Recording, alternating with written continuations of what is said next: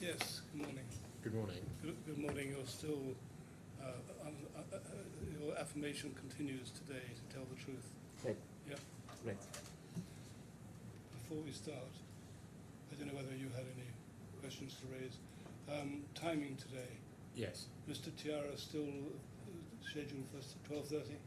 I understand so, yes. I think we've checked with the shorthand writers, the transcribers, but I think the position is we can run from 10 now till 11:45 Yes, with this witness or any other witness, and then break for 3/4 an hour for lunch, yes, and start at 12:30, and then split the afternoon roughly between 12:30, maybe 12:30 to 2-ish, and then quarter an hour break, and then carry on till 4.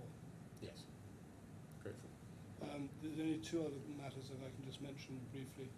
Would it be possible for the parties to copy, print for me the expert reports, but not the productions? Yes, I'm sure we can. The expert reports are about sort of 40 pages each, I think. Would you like the joint reports as well? And the joint report, Yes, but not the productions. yes, And the final thing is, in the bundle, I think largely connected with the expert reports, but not entirely. There's some documents which are inaccessible. There's sort of little green dots in the corner, which presumably can be downloaded. Can I just say, if anyone wants me to look at spreadsheets or anything of that sort, they better print them. It's not easy on a laptop yes. to see what a spreadsheet comes to. So Yes, there were one or two I was maybe going to mention, but I'll try and find other ways of doing that. yeah, well, anyway, that's just a warning. I'm not going to take in very, very well Yes, spreadsheets on the screen. Thank you. thank you. Yes. Yes, good morning, Mr. Good Simon. morning. Hope you had a good weekend. Now, if we go to your second statement at page 1137 of the trial bundle, please.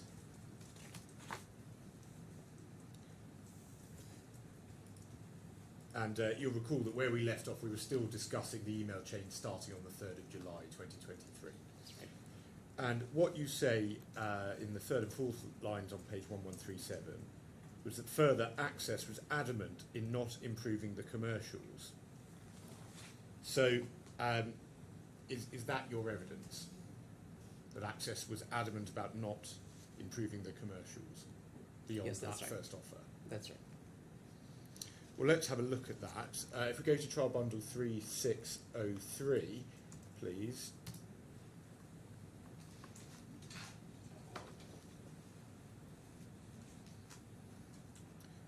So this is the 8th of July response from Mr. Kamuni. And he starts in the first paragraph saying what happened to long-term partnership in our 7-8 years track record with BLS, what happened to our contractual and financial obligations. And then at the bottom of the page, in the final paragraph, he says, therefore, and out of respect to your management, I demand an urgent proper discussion over Zoom or face-to-face in Dubai to set clear basis for negotiation and what we are trying to achieve in terms of fair profitability for both companies and in the proper spirit of partnership. So what Mr. Kamuni says to you is that he wants to negotiate. Isn't that right? Yes, that's what it says in the email. So if someone's saying they're willing to negotiate, it's quite clear that they are willing to change their offer. Isn't that right? That's right. Now, at 3602, we can see your response.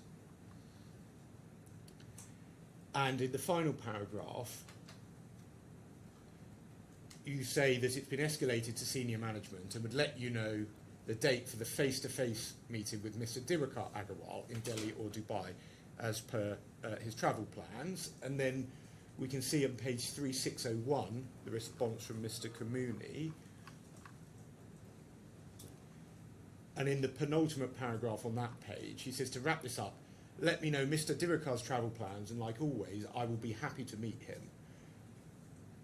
And then he says to have a constructive conversation, we need to have 1 or 2 preparation meetings. And then he says the most important guidance this person should have is that we want to split the profits of this business.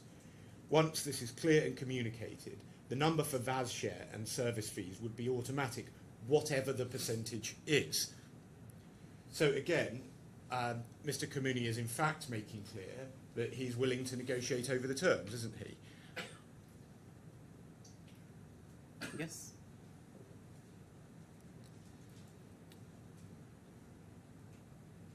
And so your evidence that you just affirmed to be correct, that they were adamant about not increasing their offer, that follows that's wrong, isn't it? It's not, because there has been only statements made that we would negotiate, we would do this, we would do that, but there has not been any firm commercials coming in from them, and we didn't just had the time to keep on dragging this. For me, it was just a form of dragging the whole discussions without getting on to the crux of the whole business. That's not what your evidence said, is it, Mr. Sahu? Your evidence was that they were adamant that they wouldn't change their offer, and that's just flatly incorrect. Can you see any offer here? There has no been offer. There has only been statements stating that we would negotiate, and that's what goes on. In the next emails also, you would see the same. And even it's somewhere in these emails, it says that we would get a accounts person to visit and discuss, but then there was no willingness for that as well, because I had asked one of our senior members to visit back, and the return We'll come to email. that. No, let me complete, please, because it's all related to this, and the email respond has been negative.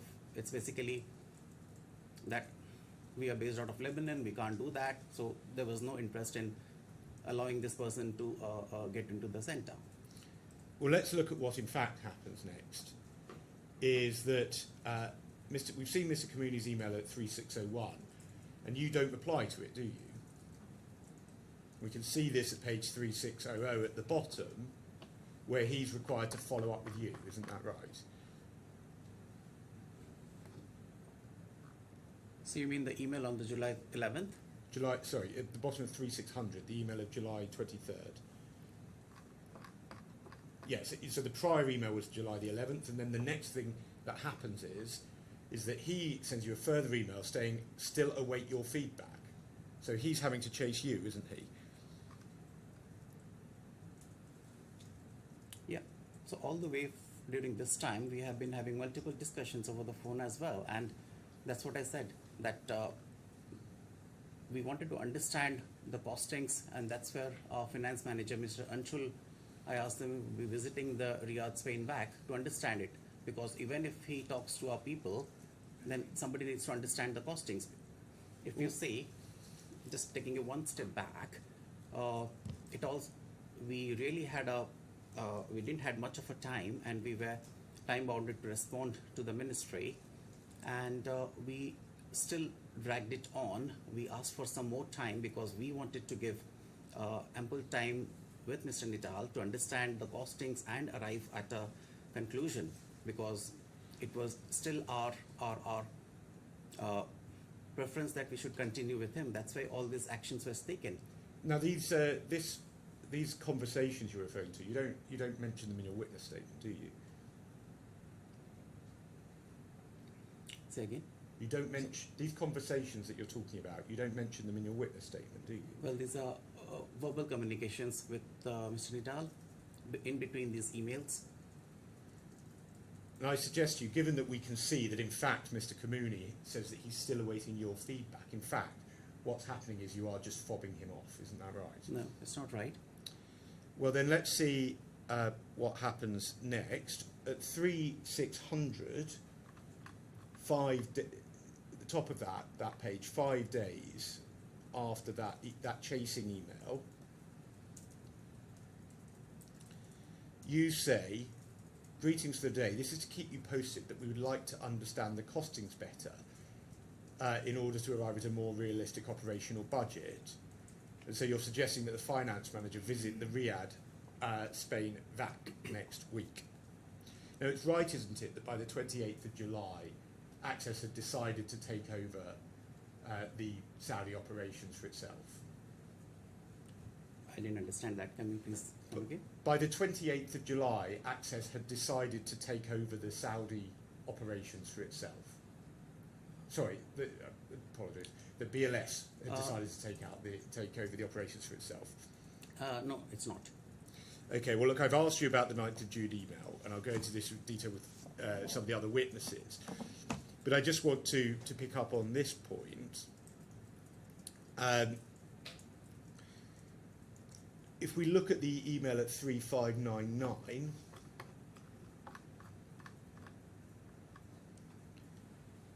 what Mr. Kamuni says in response is this. He says that Anshul will be welcome to visit the Riyadh VAC. So he's not stopping him attending, is he?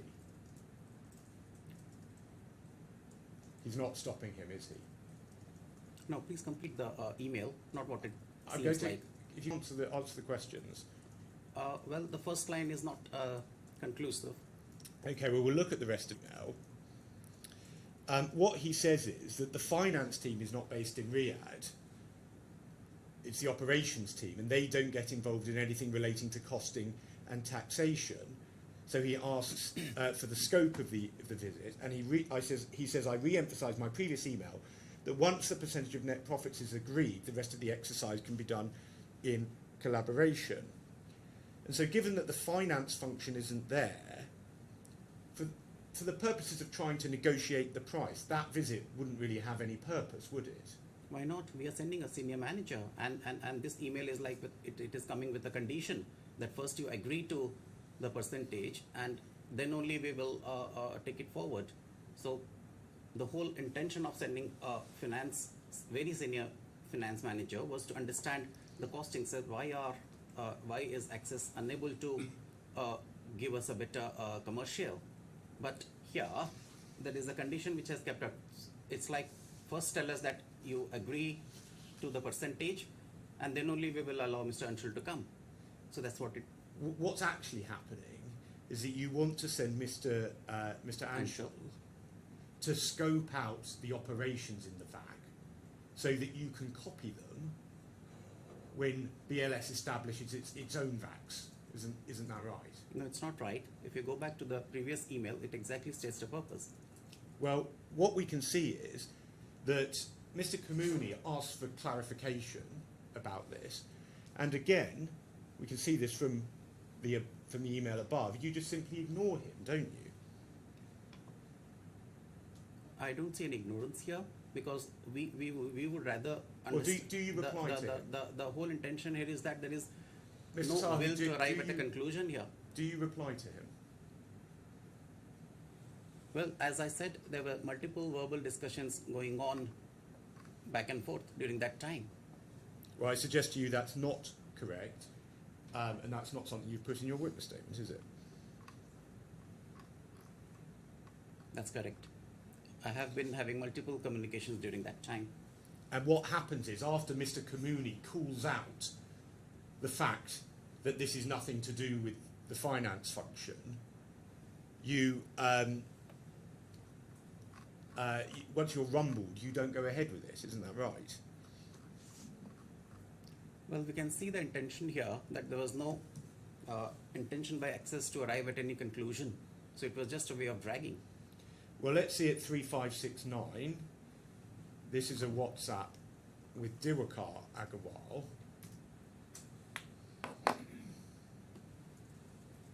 So this is Mr. Kamuni. Second message. I've been trying to reach an agreement with Jitendra, that's you, regarding the renewal of our collaboration. It looks like we continue going round in circles, and until now I didn't receive what BLS wants for these markets. After I gave them my initial proposal, I even offered to go open book and BLS to name profits percentage. And then in the next message he says, I asked for a meeting with you since, based on our last meeting in Delhi, we agreed to develop our relationship further rather than put negative exchange of emails without an end. Meanwhile, this matter started to disrupt my operations. And again, Diwakar Agarwal doesn't reply to this, does he? Well, I didn't know about this, but if you see the Okay, if you don't message, know the if you see answers- the message, it explains the whole situation. So he, Mr. Sahu, he please, we're himself going is to, saying that sorry, it I'm looks going to like that interrupt we are you, going Mr. Sahu. around in circles. Mr. Sahu, I'm going to interrupt you. I'm trying to get through you today. Right. We're going to be a very long time if every answer is, Sure. it becomes a minute or 2 minutes. The simple question was, Mr. Diwakar Agarwal doesn't respond, does he? I'm not aware. Sorry. So then at 3599, this is 8 days after he's messaged Diwakar Agarwal.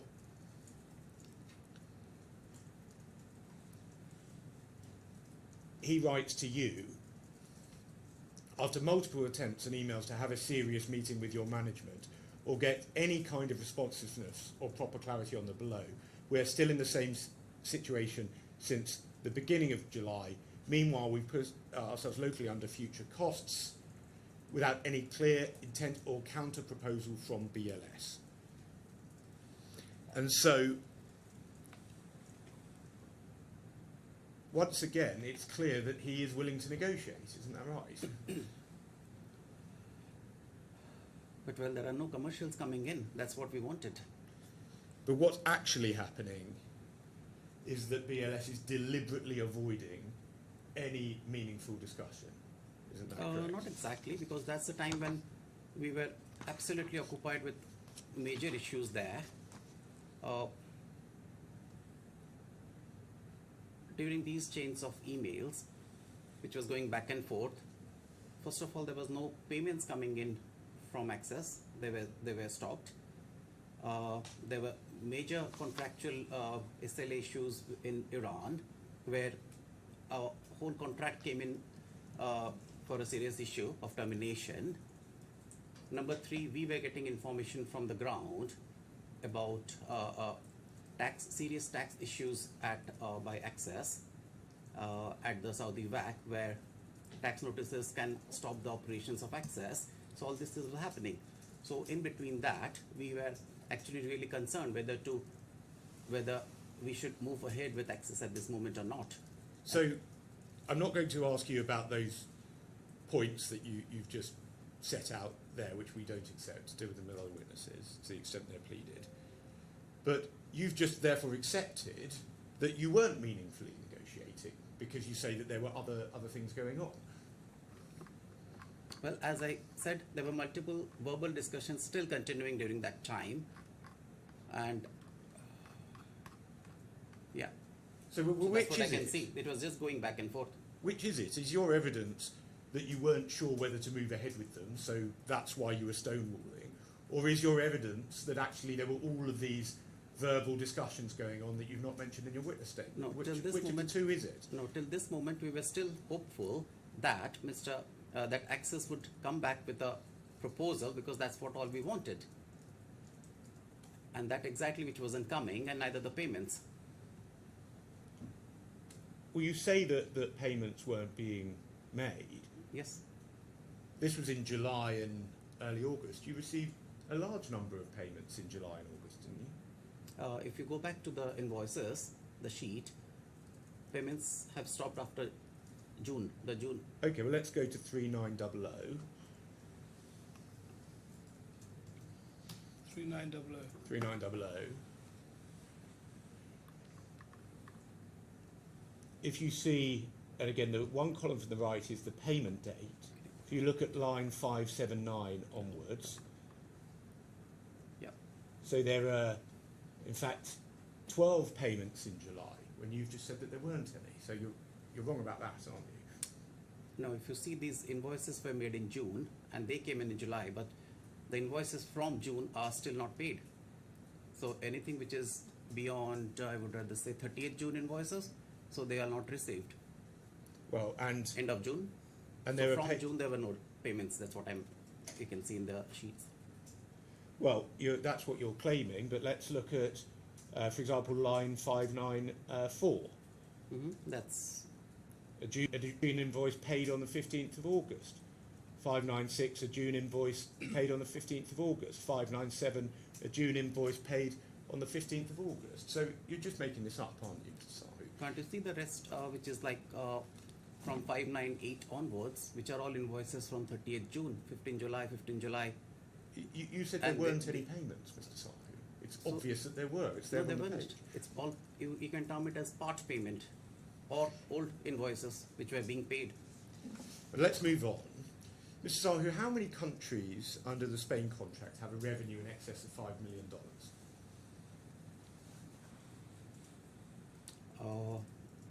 I wouldn't be able to remember that by heart. Approximately. Sorry, I have to refer to some documentations. So you don't know. I can't remember. I think you'd accept that revenue of $5 million a year is, on any view, a very substantial amount for an embassy and consul. Indeed, yes. And it's right, isn't it, that the Saudi contract was a very valuable contract? Most of our contracts are valuable contracts. Well, can you answer the question? Yes. And this is where this is on some spreadsheet, so I won't go there. I just want to ask. Your revenue, for example, from Saudi in 2024 was over $6 million. Do you accept that? I'm so sorry. I just have to refer to Okay. documentation. Well, if you don't know, you don't know. But given that it was a valuable contract, it would obviously be attractive to BLS if it could cut out access from this contract and take it for itself. Do you accept that? Well, there was no intention of cutting it out. My previous emails says that we want to continue there. Mr. Sahi, I haven't asked that. I'm saying it would be highly attractive to BLS for it to cut out access and take the money for itself. That's not how outsourcing works. Subcontracting is not only meant for profits, subcontracting is for ease of operations in the countries without any issues.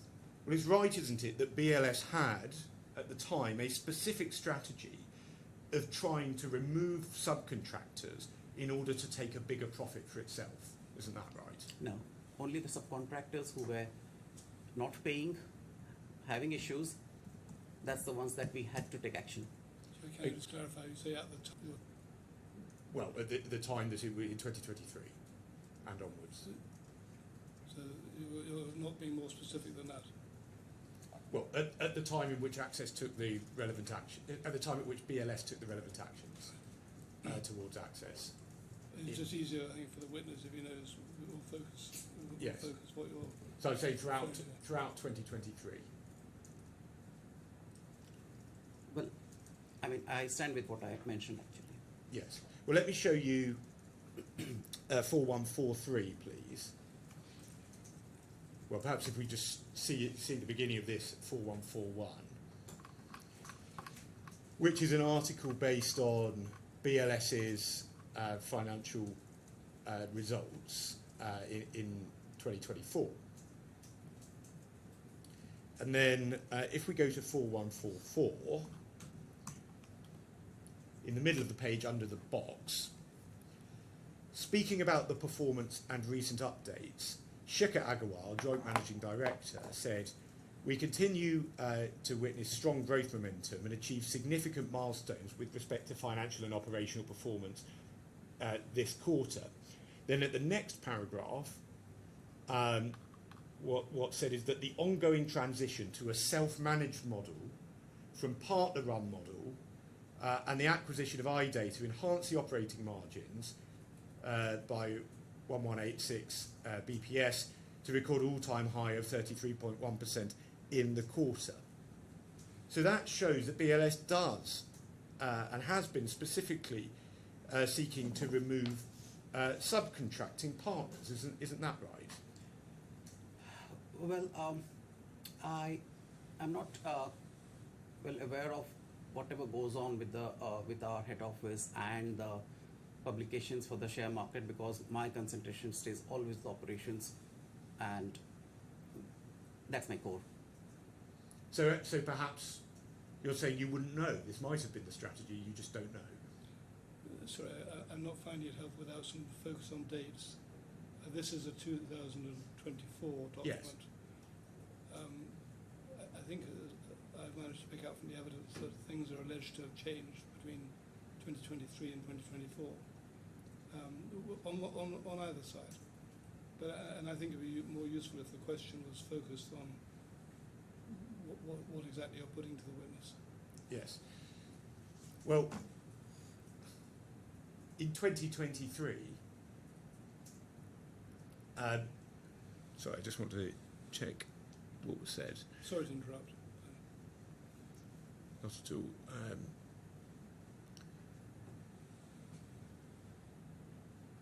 Well, to be clear, are you saying that in 2023 you wouldn't know whether or not there was this strategy at all, because it would be a head office matter that you weren't involved in?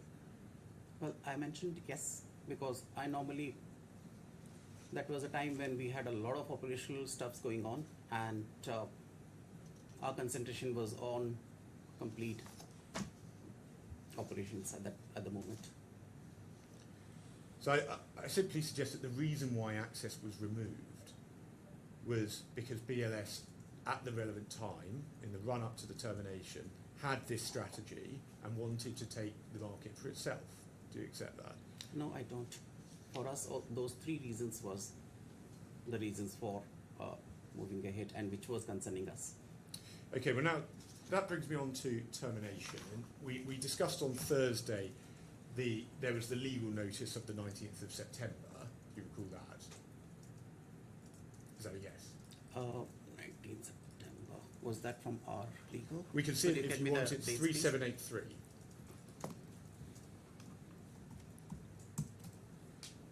I think 3783. You said on Thursday that you gave instructions in That's relation right. to this. Yes. This is the email by which it was sent. So it's right, isn't it, that by the 19th of September, BLS had decided to terminate, effectively regardless of anything that Access did from that point onwards.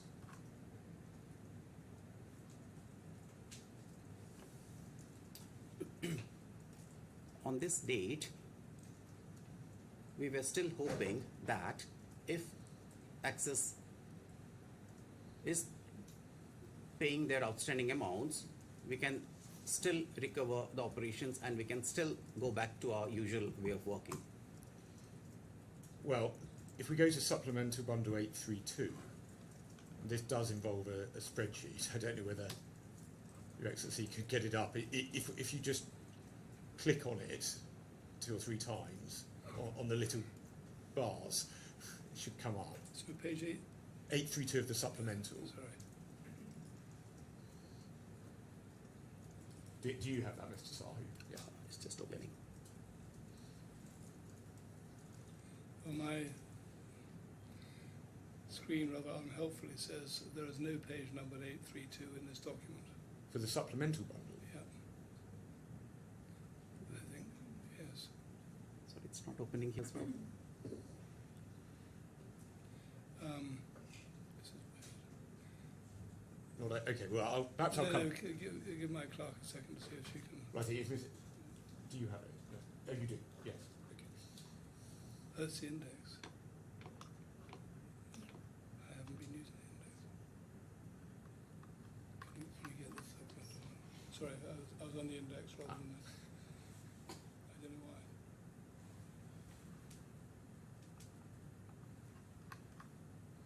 That's fine. Thank you. Right. Sorry to interrupt you.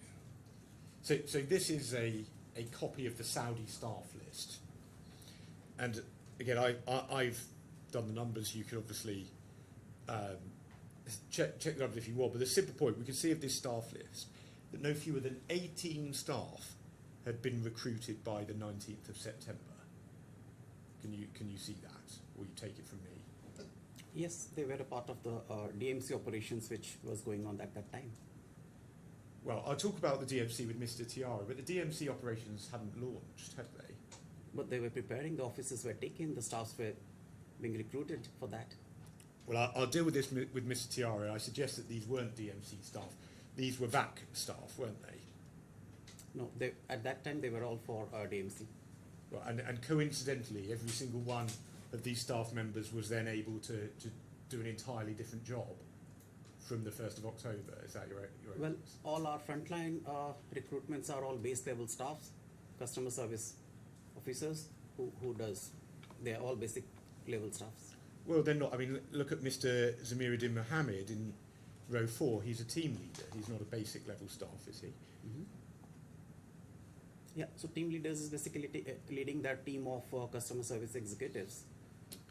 Okay, well, let's have a look at, we can close that, fortunately.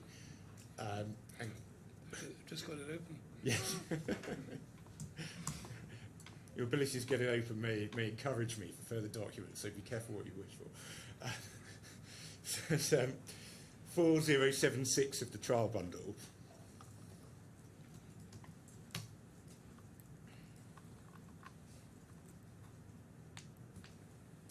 Now, this is in relation to Ghana. Can you see that from the subject line at the top? That's right. And you're on this chain from Chen Thu, and he says, and this is on the 19th of September, this email, and he says, we have a green light from for 28th of September to start operations. Need your efforts on the below prior to starting. And so that shows, doesn't it, that you're already past the point of no return. You're not actually considering continuing on with Access, are you? Well, I can't comment on an email from one of our managers there, but at that time, as I said, we were still willing to get back to normal, and we were preparing. Yes, I mean, but we were still hopeful that if things work out, we will continue as usual. Well, Mr. Sahu, you were on the chain. So if one of your managers was saying this, but in fact you were thinking you might carry on with Access, surely you'd have responded to this email and said, well, you don't have the green light. You may or may not be going ahead. You don't do that, do you? Well, normally when an email is directly marked to me, I tend to read those because considering the volume of operations that I manage, the global operations, it's not just possible for me to get through every email, Mr. Bobby. Now, do you recall that in the 19th of September notice, payment is asked for within 3 working days? Do you recall that? Yes. Yes. Now, if we go to page 3822 of the trial bundle, please. And at the bottom of the page, this is an email sent on the 22nd at 8:29 a.m. So the 3 days hasn't elapsed, has it? By the time of this email. 3 days from the 19th would be the end of the 22nd, yes? End of 27. Yeah, end of the day. Yes, so it hasn't elapsed yet. Mhm. So on your version of it, you're still waiting to see whether you get the payment from Access. That's right. Well, what we in fact see is that Mr. Anand says that we anticipate a hostile takeover in Saudi, and then he says Jitendra is there on the 27th to brief the mission.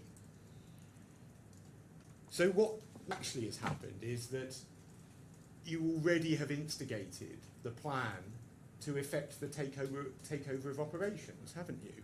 No, I believe my colleague has mentioned anticipated, which is clear that if this doesn't go well, then yes, that's what we have to do because this is a global Spanish contract and we have to ensure continuity. Well, let's look at the notice itself, which is back at 3784. And it's sent in relation to the Saudi contract only. Now we can see at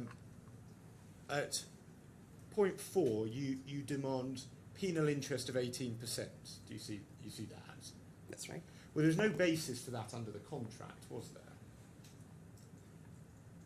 I believe it was a mutual understanding between both the team members. All the invoices starting from day 1 had this, so I haven't seen any objections to it.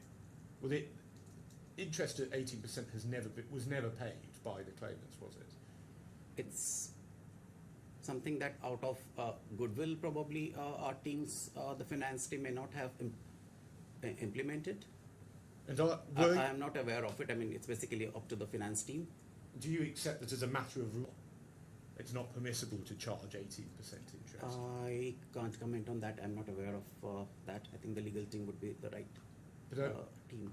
But I suggested including that requirement for 18% interest. You're trying to make it impossible for Access to comply with this letter, aren't you? No, I don't think so. You're actively trying to harm Access, aren't you? I believe the company is just asking for the outstanding. So how is it implementing towards harming the other party? Now, BLS's position is that this letter brought to an end the 30-day payment arrangement. I'm not trying to ask you about that arrangement. I'll ask one of the other witnesses.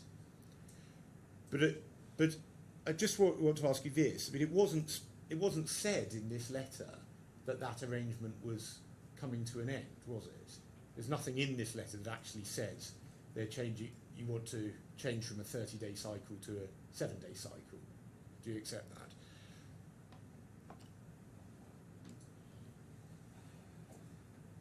that? I can't see anything related to that in this letter. Maybe a bit out of context. I think this letter is only asking for our dues to be paid. So you demand payment within 3 working days, as we just discussed. Do you say that that included invoices that were more than 7 days old but less than 30? Oh, I believe I have to go back and check on the invoices, most of it. And when it says overdue payment, it says all overdue payments. But I'm just trying to understand what BLS says that means. Do you say that means an invoice issued more than 7 days before, or an invoice issued more than 30 days before? I'm sorry, I just have to seek this clarification with the finance team. Okay, well, if you Specifically, if you don't. I would not remember. Now, in giving we've looked at the contract before, which referred to which referred to a cure period of 60 days. In giving just 3 days, this is BLS orchestrating to try and ensure that Access can't comply. Isn't that right? Well, I believe starting from the starting of the contract till date, there were multiple reminders sent, multiple emails sent, multiple communications were there. So I don't see anything wrong in that, because that's the amount that is owed. But you're making it such a short time frame that you're trying to make it impossible for Access to comply, aren't you? What do you mean? I mean, in this particular notice, probably yes, but there have been multiple communications asking for our own payment. Even BLS have to pay to various subcontractors, vendors, and because of the non-payments, we were severely affected at that time. Well, let's look at 635 of the supplemental bundle, please.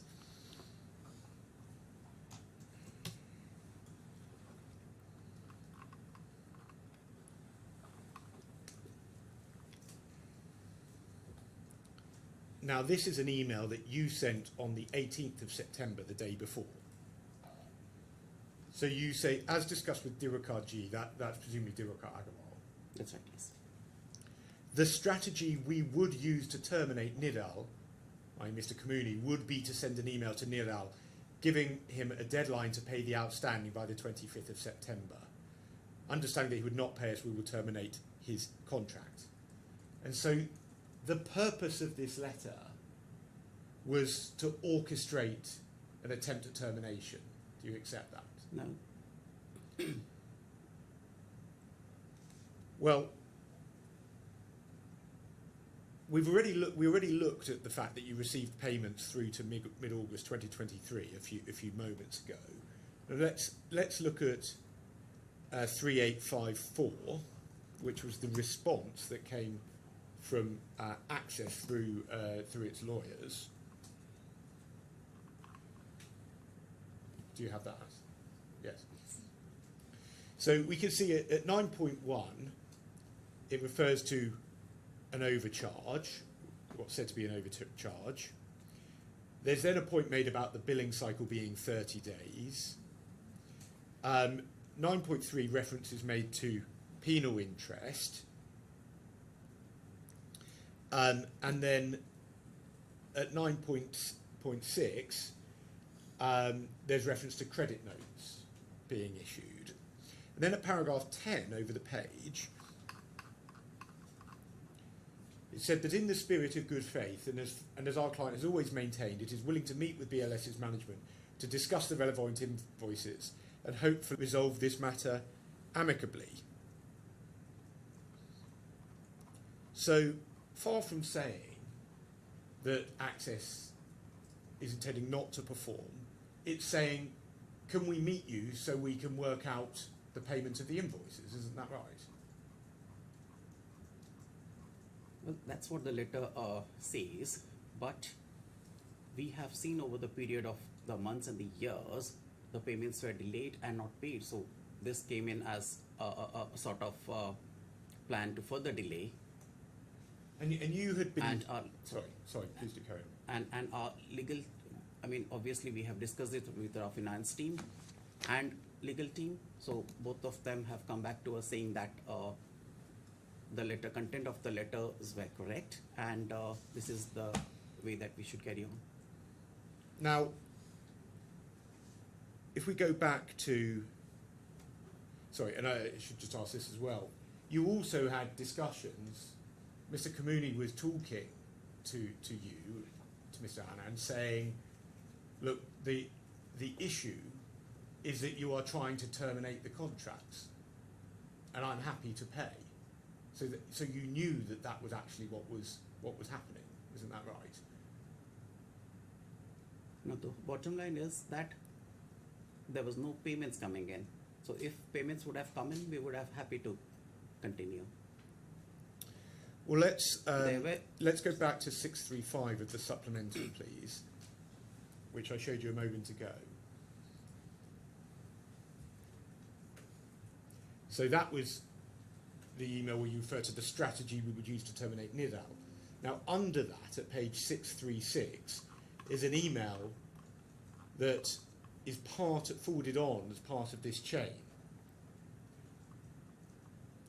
And so on the 18th, Mr. Kamuni says to you, based on the Zoom call held last week together with Prem, a progress has been made locally, and I'll hopefully be in a good position to update you about payments for invoices due to BLS in a few days.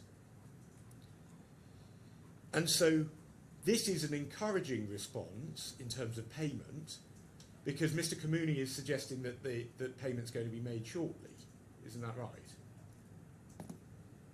Well, I would say this is another response which says hopefully we would be able to do the payments.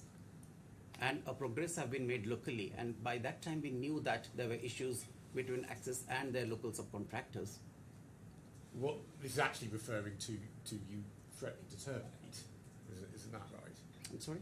Isn't this actually, the discussion was actually about the fact that you were setting up rival VACs and engaging with rival operators in the territories? No, this email was another false promise. Well, but the point is you don't know that, because one day later, sorry, not one day later, later that day, on the 18th, a few hours later, you send this message referring to the strategy we would use to terminate NIDAL. So, Mr. Sahu, I suggest to you that what's happening here is that you receive a message saying that payment may be made shortly. So you are trying to come up with a way of terminating before Access has the chance to pay, rather than because you thought he wouldn't pay. Isn't that what's going on here? What you exactly said, a payment may be made. You know, that's something which was going on. Everything was futuristic, and with the sort of false promises coming in from them, it was, we all knew that they are not going to pay. So that was the intention coming in. They're coming quite clear. I believe that's what Mr. Nidal also confirmed in his witness statements on the day, on the other day.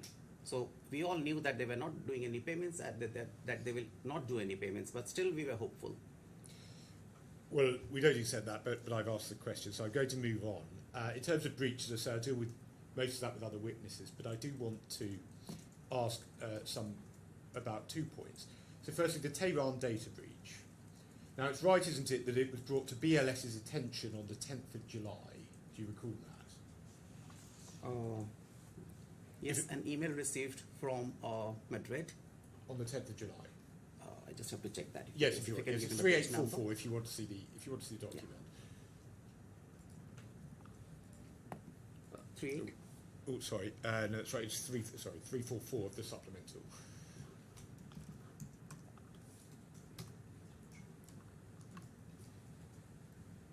So you first heard about it on the 10th of July, yes? That's right. Now, we can see it, if we go to page 342, the same bundle, Mr. Anand says that there needs to be an investigation and a report proper report submitted. Please take this up with Mr. McCall and demand an explanation. So I just want to then take you through some of the further correspondence, and I'll ask a question about it then. So if we go to page 3473 of the trial bundle, please.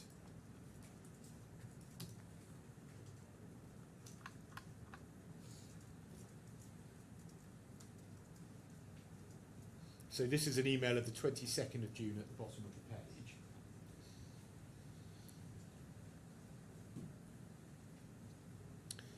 And so what we can see here, and I accept you were not copied on this at the time, but what we can see here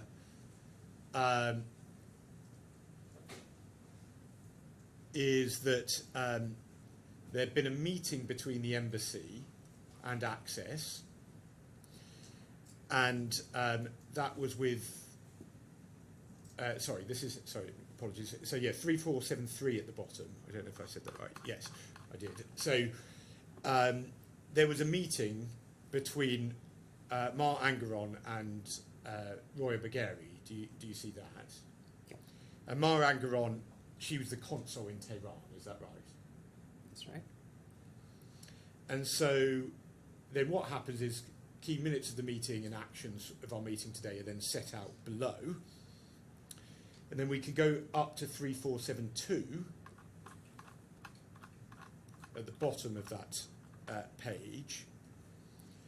So we can see at one that there's then an incident investigation to contact the applicants and ask them whether they were asked to pay any money. And then we can see, if we go back to the bottom of 3471, going over into 3472, there's an update provided by Roya Bagheri. And over the page at the top of 3472, she says there was a second batch contacted. Again, no one had been asked to pay money. And then she sets out corrective actions, and all of those have a green done next to it. And then there are various other remaining points. The first two are done, and then point 10, there's a point where the Spanish embassy is to revert back to Access. And then finally, if we go up to 3470, and this is the main body of the email on that page, Ms. Bagheri provides a further update on the 28th of June, saying that they've called the final batch of applicants, and again, none of them were contacted by any party, and none of them have paid or were requested to pay any money for their results. And she sets out the conclusions that essentially it was the actions of one member of staff and there was no link to fraud. And then we can see on page 3469 that Ms. Bagheri tells Mar Angaron that the employee was first suspended and then he was terminated. And then we confirmed a moment ago that you were contacted on the 10th by the Spanish embassy, and then we see at the top of this document at 3468, the Spanish embassy are asked by Ms. Bageri if they need anything else on the 11th of July, and we can see they don't ask for anything. So that just is what's been going on, and I accept before the 10th of July you weren't aware of that. So we can now go back to the main bundle, which is at 3489. And so you've been part of that chain where Mr. McCall has been asked to, where Ms. Curran has been asked to contact Mr. McCall. That was the chain around the 10th of July, yes? That's right. And we can see at the bottom of 3488 going into copied here in this email, I believe, the one that you are asking me, which Anne has sent it to Khalid. Yes, and you're not copied onto this one, are you? Mm-hmm. No, but she raises the query as requested by you and Mr. Anand. That's right. And what then happens is we can see at 3487 Mr. McCall provides a response, and at the top of 3487 we can see that she forwards that on to you and to Mr. Anand. So you see that, don't you? That's right. If we go to 3486, then Mr. Anand responds, and again you're copied to this, aren't you? Yes. And what he says is, please follow up on the incident report with Khaled, as we need to send it to MOFA. And there's an action plan we discussed on introducing tamper-proof envelopes. Please let us know the status of the same. And also check on the query raised by MOFA below. And so it's right, isn't it, that these queries from Mr. Anand are the only queries that you and he have concerning the incident at this point?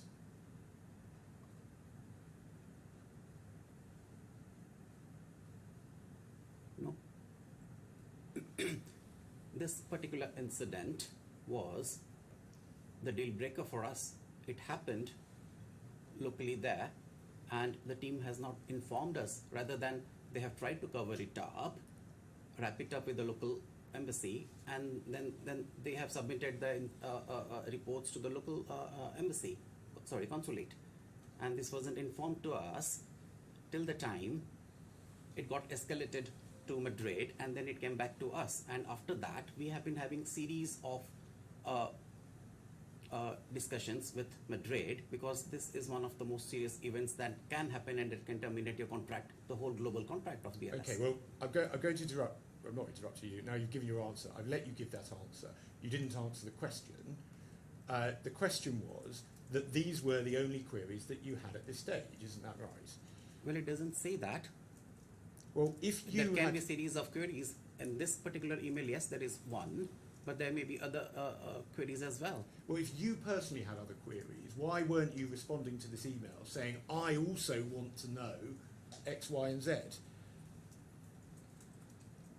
I didn't get you. I mean, what are you trying to say here? I'm simply saying you don't have any other queries, and if you did, you would have told Miss Curran what they were. So No, by she that would. time. Let me, please, Mrs. Sahu. Please, I'm not trying to cut you off, but please do try and focus on the My question. apologies. You've given your long answer about why you say it was also important and so on a number of times. I'm asking you specifically about this. The point is, if you at this stage had factual queries, you obviously would have told Ms. Curran what they were, so she could raise them with Mr. Macahal. And there are none here, are there? Well, I think this is something that my colleague Anne can express It's not for Anne. It's not for Ms. Curran. I'm asking about you. See, for me, you didn't have any other queries, did you? And the only ones Mr. Anand handed are those that are set out here. Look, how it happens is that anything which comes in from the ministry, I delegate it to Mr. Anand, and then he takes it forward, and then we have our own discussions, and then we get back to the ministry. So probably this particular email is is not enough to say that there was nothing else. There may be thousands of things, but in this particular email there isn't. Well, if there are other emails, you haven't disclosed them, have you? I don't know about it, as I said. I mean, this can better be explained by my colleagues, Mr. Anand and Ms. Korean. Well, you've been prepared to talk at some detail about this incident, even when I've not asked you questions about it. So, I guess you're just trying to dodge that answer, aren't No, you? not at all. I think you're asking for a specific question, I mean, I just can't comment on that particular email at this stage. Well, let's go to 3494.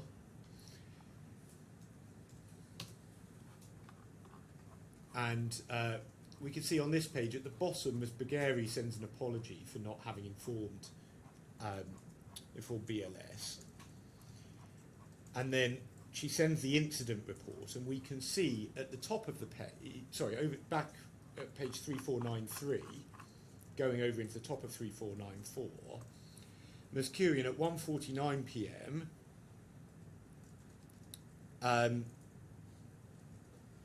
Sends 9 points of clarification. Do you see that? Yes. And then at 3485,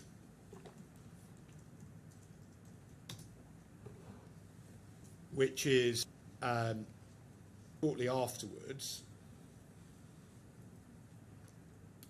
she sends to you and Mr. Anand the incident report, and she sets out the same 9 points of clarification. Do you see that? That's right. So once again, you must have approved of these as being the points of clarification that you needed. Isn't that right? Well, these clarifications were required by us in order to submit a report to Madrid. And you didn't suggest that there were any other clarifications that were required, did you? At this moment, no. So let's go to 3492. And this is Ms. Bagari's response to Ms. Kurian. And we can see here she provides a response to each of the 9 points.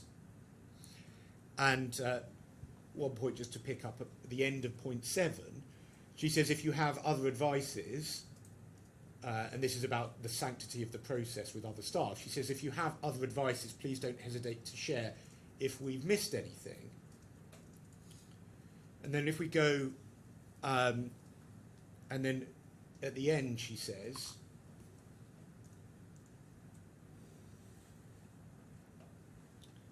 she provides the answer in relation to the tampered envelopes. And then at 3491, at the bottom, we then see Ms. Kurian's response, where she thanks her for the explanation, and in relation to that last point, she says, kindly please share the process being followed for transportation of passport and application to and from the mission. And then at the bottom of 3490, going into 3491, Ms. Bagari sets out a full response in relation to this. And at the end of that email, she says, hope all is clear now.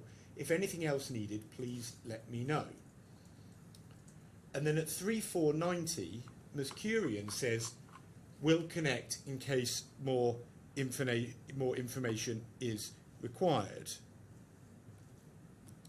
And so it's quite clear, isn't it, that all of BLS's queries were and had already been addressed by this point. Isn't that right?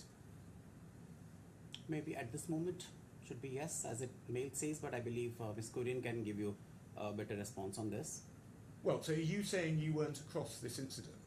I'm sorry? Are you saying that you weren't across what happened with this incident? Yes, of course I was there. I was on top of it. Right, so this is a question for you. By this stage, Yeah. everything had been responded to, all of the follow-up points had all been dealt with to BLS's satisfaction, haven't they? Maybe till this particular email, but I don't know if there was anything else that Ms. Korean would have expected. I don't know. I mean, Well, this exactly. is a process which was happening. If there was something else, Right. then she would have said so. But But there would we have to see. Mr. Silo, please let me finish.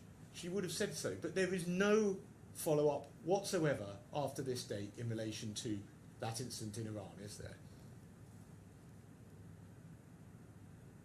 Again, I don't know. Sorry, you're saying that this is a crucial problem for you, and yet you seem to have no memory whatsoever about. But how would I about know what if there happened was after any this? other email between Mrs. Kurian and anybody else? Because you were across this. If this is such an important event, you would have known full well what was going backwards and How forwards. is it with possible if I'm not marked in the email? you. Because we saw before that Ms. Curian was forwarding on the emails to you, wasn't she? Right. Whatever is forwarded to me, yes, definitely. But my statement to you was that if there was any other email which was sent to somebody and not copied to me, how would I know about that? You just can't say that I was privy to everything happening at this stage. Well, we know what there aren't any other emails in the bundle, but that's a matter for submission. And it's correct, isn't it, that there were no further complaints raised by Spain in relation to this, were there? We had multiple discussions related to this incident, and if you go back to the email from Madrid, it shows the seriousness of the issue, and we even had to discuss this over a meeting multiple times with our clients, and that's where it was told on my face that this is a high level incident which invites termination of our contracts, and they had shown me the RFP, the clauses where they were mentioned particularly, and it took us a lot of efforts to convince them, as I mentioned you the other day, and we were just saved by the sort of actions that we promised with them, that going forward we would basically take extra efforts, get into the depth of it, and so on and on. So there was complete trust which was broken between Madrid and the subcontractor. Well, this is another occasion, Mr. Sahu, where you're coming up with new evidence in the witness box. No, I mentioned it on Friday. But there is not a single document, not a single email, nothing written that supports your account, is there? Well, this is our discussions with our main clients in Madrid. Well, we saw that they emailed you before. So this is another situation. I suggest it's absolutely incredible that all of this important information would have been exchanged, and yet there's not a single written record or mention of it at all, is there? Well, what we didn't want at that time is the written communications coming in from the clients to us recorded, which means that it gives ample chance for administration to terminate our contract. So we had to go and satisfy them by our actions. So if we get it in writing from them, it means they have to take action. So we have to convince them with our actions.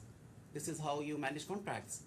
But it's just about how people communicate. It's not about, it's just following up, saying, can you please tell us about this? We're worried about this. There is no email with that, any of that, is there?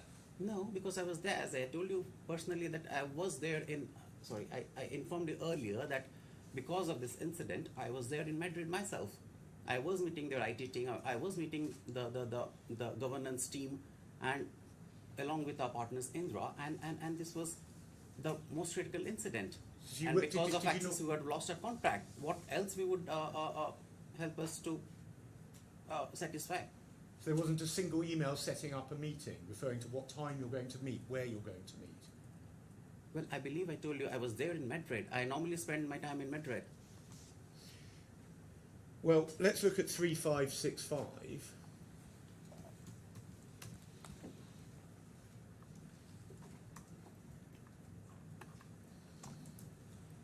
At the bottom of this page, this is from Mar Angron, who is the consul in Tehran. And on the 21st of July, she sends this email to Mr. Kamuni, saying, today's my last working day in Iran after 3 years in the country. I'd like to thank you all for your help and cooperation during this time. It has been great working with you.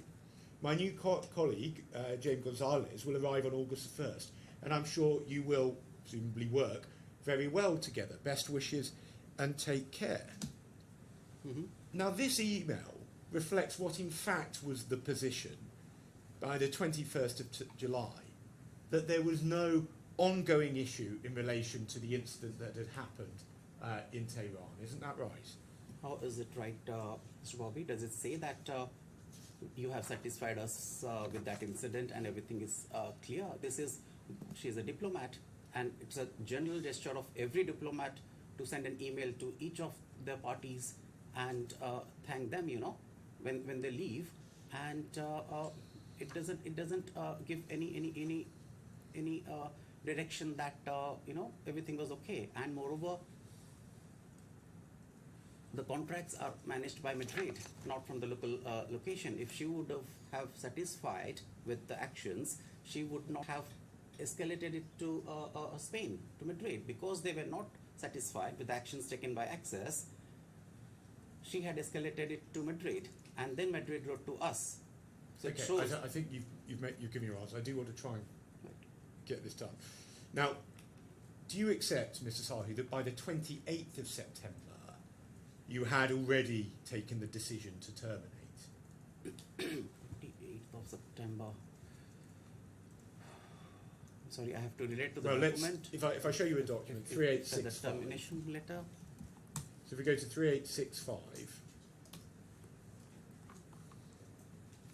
this is on the 27th of September at the bottom, and this is Chenthu in relation to Ghana. And then at the top of the next page, 3866, we can see, in reference to the trail email and the above subject, and that subject is change in subcontractor in Ghana, he says, we would like to inform you that there has been a change in the BLS subcontractor in Ghana.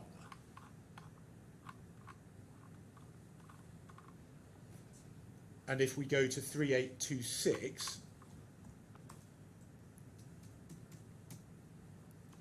this is in relation to the drafts of the termination letters, and you email in the second paragraph, as discussed with DA, Director Agarwal, please send this to the mission today.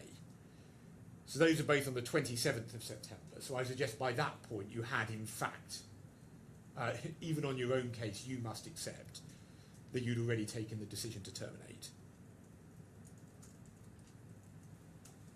Well, I can't remember it clearly. It seems the email, I believe. Sorry, what did you just say at the end there? You can't remember it clearly? I don't remember it clearly what was going on at that time, which were the dates, what we did. But if you sent a letter to the mission saying there has been a change in subcontractor, you must accept you Can were I past see the the point of letter? no return by then. Can I see the letter? Well, we just saw the letter. It was at 3865. The letter sent to the mission?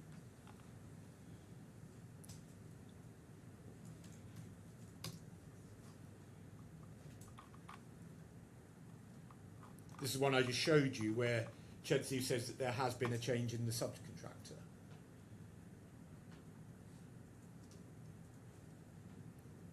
Okay. So do you accept that by this point you had in fact sought to make the change? I think, well, this again, I believe my colleague Prem would be able to give a better response because he handles the global operations. Sorry, Mr. Sahi, you're just trying to avoid giving an answer, aren't you? I took you before to an email which you sent. No, I don't remember, So, Okay, so if you I don't know, would you need don't to- know. I don't know. Well, I suggest you that you had obviously decided by then. But if you say you don't know, that's your evidence. We'll go to 3860, please.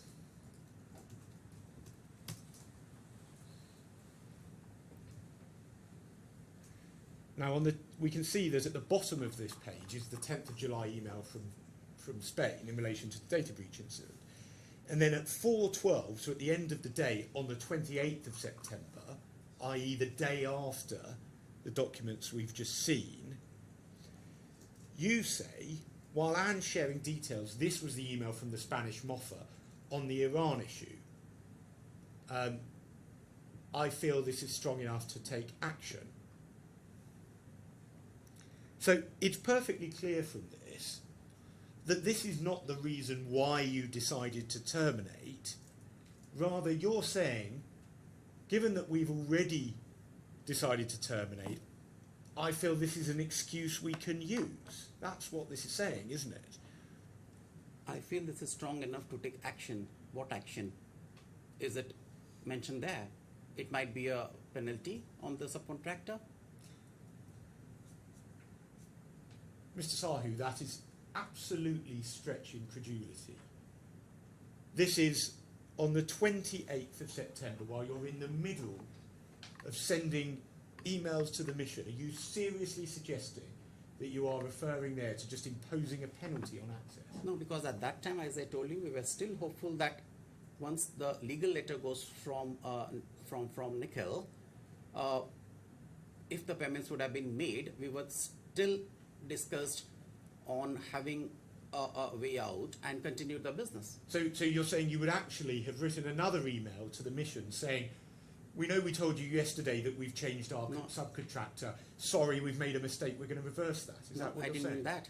I'm saying it was still a part of strategy. If payments would have been made, then we would have somehow got the situations right. The point is, Because Mr. as a Sahi, prime, it's always on us how we manage the clients. We can always go back to the client and change this stand. Mr. Sahu, there isn't a single document prior to the decision. What I suggest is on any view, even on your own case, a decision to terminate on the 27th. There is not a single document between the 10th of July and the 27th of September where BLS says we need to terminate our contract with Access because of this Iran incident. Is there? Not a single Okay. one. So if you go down, this particular email came on the July 10th. Yes, so And this between email- these two emails, Yes. there's not a single document where BLS says or suggests that you need to terminate because of this incident. No, because we were not planning to terminate only because of this incident. Between July 10th and the whole month of July and August, we were doing firefighting to save our contract, and that's it. What I And- suggest has happened is that after you decide to terminate, you then try and use this incident, which had been closed to everyone's satisfaction, as an ulterior excuse for the reason for terminating. Isn't that right? No, I would strongly disagree. If you go back to if you go through the European visa rules, policies, and the RFPs, you would immediately understand these little incident, which was termed by Access guys as a simple small little issue, is not at all. This is the most critical incident that can happen in outsourcing compared with related to data breach. And if one person was taking photographs at the visa center, how is it possible that nobody else knows about it?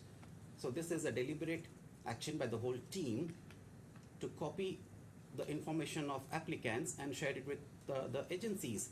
And we can guarantee that the operations managers involved, team leaders involved, everybody is involved in this to earn additional revenue. And what happened was, please let me complete, sir. Please let me complete. So what happened was, Mr. Sahi, you've it given a was very long not. That's answer. why it was not shared with If you're us. talking- If you're talking over each other, it's not going to help either side. If you just let So, Your Honour, let me- if you let Mr. Sahu finish from everything. Very quickly, I'll summarize that. So everybody there on at the VAC knew what they had done, and they were caught, and they had tried to bury it without informing this to BLS. And when it came to BLS, they tried to show us the investigation report, which they have not taken the right type of actions. And when we had discussed this with the ministry, it was very clear that the entire team was involved in that. That broke the trust completely with this particular partner. However, we told them that BLS will get strong people on the ground working there as operations manager who can still control, and that's where we wanted. If the payments would have been made, then we would have found out some sort of a way, but then it didn't happen. So this is not a smaller issue, Mr. Bobby. This was a deal breaker for us. This is a global contract, the biggest contract that BLS has got. Sorry. Can I just clarify one thing? Yes. The email says this was the email from the Spanish ministry. Yes. That's a 3860. Is that referring to the 10th July email? Further down. Yes, the that page? was forwarded on. Yeah. Thank you. Now, I'll just pick up on one point. You've given a number of very long speeches on this, but on that point, you said that the whole team was involved. It was all. The point is, we saw before the investigation that found that there was no fraud and that it was one team member.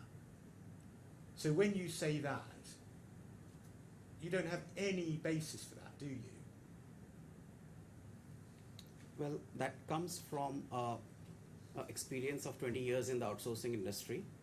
If your colleague at the counter is taking a photograph of passports, then can you think it can happen that nobody will know about it?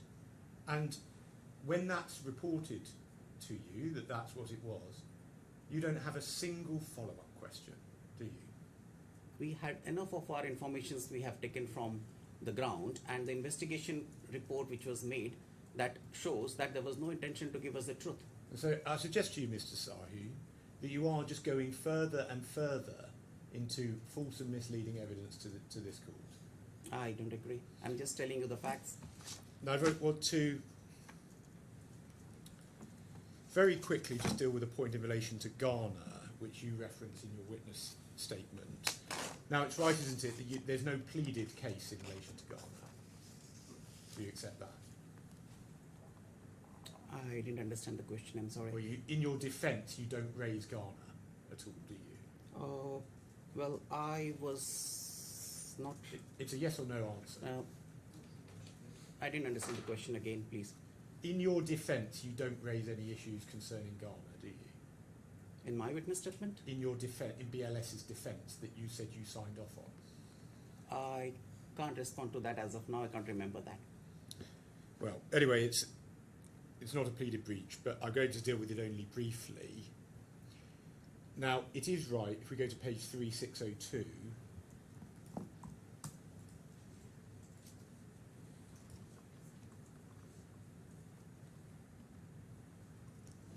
you refer to an approach to the Ghana MOFA, and you say BLS didn't appreciate this, but in the spirit of partnership, decided to continue the cooperation agreement as usual. So even you accept, don't you, that it wasn't a reason for ending the contract because you've decided to carry on as usual? Sorry, I can't find that passage. Sorry, this is penultimate paragraph on page 3602. Yep, okay. Well, at this moment, it was a part which was I think it was a major concern, and that's what it says in the email. Well, it's such a major concern that you said you would just carry on with the contract anyway. Yeah, yes. And so major that you didn't bother to mention it in your Well, defence. I informed it to the management at that time. Now, the proposal in 2019, we can pick this up at 2510.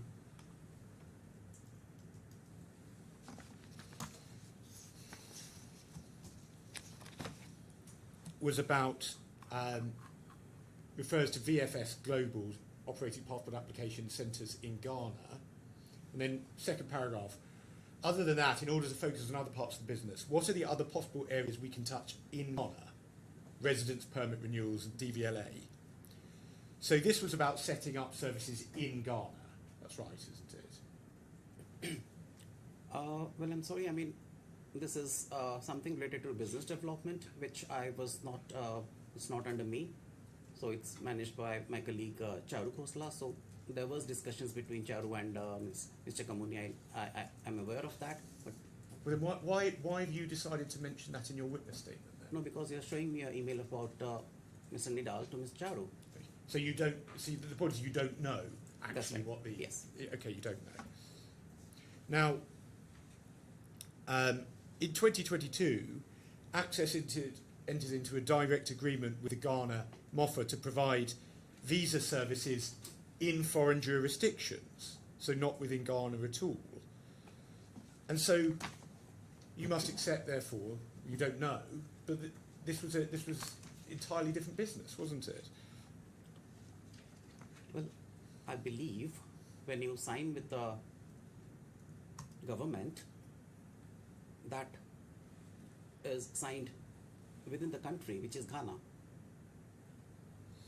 Well, if we look at 3066, and this is, you said it was Chari Kosler who was dealing with it, and so he, in June 2022, asked Mr. Kamuni about the great achievement in Ghana and says, congratulations. And he says, we signed a very nice deal, told Shika already that we'll present something concrete to him before the end of July. And then Charu Kosler gives him the thumbs up. So the person who did know what the discussion was in 2019, he was perfectly happy with this, wasn't he? Well, I can't comment on her behalf. Well, I'm asking you because you've given the evidence on this. If you say Well, my evidence is related to operations, and me and my team did not appreciate the fact that Mr. Nidal has gone ahead directly, and we were not aware of that. And while I was taking an interview of a lady for operations, she disclosed it. Well, and when was that? It was a few days before this, I believe. Now, if we go to 2876, please, at the bottom of the page. This is Mr. Kamuni messaging Diwakar Agarwal. That was the meeting he had just with the Agarwals in Delhi. Do you recall that? Yes? Yeah, yes. And he says over the page at top of 2877, we look forward to extending our relationship with BLS for our new Ghana project. And so they knew about it and they didn't raise any issue with him, did they? I didn't know. So I suggest I wasn't. Sorry, do carry on. Yeah. As I'm not copied in this email, or there was no discussions which has happened, there was a sense of dissatisfaction within the company. Well, I suggest on the what's subject. happened is you admit, your evidence before was that you didn't know what the proposal was in 2019. That was dealt with Charu Kosler. So I suggest you have got the wrong end of the stick, haven't you? Not at all. The information came to me directly. I was the one who got the information first that this has happened, and then after that I informed, and after that Mr. Diwakar got to know about it, and Ms. Khosla got to know about it, and that's where she must have congratulated Mr. Kamuni. Once again, this is another complaint that's not a genuine complaint, but which you are trying to present as a complaint in a way of trying to trump up a case against my clients. Well, a complaint is a complaint. Okay. Well, let's go to 3994, please.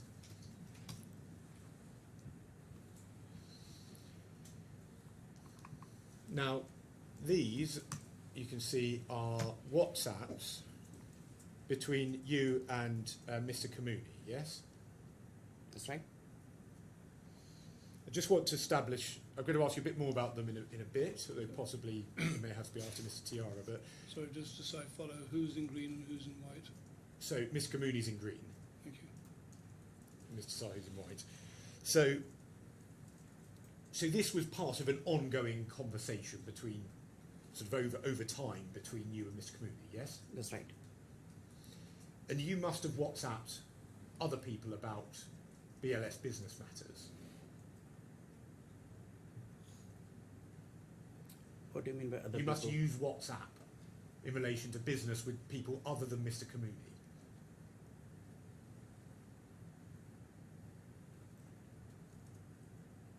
I don't think it's a relevant question at this moment. Well, you don't need to worry whether it's relevant. Could you just answer it, please? I can't remember You with whom I have can't communicated remember. at that time related to this. So you can't remember whether you use WhatsApp with other people? with whom or if I have. Yes. I suggest it's utterly incredible, Mr. Sahu. That can't be Well, true, can it? that's what I'm taking a stand, that I don't remember exactly with whom I had communicated at that time. Did you WhatsApp other BLS staff? Yes, we do. And at the time you did? We communicate regularly on our day-to-day operations with everybody. On WhatsApp? Yes, we do.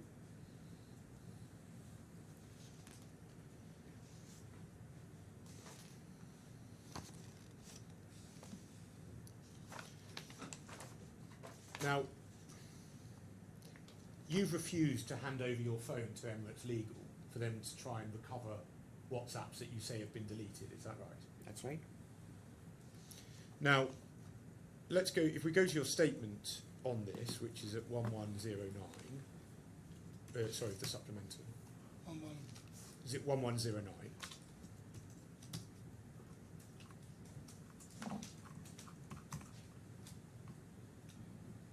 Sorry, that's not, sorry, it's at the trial bundle 1109, apologies.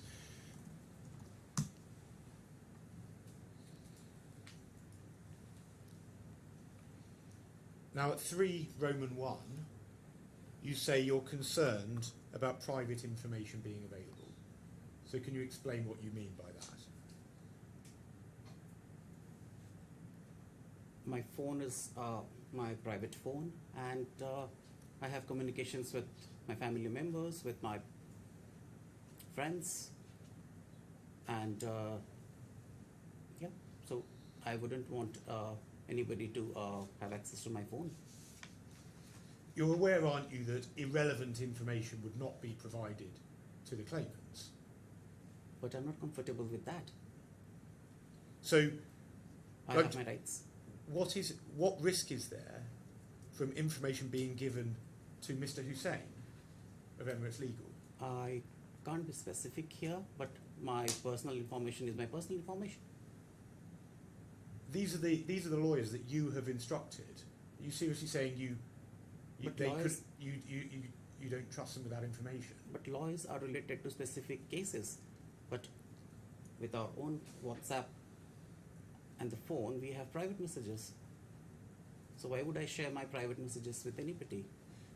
Well, we saw before, took you to it on Thursday, how you've been searching around in recent days looking for documents to help BLS. So if you thought that these WhatsApps would support BLS's case, surely you'd want to make sure that they were provided. I have shared an email which was there on the email server with our legal team, with our general counsel. But you are trying to help BLS in this case, aren't you? No, when there was a subject of discussion, I said yes, definitely. How is it possible that RFP wouldn't have been shared? Sorry, the question was you are trying to help BLS in this case. Yes, I mean, we are employees of BLS, so that's our job. Well, you refer in your statement at paragraph 3.2 to the defendant's acceptable use policy. But that simply says nothing whatsoever about WhatsApp, does it? Please articulate the question better. You refer to the defendant, you say here the defendant's acceptable usage policy does not authorise WhatsApp as an official platform for business communications. But the defendant's acceptable usage policy just doesn't say anything either way about this, does it?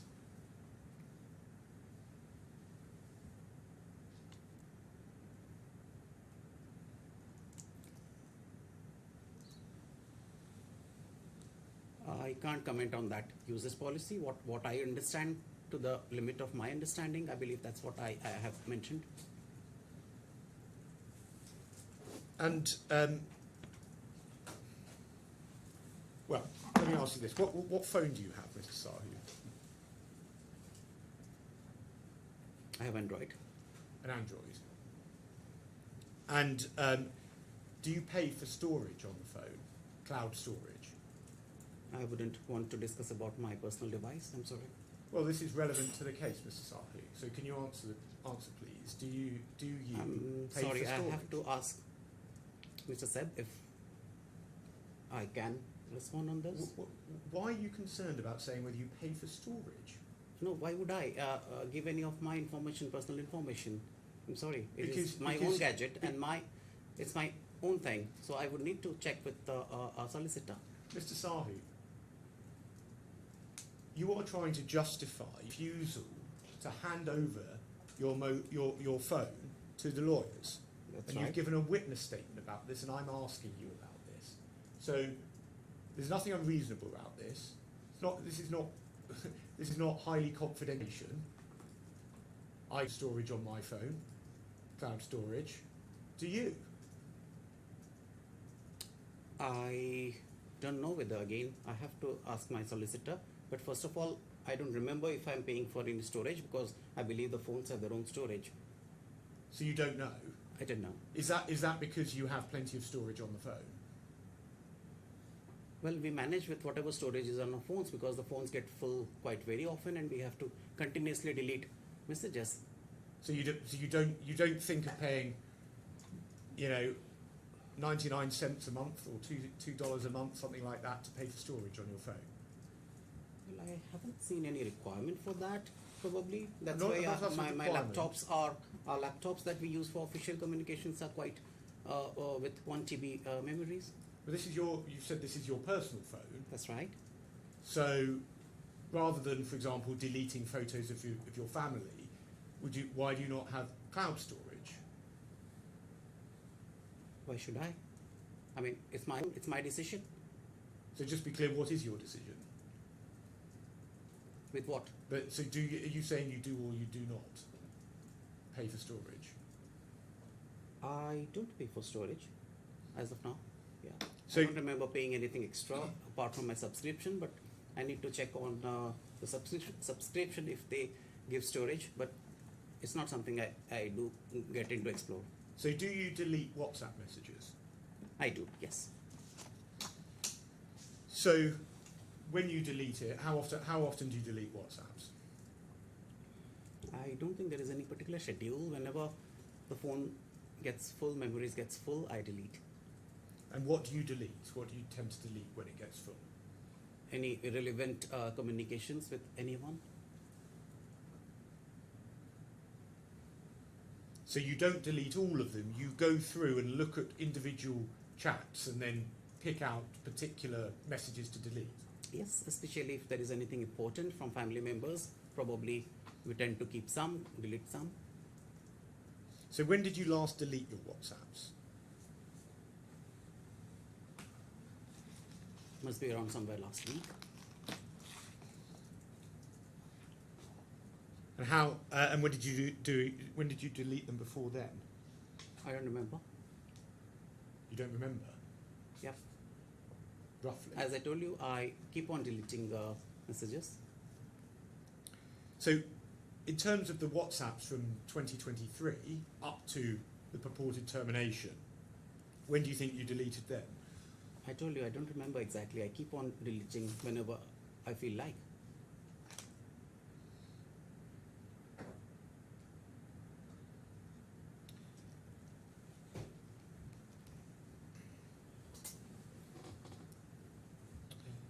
So I just want to be clear, because you say you delete some of the WhatsApp messages, what you're saying is that some WhatsApps from 2023 will remain on your phone, but, for example, with your family, but more recent ones are deleted.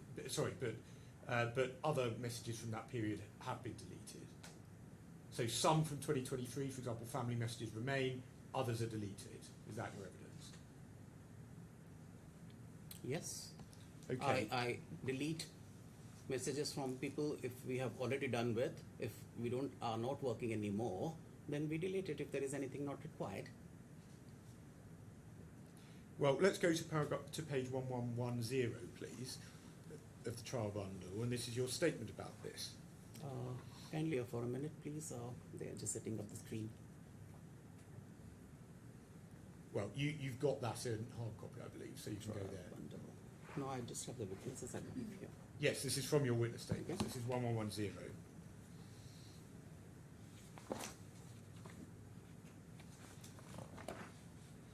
Now, at paragraph 4.2, you say, I also specifically confirm that all other WhatsApp messages / data prior to the last time I cleared the data on my phone to free up space a few months back in April / May 2025 are lost as a result. This includes personal and non-work related conversations / information / data as well. However, messages from after that, which are not part of the relevant period for this disclosure exercise, remain available on my current device. So your evidence then was that you deleted everything. So how come that was wrong?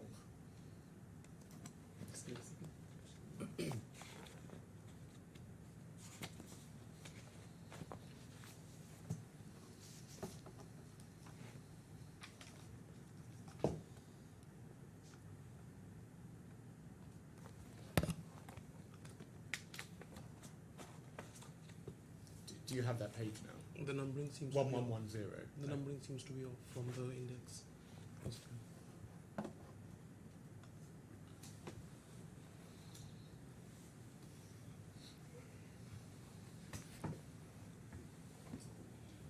You back up and Is there a problem? Are you sorted or It's local processing. it's still processed? Right.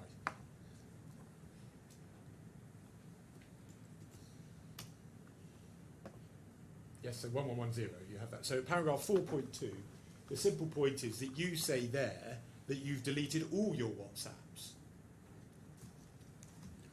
prior to, including personal ones, prior to April / May 2025. So why was that statement wrong?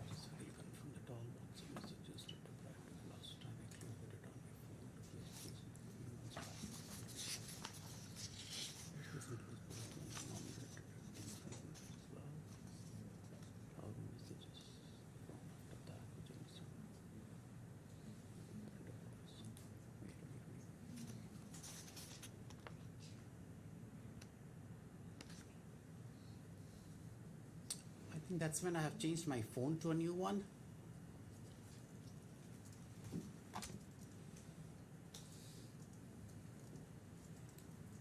That's not what you say.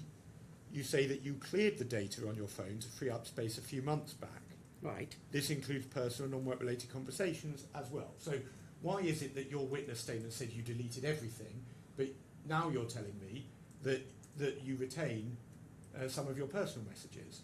No, I didn't tell you exactly when, what date, I don't remember. But around that time, I have moved into a new phone. So that's why I didn't carry on, because phones were always getting very slow. And that's what I have mentioned here. So are you now saying because you changed phone, you don't have your old personal messages? Yes, I think it should be, I don't know, yeah. I prefer not to copy the old messages. That was around April, May, yes. So when you said to me a minute ago that you did in fact have older messages on your phone, that was incorrect. I should have the messages from April till today. June, July, August, yeah, 3, 4 months, 5 months. Yeah. Just trying to clarify what you're actually saying is correct now. Mm-hmm. Are you saying that your prior personal, that all of your personal messages before April, May have in fact been deleted? Yes. So your evidence that you gave in court originally is incorrect when you said that you still have some of them?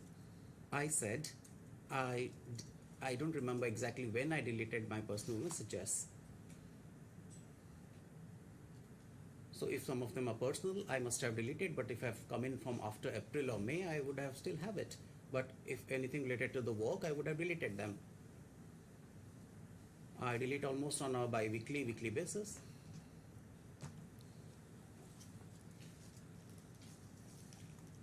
Well, I suggest to you, Mr. Sahu, that if this was just a case of you trying to provide helpful messages, you'd be able to remember. Sorry, if it's just a case of you trying to be helpful in relation to the litigation, provide the relevant documents, you would be able to remember whether you do in fact have any WhatsApps from prior to 2 months ago still on your phone. As per this, yes, I should have, because I'm not this is asking you about April, the May statement. onwards. I'm asking you a question, which is that you've just changed your evidence about the position, and I'm saying I'm saying to you that it's incredible, isn't it, that you wouldn't in fact know whether you deleted all of your WhatsApps. I would not remember. I mean, if I keep on deleting my messages, that's what I said. Whenever it gets full, I delete it. Anything which is not relevant, I simply delete. I'm sure, I mean, when you're having connections, applicants email me for appointments. Can you imagine how many messages I would be getting throughout the world? But what in fact happened, based on your evidence today, is that you have selectively gone through and deleted messages that might be relevant to this case, whilst retaining some of your personal messages. No, not at all. Well, but your evidence is... I select any email, any messages which are not relevant. Well, your evidence is that the reason you don't have any relevant WhatsApps on your phone is because you've deleted them. Isn't that right? That's what I'm saying. And your that's what I've process said, that I have changed my phone around that time, and I didn't copy my old messages. And what the evidence that you gave before was that what you did was you retained some of your personal messages, but you deleted your work messages. Yes, but I did not give you the date from when. Here, there is a date, particular date. So it's obvious that after April, May, I would have got personal messages and business-related messages. But you said that you delete on a weekly basis. Yes, that's what I'm saying. You're asking me questions, when did I go back and delete? This is like, when did you last had a glass of wine, and when was that earlier to that? Have we come to a point at which it would be convenient to break? I was just trying to work that out. I think I could put another point. So Right. yes. We're going to stop now, and we're going to have interpose a different witness. It's a self-nude, so I'm afraid you're not allowed to talk about the case still, I agree on. and we'll come back whenever we come, probably tomorrow morning, I think. I agree. Your Excellency. Yes, it's probably worth Mr. Sahi being here. I don't have that. I've probably only got about half an hour or so left with him. So if Mr. Tiara is quick, then I might be able to. Well, don't disappear just in case we finish Mr. Tiara No, I will not. beforehand. But I'm not. I think it's probably unlikely. But Yeah, well, I'm not going to speculate anymore. Right, we have copies of the experts' materials. If that would. that's helpful, thank you. I might pass them up. Right, we'll rise now till 2:30. If there's any update on Mr. Tiara, please let my clerk know.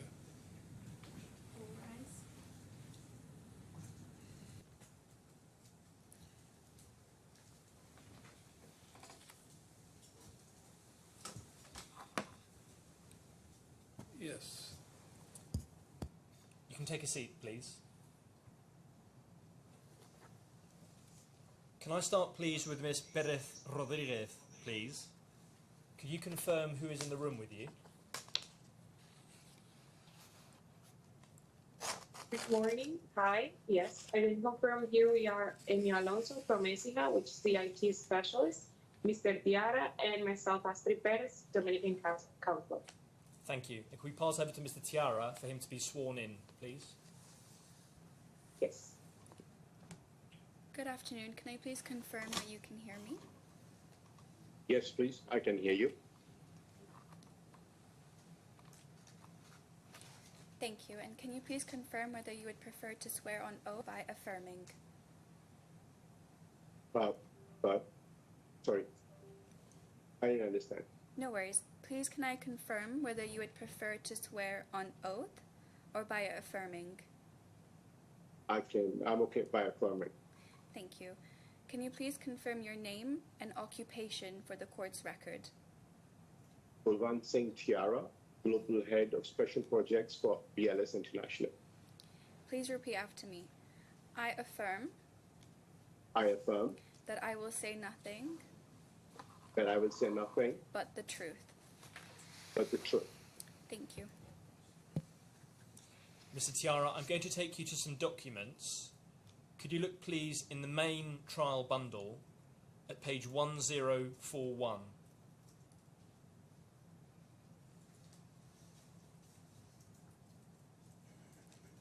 Do you recognise that as your? 104. Do you recognise that as your witness statement?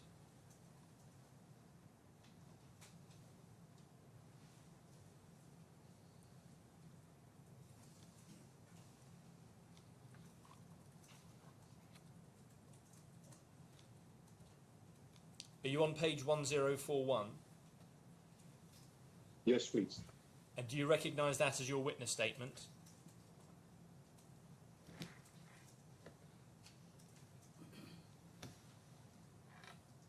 Mr. Tiara, are you looking at your witness statement?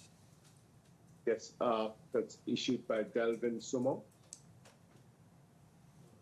No. Page 1041 on the top right-hand corner. Is that a document that says witness statement of Kulwant Singh Tiara?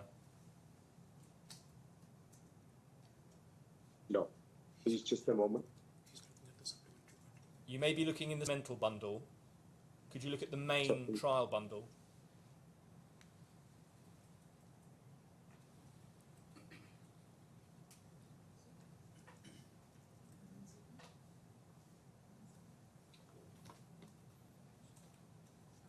Right.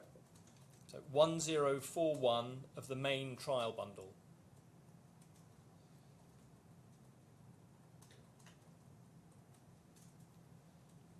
Do you have it? Oh, yes, that's correct. Do you recognise this as your That's witness fine. statement? Yes, I do. Would you move forward, please, to page 1049?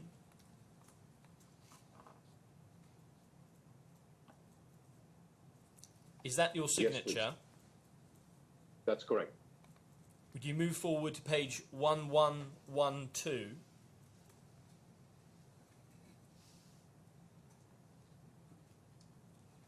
Do you recognise that as your second witness statement? Yes, I do. And could we move to page 1118?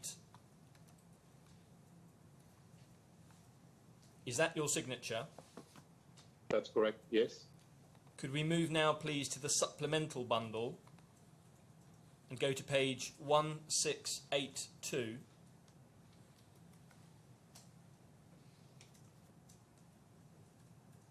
One six eight. Yes, in the supplemental bundle. Do you recognise that as your third witness statement? Yes, please. And could we move to page 1685? Is that your signature? That's correct. Have you had a chance to read these witness statements recently? Yes, I did. Are their contents true? All good. Yeah.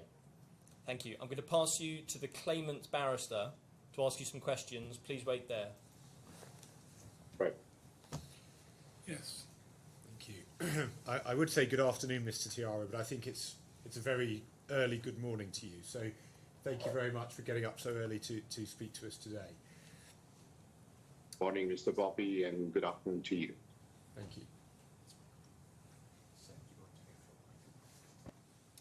So I just wanted to ask you just to check about your role. So as you've just said now, you're the Global Head of Special Projects and E-Visa Services for the BLS Group. And you say in your statement that you joined BLS in 2019. How does that work alongside your consultancy work? BLS is one of the major customers that I have, and I dedicate a lot of my time for BLS International. So this role that you refer to, you're not a full-time employee? Sorry, I didn't hear that clearly. So you're not a full-time employee working for BLS? No, I am not an employee, but I'm a full-time consultant with them, taking care of special projects. And you have your own business in the UAE, is that right? Not in the UAE. Well, if we go to 839 of the supplemental bundle,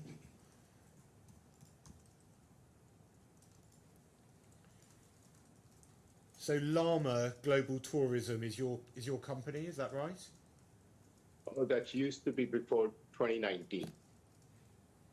So this is a current web page. Is this business no longer active? Not really. It's not active anymore. What does not really mean? Does that mean partially? I have given up. This business was being taken care by my family and my brother. He was involved in this business, and he's now trying to establish it. but I'm not part of it since 2019. And you're currently in the Dominican Republic. What are you That's doing? correct. What are you doing there? I'm taking care of, we have a contract with the Department of State, taking care of the visa center for the U.S. Mission here in Dominican Republic. Right. So you're not working on anything to do with Saudi at the moment? Not really, not at this moment. Okay. And I just think it would be helpful just to try and set out the parameters of what we are talking about with some of the concepts today, because as you can imagine, we're going to talk about destination management companies and so on. If you could just go to page 1043 of the main bundle, please, which is your statement. 1043. Do you have that? Yes, please. And at paragraph 8, you talk about a distinction between inbound and outbound services. And so just to be clear, inbound services are when you provide services at the destination, at the place that you are travelling to. Is that right? That's correct. That's correct. Whereas outbound services is when you're providing a service to someone in their home country. From the home country, outbound, traveling outside. So, for example, the visa processing that my clients were doing, so that's providing a visa, for example, to somebody in Saudi Arabia going to Spain and doing that in Saudi Arabia, that is outbound. That's correct, yeah. And you explain in relation to the destination management company concept, that is inbound work. That's correct. And destination management work, that is providing tourism services such as someone going on an excursion or going on a tour. Is that right? That's correct. And you say the idea here was that this was going to be marketed in the first instance to Indian customers going to Saudi. That's correct. Okay. Now, I just want to be clear, just on what your evidence is on some points. Do you think that destination management work competed with what Access was doing in providing visa application services? Not at all. Now, in terms of value-added services, they are services in relation to visa application centres. Is that right? Yes, that's correct. That's part of the holiday part of the outbound division, not the destination management company. Yes, yes. Now, can I just check? Is it your evidence that you were the person in Saudi Arabia who was in charge of the DMC project for BLS? That's correct. That's correct. And a DMC, obviously I'm referring to Destination Management Company there, a DMC, that was a new business line for BLS in Saudi. Do you accept that? In Saudi Arabia, yes, it was a new business line. And if we go to 1046, just a few pages on, this is still in your witness statement, paragraph 19, so about 7 lines down, you say that setting up a DMC was a gradual exercise. You see that? That's correct. So, That's correct. Presumably, as with most new businesses, there would be a need to build up that business on a gradual basis. Absolutely. So you would start, for example, in one location. When you make a success of it, you then move on to another location. Not necessarily. You could start with a couple of locations and then expand into many more locations. Starting with lots of locations would not be a gradual process, though, would it? It need not be lots of locations. You could be very specific depending on the geography and the density of population across the country in certain cities that you would like to operate. So, for example, Saudi Arabia, any business that we would like to set up, we would like to target the 2 most densely populated cities, Jeddah and Riyadh. Now, in relation to the trip to Saudi Arabia that you went on in 2022, so this is That's correct. not the year of the purported termination, but beforehand. Can I check if your evidence is that you were sent there on that trip, whether BLS sent you on that trip specifically? No, it was not BLS sent me, but I have gone there and I had proposed whatever meetings and opportunities that I had witnessed in Saudi Arabia in 2022 were discussed with BLS as an opportunity. So at that time in 2022, this was you going there on your own steam, trying to find this opportunity. But no, this was a dialogue that I was having with some partners in Saudi Arabia that wanted to explore the opportunity of setting up a DNC. That was my first visit. My second and my third visit in 2022 were completely aligned with what BLS wanted me to explore.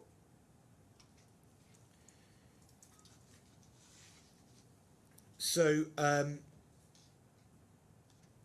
but the point was you investigated it first, and it was only later that you then approached BLS. Is that right?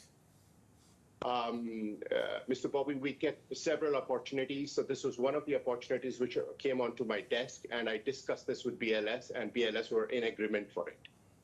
Well, if we could just quickly look at this. Supplemental Bundle 52. These are WhatsApps between you and Mr. Wiley. Yeah. And at the top, this is in March 2022, you say you would be open to investors, and that was correct at the time. Is that right? Yeah. Yes. And then if we go on to page 54, please. This is a discussion with a Mr. Khan. Yeah.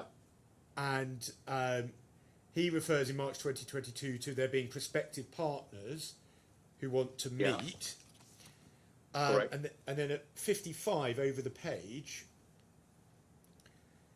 the third message, he says we need to prepare a draft MOU for the proposed DMC for Saudi JV. That's correct.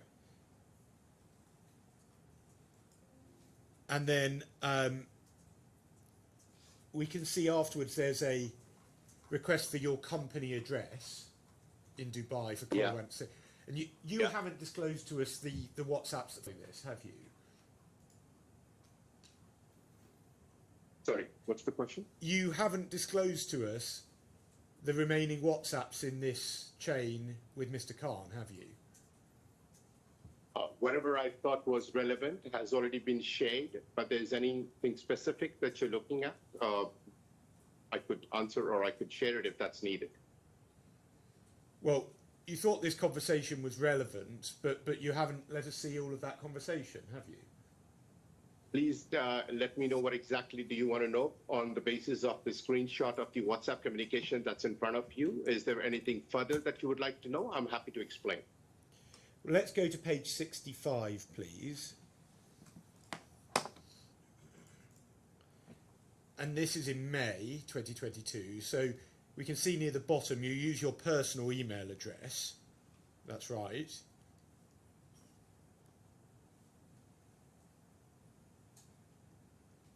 Yeah. And that's again because you aren't working for BLS on this project at this point. Is that right? I do. I mean, this is just to get onto a Zoom link. It necessarily does not matter really if I use my personal mail or BLS's mail. Well, let's go over to the page to 66. And these are various messages that Mr. Khan is sending to other people. And I think what's happening here is he's providing you a copy of the messages that he's sending about you. Is that right? No, I have taken screenshots of the communication that I have had with him. Sorry, but in the substantive messages, for example, Dear Nabil. Yes, he's sending me a copy of the message that he must have exchanged with someone in Saudi Arabia. Yes, and we see these going down page 66 and on 67, and there is no mention of BLS in any of these messages, is there? Yeah, because the communication at this stage is predominantly with myself. Well, these are communications with third parties, aren't they? Absolutely, yeah. I was discussing several options that were available in the market. We were looking at JV. We were looking at maybe a joint partnership, joint investment, or maybe a sole proprietorship. And then, if we just skip ahead to page 77, please. The last messages from 2022 that we have are in June of this year. And then if we skip forward to 2023, which is at page 96, we can see that here you now are using a BLS email address. And that's in 2023, March 2023, yes? Yes. I mean, that's he was sending me some exchange from the Saudi tourism, and while I was discussing with him, I asked him to send the communication on my ID, BLS ID. So I'd suggest to you that, as is shown by these WhatsApps, in 2022, you were looking into this project for yourself, and it was only by early 2023 that you were specifically doing this on behalf of BLS. That is incorrect. I was in communication with BLS even in 2022. My role with them started in 2019, and ever since I have been developing various new projects for BLS, and KSA was one of the new opportunities that came onto my table, and I shared and exchanged the opportunity with them in 2022. Well, why have you not disclosed to us a single internal document throughout the second half of 2022 that shows you working on this project for BLS specifically? Well, I had communications that I was having with various partners in Saudi Arabia in 2022, and I've shared those opportunities to BLS. And in 2023, it is maybe by chance that one of my communications I've shared my BLS ID to interact with them. But I don't see there's any difference in that as long as the subject matter is the same, that we were very focused on establishing a DMC, and we were moving forward with our plans since 2022. Now, I just want to be clear, when is it that you went to work full-time in Saudi Arabia? 2023, beginning of 2023, probably February, March 2023. Okay, now if we can pick up 1046, please, from the trial bundle, still in your witness statement. Sure. And this is at paragraph 21, near the bottom of the page. Yeah. And you say, I was never instructed to undertake visa processing services in KSA, and that only ever became a possibility after the contracts with the claimants were finished. Now, if we can then, I'll ask you about this in a moment. If we then go to page 1113, please.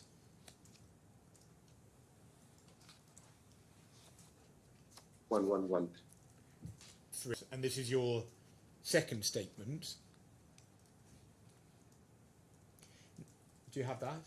Yeah. So yeah, we have it. If you look 4 lines down at paragraph 5, near the right-hand side of that, the sentence in July 2023, and you say in July 2023 we were in the process of getting various registrations from the relevant Saudi authorities. I do not know what is specifically being referred to that happened in July 2023, but we were focused on getting our licenses in place.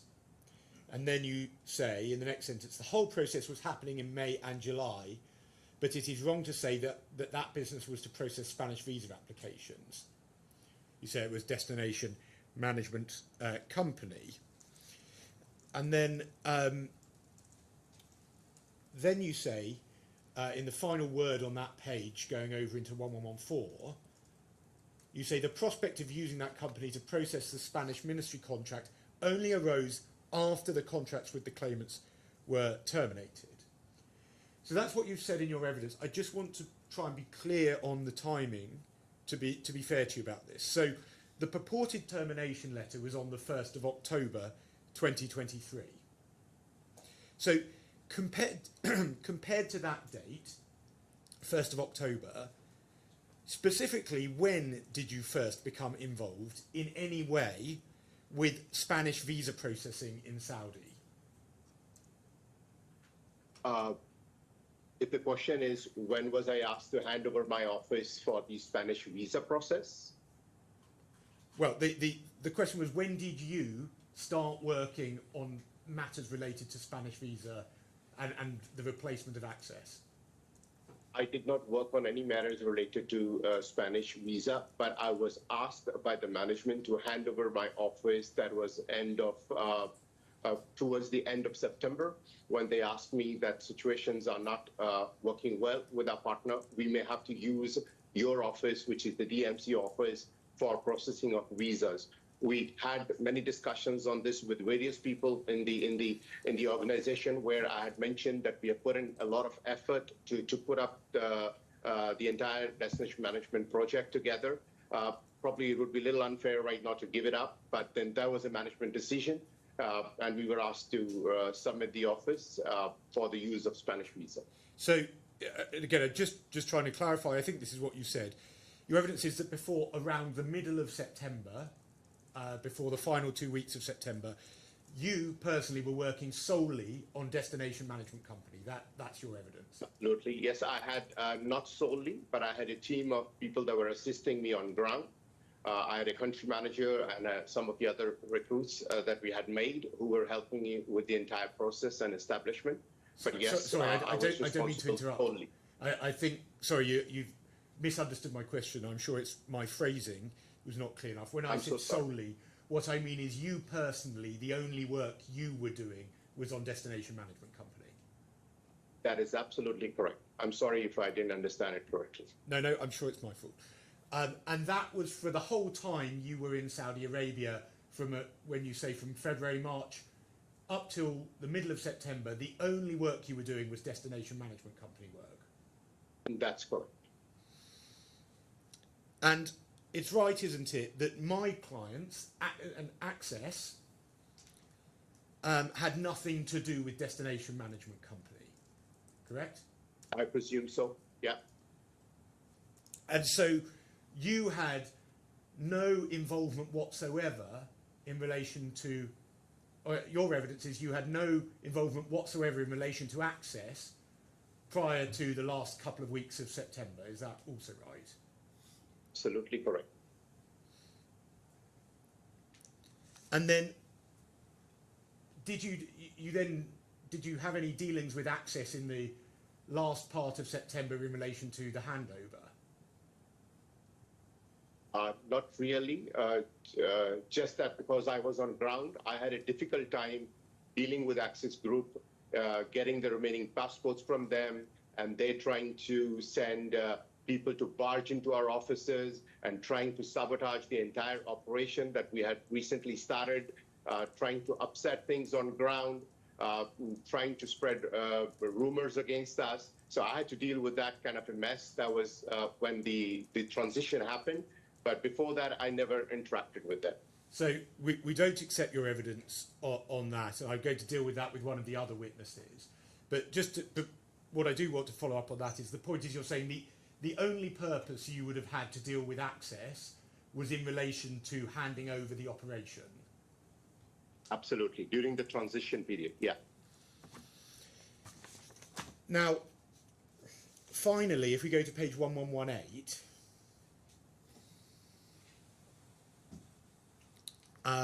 and paragraph 18 of your second witness statement, and this is, you mention the fact that my clients consider there was a premeditated plan that was deliberately concealed from them, and you say, I'm sure that there was no such plan or intention on BLS's part. So I just want to be clear that that remains your evidence, does it? Absolutely. I mean, I was very clear and focused on what was the goal given to me and what my duties were to be in Saudi Arabia. I think I fulfilled it. We achieved what we wanted to get on ground. But with the last minute changes of between the partner and the BLS management, which I wasn't aware of, and I do not want to comment on that, but we could not pursue our DMC forward. Okay, and now it's right, isn't it, that in the prior to the change in October 2023, there were VACs, visa application centres, in Riyadh and Jeddah. Is that right? Sorry, Deber? So there were visa application centres in both Riyadh and Jeddah. That's correct. Yeah, for our partner. For Access, yes. Yeah, for Access, yeah, they had both in Riyadh and Jeddah. That's correct. Yes, and they also undertook visits to Dammam to undertake visa application processing from time to time. I'm sure they would have. I'm not involved into the intensity of how their operations worked, but I believe so, yes. And it's right, isn't it, that BLS appointed a country manager for Saudi who's a Mr. Varsi, yes? Yeah, that's correct. And you say in your evidence that his role was to work for the destination management company. That's correct. And is it your evidence that he was to work only for the destination management company? Yes, when he was taken on board, not only for the destination management company, but also with the other contracts that we were pitching for Saudi Arabia, he was to be on ground for any kind of such meetings. Well, excuse me one moment. Sure.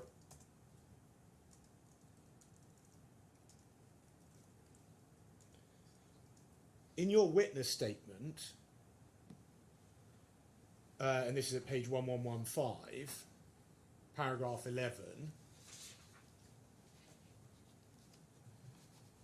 you say his role was a destination company role. There's no other role that you ascribe to him, is there? I think I've mentioned that he was also assisting me with the destination management company to get staff on board because his background was from the travel industry.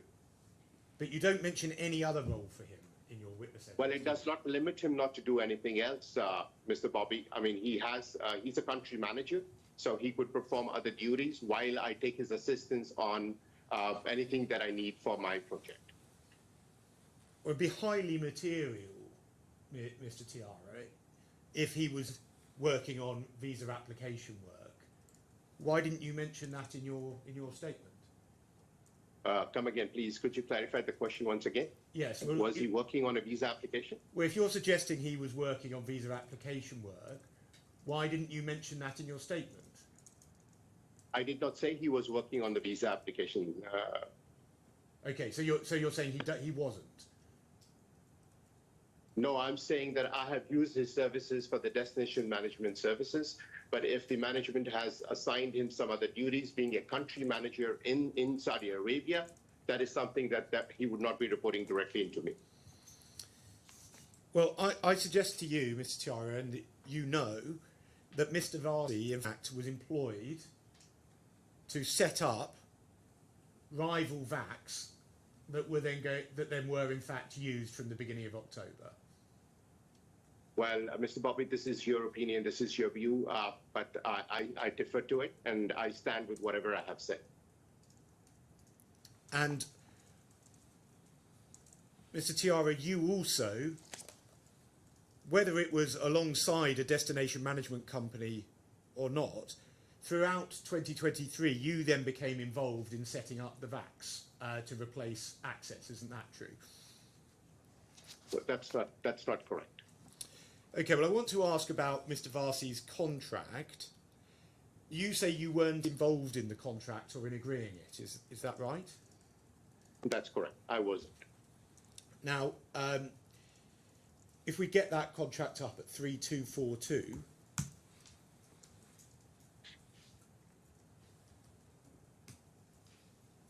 yeah. So we can see in this sort of nearish the top, he's appointed to the position of country manager Saudi Arabia. That's right? That's correct.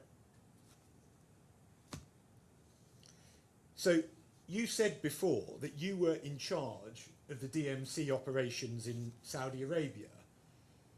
So That's correct. if he was really there to undertake DMC work, you would have been involved in this contract, wouldn't you? Mr. Bobby, I think we're trying to confuse two things. My answer is still, and on whatever I've said, he's appointed by the company, which could be he could be handling several things. I was asked if I need any assistance on ground. We have a country manager. I took his assistance to get some staff on board and used some of his contacts in the travel industry to get relevant people. So evidence that you don't actually know what Mr. Varsi was doing. I do not need to specifically get into what he is doing. I had only taken his assistance to get some of my work done. So just to be clear, you aren't actually aware of the full ambit of Mr. Varsi's work? Absolutely not. He was not recruited by me. He was recruited by the company. And he was on ground and was introduced to me and said, he's our country manager. If there's anything that he can do to help you set up the DMC, you could please use his services. And I did so. Now, this agreement was signed on around the 7th of April, 2023. Are you aware of that? After I look at it, yes, I am, but not while I was on ground. Now, if we go to, if we're still on page 3242, 5 bullet points up from the bottom, his responsibilities are to manage an efficient balance between transactional operations and value-added functions. The next bullet point is... Those are the first 5, Mr. Bobby, I'm sorry to interrupt you. These are the first 5 bullet points you're referring to? Sorry, so it's from, if you look on this page, 5 up from the bottom, do you see the bullet point that says manage and efficient? Yeah, absolutely. Manage and direct. No, sorry, if you look from the bottom of the page upwards, I'm 5 up from the bottom. Yes. Manage an efficient balance. Yes, between transactional operations and value-added sales functions. Next one is to work with the value-added services team in order to create new channels of revenue. And then the second to last one is increase VAS revenue month over month. So you accepted before that VAS related to visa applications and not to the DMC business. So Mr. Varsi's work can only be a reference to the work being done under the Spanish contracts. Is that? I'm sorry, Mr. Bobby. I was trying to clarify to you that VAS was relevant to the Visa Application Center and not as in DMC, but that does not mean that the DMC does not have value-added services. We also do have value-added services in our business. Well, come on, Mr. Tiara, you gave a perfectly clear answer before.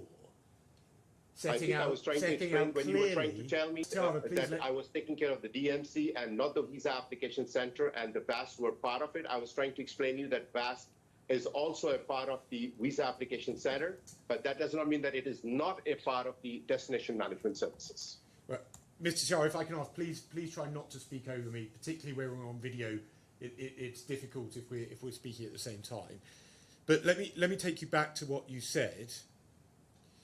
And I asked you, in terms of value-added services, they are services in relation to visa application centres. Is that right? You said, yes, that's correct. That's part of the outbound division, not the destination management company. So you specifically made clear, Mr. Tiara, that it was nothing to do with the destination management company. Now I'm suggesting you're changing your evidence because you've seen this document and you realise that it's undermining your position. Isn't that right? Absolutely not, Mr. Bobby. I don't think so. It does not undermine any position of mine. I stand firm by whatever I have said. Let me please explain you.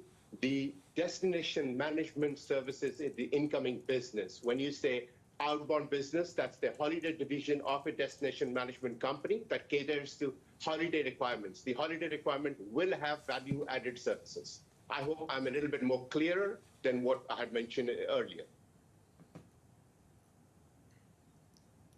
Well, again, this is another answer that you've changed because I asked you earlier, I asked you in relation to the destination management company concept, that's inbound work, and you said that was That's right. correct.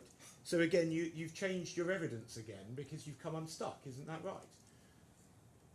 Mr. Bobby, can I please explain you two definitions once again, if that is needed? I think I've repeated them. I'm happy to repeat them again. The destination management company is on services, and it has a holiday division which caters to outbound services.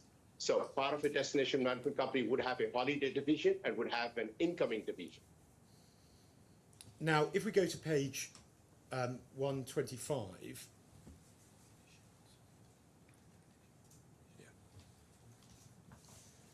Sorry, is that 125? sorry, if we just stay on this page. We've just moved on. Could you please refer Sorry. to that page once Yes, again? it's 3242. 324.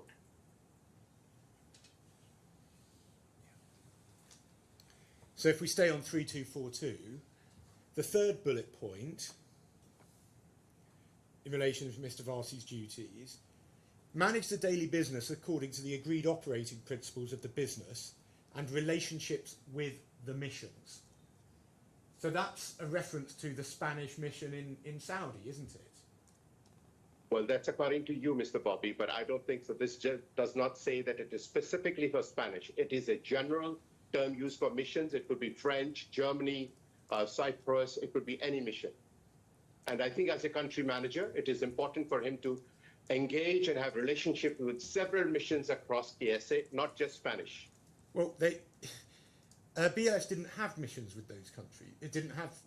I'm sorry, that's not very clear to me. Sorry? BLS didn't have visa processing contracts with the countries that you mentioned, did it? Well, that does not mean that they will not have contracts in the future. But it's quite clear that this scope of work is all about taking on the visa application centres that my clients were running. Isn't that obvious? Well, that's according to your client, Bobby, but I don't think we had any such intentions. Well, let's go to the supplemental bundle, page 125. 1252? No, just 125. There should be a 125. WhatsApp between you and Mr. Varsi. Yeah. Now, this is on the 13th of April, so this is just under a week after his contract would have been signed, correct? Yes. Now, we can see that you haven't provided us with the proceeding, have you? Please let me know what exactly do you want to know further to the screenshot that I have already shared. It very clearly explains what help I'm trying to take from a country manager. Well, is the answer to that no, you haven't provided them?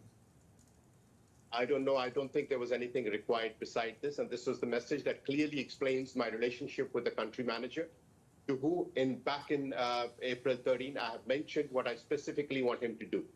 Well, these early WhatsApps between you and Mr. Varsi are directly relevant to what you say Mr. Varsi was engaged to do. So why haven't you disclosed them? What have I not disclosed? I mean, it's very clear. I have supplied these WhatsApp messages myself. Well, we don't know what was said in the message that at the top of the page that's cut off, do we? It says, hi, thanks. And you mentioned about setting up a DMC. That would be maybe a phone call. And I summarized what I want out of him. And he asked me, where am I going to be? I'll be based in Riyadh. Thank you. Sure. Please let me know if there's something missing in this message that's not clear. So we can see at the top of the page, there's a message that you sent, and it's cut off. Well, there are several messages, Mr. Tiara, Mr. Bobby, that I exchanged. Mr. So Tiara, I don't know. please If there is do a not talk specific over subject, I tried to look out for all the keywords that were given to me, and I have provided the screenshots. But if there is any other specific thing that you're looking at, I'm happy to look at my WhatsApp chats again and share it. Mr. Tiara, I'm going to ask you again, please do not interrupt and talk over me. It makes it very difficult on a video link. So I'll carry on with the question that I was asking, which was that these messages showing the early relationship had not been provided, and they're directly relevant, aren't they? Sorry, I didn't get your question. So these other messages with Mr. Varsi haven't been provided, and they are directly relevant to this case, aren't they? No, they're not. And I suggest to you the reason why you haven't given us the full run of these messages is that you don't want us to see everything that's been said. Isn't that right? Well, that's your take, Mr. Bobby. I can't comment anything on that. Well, is that true? Is that correct? No, that's not true. Now let's look at the messages you have given us. So Mr. Varsi says, "Hi Kulwant, you mentioned about setting up a DMC in Saudi. Do let me know if you need any assistance or support with that." Now, Mr. Varsi had already been employed around a week earlier. If the purpose of his job was about setting up a DMC, then this message makes no sense, does it? I think I clarified this, Mr. Bobby, very clearly that he was hired as a country manager and I was asked to take his assistance. And I think it's very relevant if there's a country manager that's taken a week ago and he's been asked to communicate with somebody who's heading a project in Saudi Arabia. This is a very clear example of the company asking him to connect with me or company asking me to connect with him. I don't see that there is any gap in this at all. Well, Mr. Varsi never communicated with my clients, did he?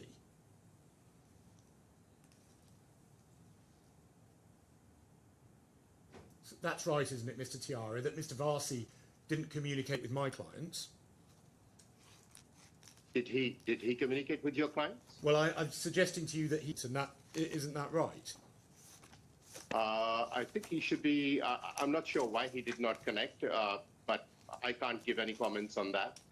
He connected with me and I connected with him.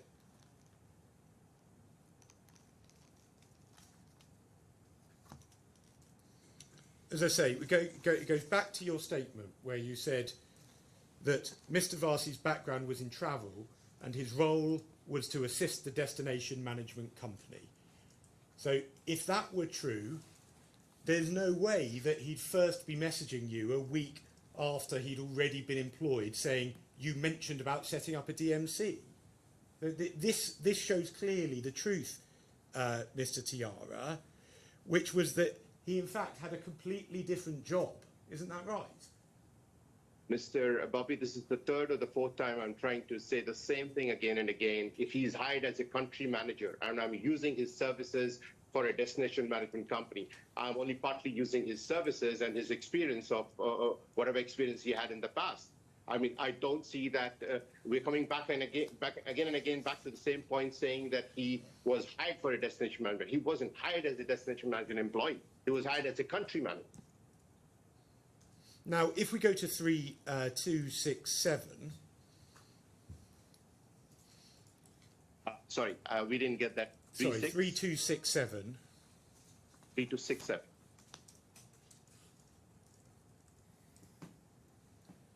Now, this is an email between Ms. Kurian and Mr. Gupta in relation to the Al Raji Bank proposal. And we can see at the over the page at 3268 that was sent on the 12th of April. So that's 1 week after Mr. Varsi's appointment, thereabouts. Is that right?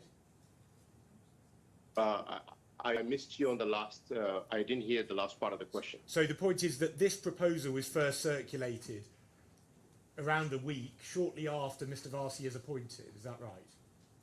I'm not privy to it, Mr. Bobby. Well, so you don't know anything about this presentation? No. Okay. Well, I will ask the other witnesses about that in that case. But if Mr. Varsi is already appointed and your new evidence is that he was actually not there primarily relating to a DMC, then why wasn't Mr. Varsi copied on this email? I think that you should ask who has written this email and who are in communication. I wasn't part of this. Well, so I won't go through the presentation with you as you say you didn't see it.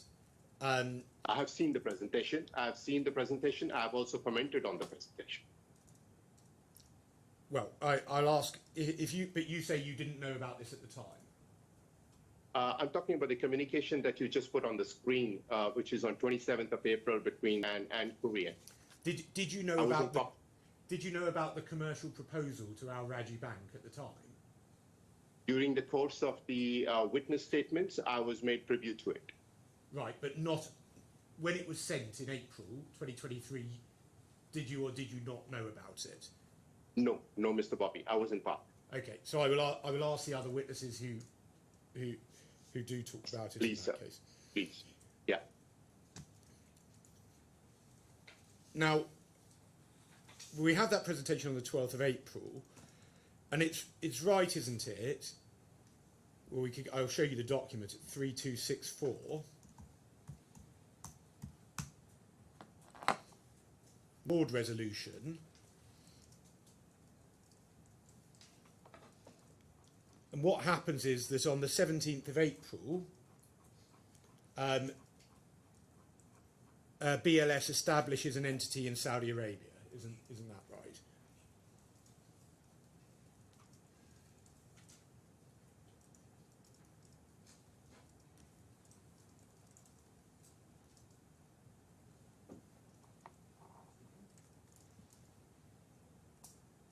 Do you recall that? Yes, I do. Now,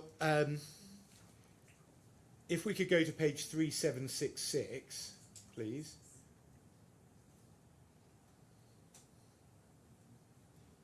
Do you recognise this? This is a rollout sheet for Spain in Saudi for Jeddah. Yeah.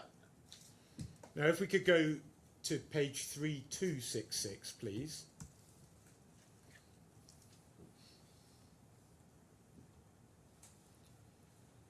This is some of the metadata. Now, do you know who BLS AR is, the author? BLS? Sorry, who is that? Sorry, I didn't get your question. You're asking who's BLS AR is? AR. So can you see by the author name, it's BLS AR? No, I'm not familiar with this, so I'm looking at it first time. Okay, so you don't know who would have created this? No, sir. Did you see this rollout plan at the? Yes, I did. So we can see on this page that the content is created on the 24th of April 2023. Do you see that? Right. And so that suggests, doesn't it, and I suggest that this is the case, that this is when the plan for a rollout in Saudi was being implemented from April 2023. But Mr. Bobby, it doesn't clearly say that this is something to do a takeover. This says establishment of a company, and this is a plan given to us and updates taken from us while I was on ground on what's the status of the formation of the company. Well, if we go back to 3766,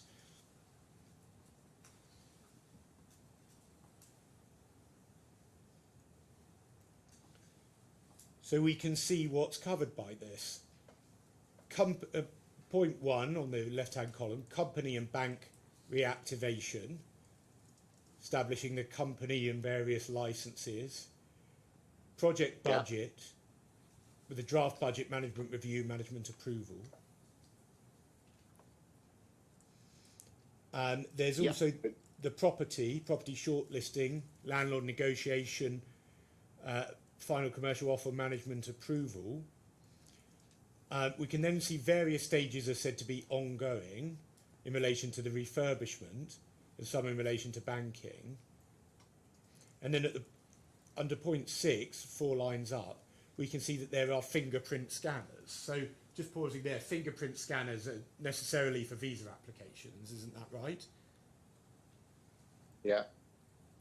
And so this is a document where it was first created in April, and it's setting out the steps that need to, the steps that are required to replace my client in Saudi. This is what's happening here, isn't it? Well, I was specifically looking into the setup of the office, and the focus was to set up the destination management company.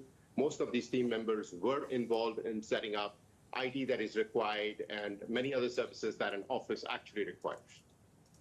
But the point being, you may have been doing some work on a destination management company, but it's quite That's clear correct. that on any Sorry? view, sorry, I'll say that again. You may have been doing some work setting up a destination management company, but Right. on any view, there was work ongoing from April to begin the replacement of my client as a subcontractor Not that I'm in aware of. Saudi.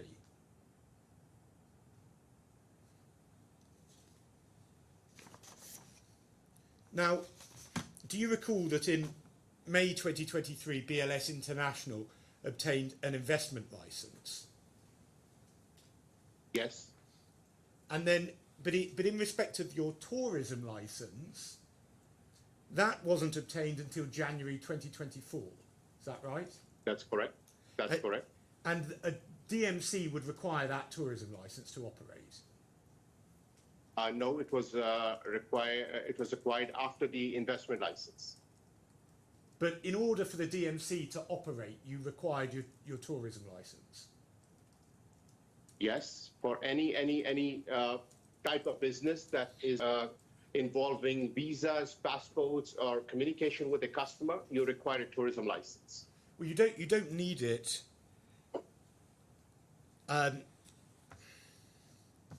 You don't need it to. You don't need it to run the visa application centres, do you? Because that's what you did from early October, and you didn't have your tourism licence.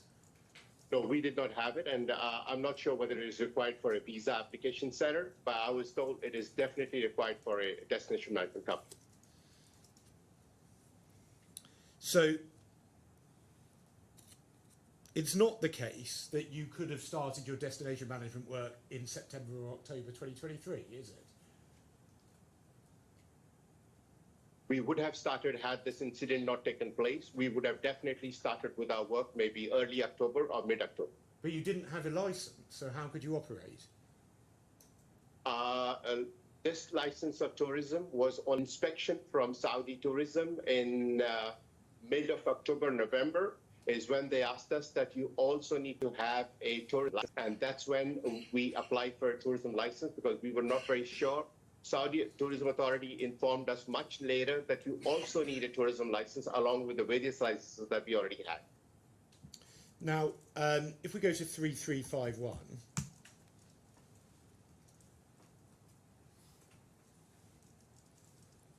this is an email from you, to you from Mr. Haider, he was your accountant. Is that right? He was the company we hired to incorporate the licenses for us. And this email is about the articles of association of the company, correct? This is an asking to change a draft for the articles of association for the company that I had formed. Yes, and he refers to the urgency in the first line. Do you see that? Yes, absolutely. Now, there wasn't any urgency in registering as a legal entity for the purposes of a destination management company, was there? No, that would be wrong to say, Mr. Bobby. There was an urgency from day one when the management started spending their money. You know, any investor who spends their money by having a senior person on ground, they would want their ROI, return on investment, coming ASAP, as soon as possible. But you didn't have your tourism license, so you couldn't open, could you?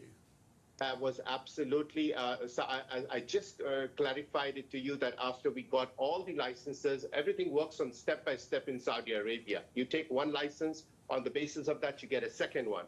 First you get NISA, then you get the chamber. You get the chamber, then you get zakat. You get the zakat, then you get the tax ID. So other licenses that are required for you to operate vehicles or guides or hotel reservations, these are eventually that you acquire. And by October, Saudi Tourism told us that you also need to have a tourism license to run the DMC business. So we applied for it, and we got it end of December, early Jan.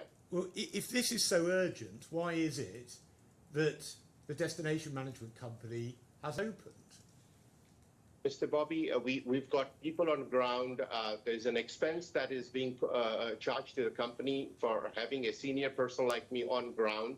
Of course, there is always a mandate from the management to do quickly things and get licenses quickly and get the operation started, and let's get the MC rolling.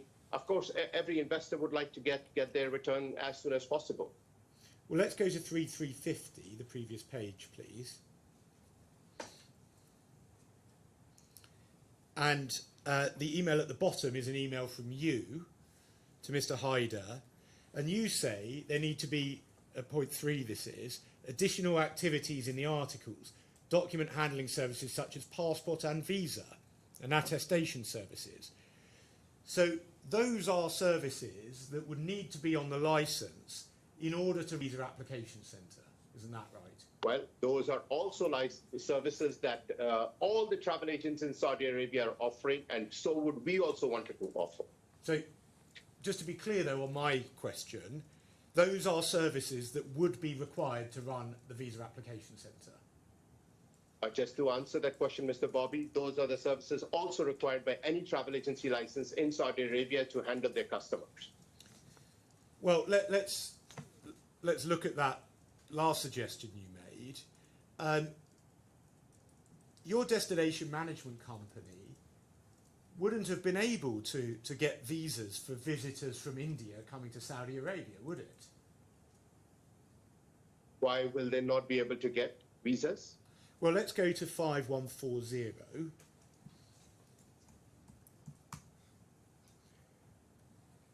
Find one. 5140.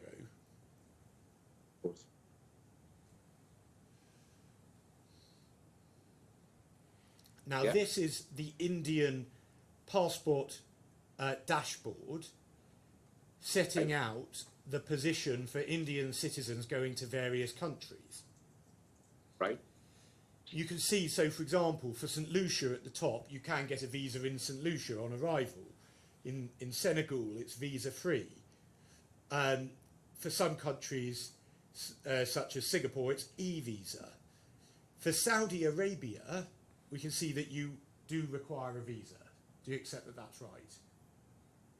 Not to a full extent. If I may please enlighten you, anybody who has a Schengen visa, has a US visa, has a Canadian visa on their Indian passport gets a visa on arrival in Saudi Arabia. So this does not specify exactly that everybody requires a visa on arrival. Only people who need a visa prior to their reservation or their itinerary are people who do not have any of the Schengen visas, UK visa, American visa on their passport. And those are visas at the airport, correct? Everybody who has a Schengen, who has a US, who has a Canadian or UK, they get visa on arrival at the airport. Yes. And if we just go over the page to 5141, at the bottom of the page, we can see that for an Indian person, it says that you have to obtain your visa through visa service centres, right at the bottom of the page. And then we can see over the page... It doesn't say you have to. So you read Yes. it out as though... Yes, so it says you are eligible for service centres. And it doesn't offer any option other than service centres. It said you can obtain your visa. Yes. That's all. It's just you said you had to. Yes. Well, it's, I'm suggesting to you that it shows that the only option that they are eligible for is a service centre. Do you accept that, Mr. Tiara? Sorry, I didn't get the question correct. You're saying that they have to go through a service agent to get a visa? Yes. Yeah, absolutely. They could go through a service agent in India. They could approach agencies directly in Saudi Arabia. They could speak to hotel operating groups. They could talk to travel agents. So there are various ways that they can get. I mean, there are several websites offering several options. Not necessarily all of them are having the correct format. So at 512, this is Tashir. And this explains that Tashir is an outsourced service provider for Ministry of Foreign Affairs of Saudi. Tashir receives from applicants intending to visit Kingdom of Saudi Arabia the required documents. So Yes. it is Tashir who can provide visas. Wouldn't be you, would it? Also. Well, I suggest that that's fundamentally wrong, because the visa could only be obtained in India, and it could only be obtained from Tashir. Like I said, that there is a lot of groundwork that is needed. You need to get an employment letter. You need to get an invitation letter. You need to have all those documents and then take it to a processing center. Tashir is a processing center. That does not mean that customers walk directly into Tashir. There are several agents, and I'm sure this can be certified by Tashir, that they work with a whole variety, thousands and thousands of travel agents across India and even overseas for processing visas to Saudi Arabia. Now, Mr. Tiara, there's not a single document that supports the evidence you're now giving that suggests that the company was intending to do the kind of work that you're suggesting, is there? I don't know why an evidence is required on this, Mr. Bobby, when the agenda of the company is to attract inbound visitors. They may be necessarily do not require a visa. There may be people who already have a multiple visa. There may be people who are already secured a visa through Tashir, or maybe they are some of the people who are approaching our offices across India to get a visa. So this is not something that needs to be specified, as long as the main agenda of the company, the focus is to bring inbound business into Saudi Arabia. Well, the point I'm suggesting to you, Mr. Tiara, is that if what you said was true, then it's the kind of thing that would have been discussed at the time, but there are no documents that show it being discussed at the time. I'm sorry, Mr. Bobby, this need not require any discussion or any disclosure to any of my, even within the company, that this is the process of getting a visa. We're dealing with several people from several parts of the world, and there are some who require visa, some do not require visa. But if there's a process that requires visa, we will follow the process. That's got nothing to do with establishment of a destination management company. Now let's go to 3350.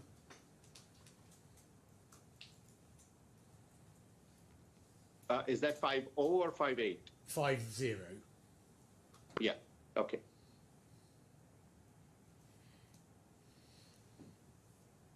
Now we can see that this is in response to some of the emails about the articles,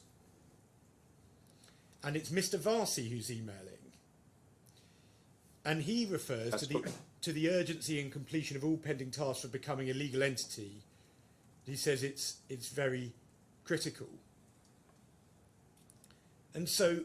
That's correct. Again, that's correct, and I had mentioned to you earlier that I had used him to help me communicate and help me with the process of the various establishments that we were trying to, the licenses that we were trying to get for the establishment. But we can see here that it's Mr. Varsi now taking the lead on this, isn't he? Mr. Varsi taking the lead? Yes. It's just a communication that he's had with Deepak, asking him the urgency of sending the documents that were required. I may be busy with something else, and I must have asked him to send a mail. I think that's very normal. It does not restrict me from using my staff to do some work for me, which is required if I'm not able to perform it. Or maybe I was traveling out of the country. Well, you weren't travelling that... Well, you weren't unavailable that day, because we can see you sent an email just earlier. I did not say, I said I have traveled several times during the course of my deployment in Saudi Arabia. So I said maybe I was traveling. And if I may be traveling, I would ask one of my colleagues to help. But I suggest to you that what actually was on a tight time scale was the preparation of the replacement visa application centres. Isn't that right? Well, that's your take on it, Mr. Bobby. I do not want to comment on that. My stand is very firm, and I stand to whatever I've said. Well, let's go back to the rollout at 3766.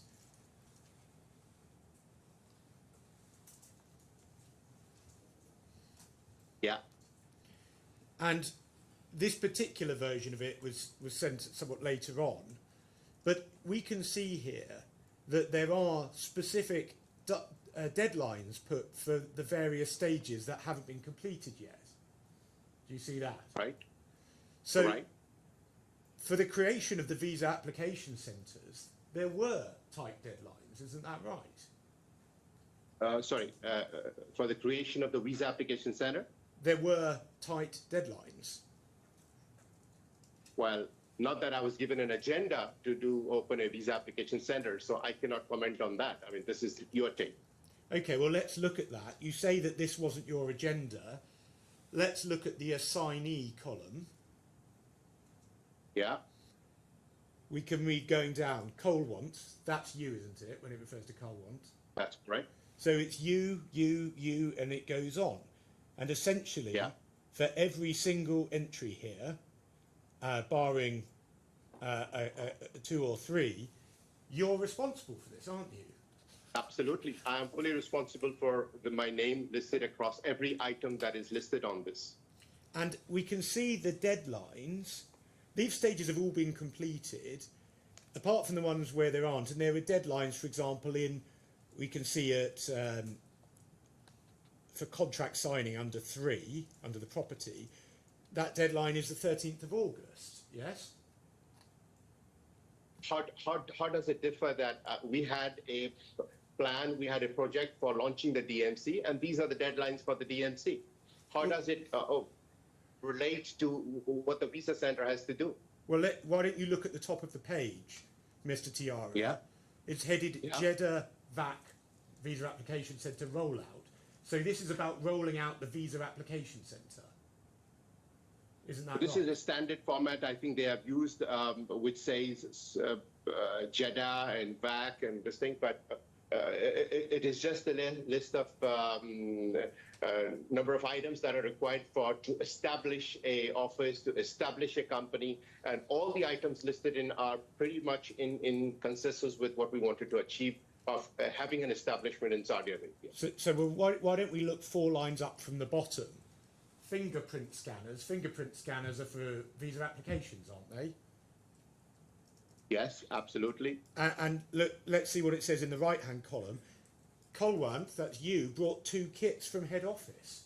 So you're bringing Yes. in you're bringing fingerprint scanner kits for visa applications, aren't you? Absolutely, we do bring all the time. Whenever we travel, we carry some fingerprints because they're very difficult to come through courier. Whenever somebody travels, they carry 1 or 2 items, and we require, having such a large operation in Saudi Arabia, we require additional kits. I mean, this is something which is very normal. We carry them across all our centers across the world. Well, your evidence, what you said was the case, was that you had no involvement whatsoever in anything apart from a destination management company prior to That the is last. absolutely correct. Mr. Tiara, let me finish, please.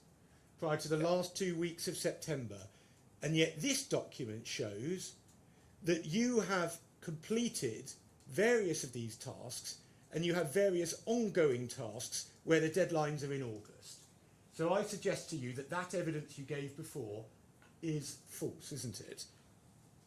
Well, that is your take, Mr. Bobby. I'm sorry, I stand by. There could be deadlines for a destination management company. There could be deadlines for any setup of any company of any kind. It necessarily does not mean that these deadlines are for the visa center takeover. These are deadlines which were for setting up our establishment, and I think we followed, and there's always a push from the management to complete them on specific dates, and hence we have been trying to fulfill them on the target dates that were given to us. But this is specifically in relation to the Jeddah VAC, Mr. Tiara. What you're saying, Absolutely I'm sorry, not. it doesn't make This is- sense, does it? This is only related to the destination management company and the establishment that we were forming. Now, I now want to ask you about the, if we page 1571 of the supplemental bundle. 1571. Yes.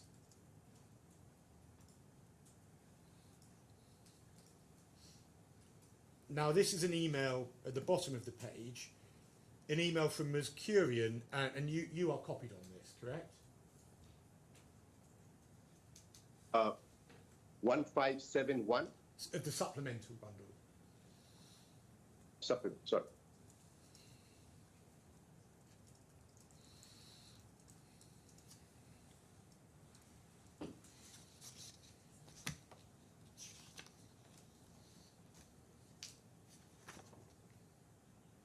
Yes, please.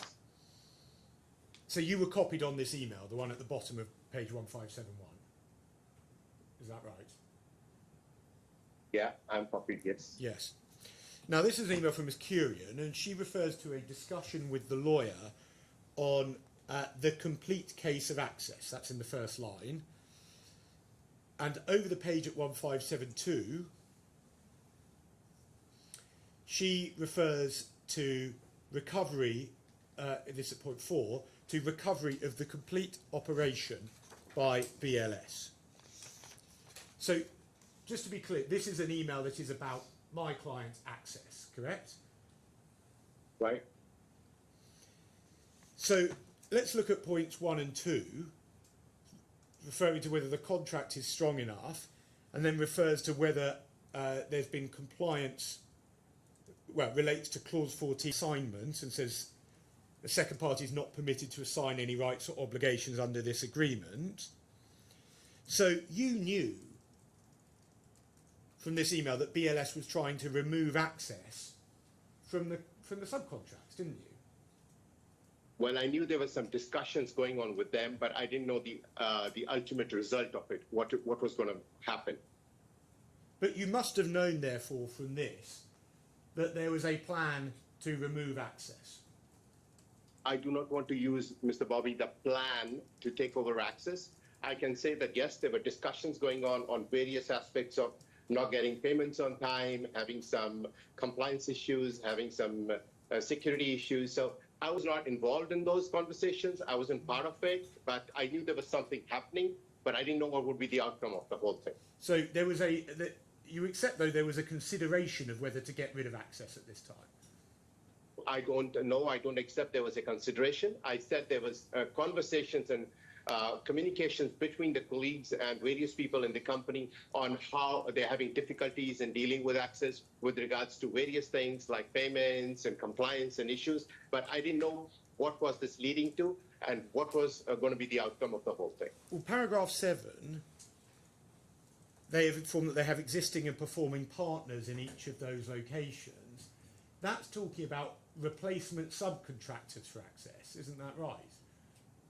I'm sorry, they have informed that they have existing and performing partner each of the locations. I didn't quite understand what they're trying to say. Well, that isn't this email what it's discussing? What you understood it to discuss is that there were potential replacement subcontractors for access in certain of the locations. Possible.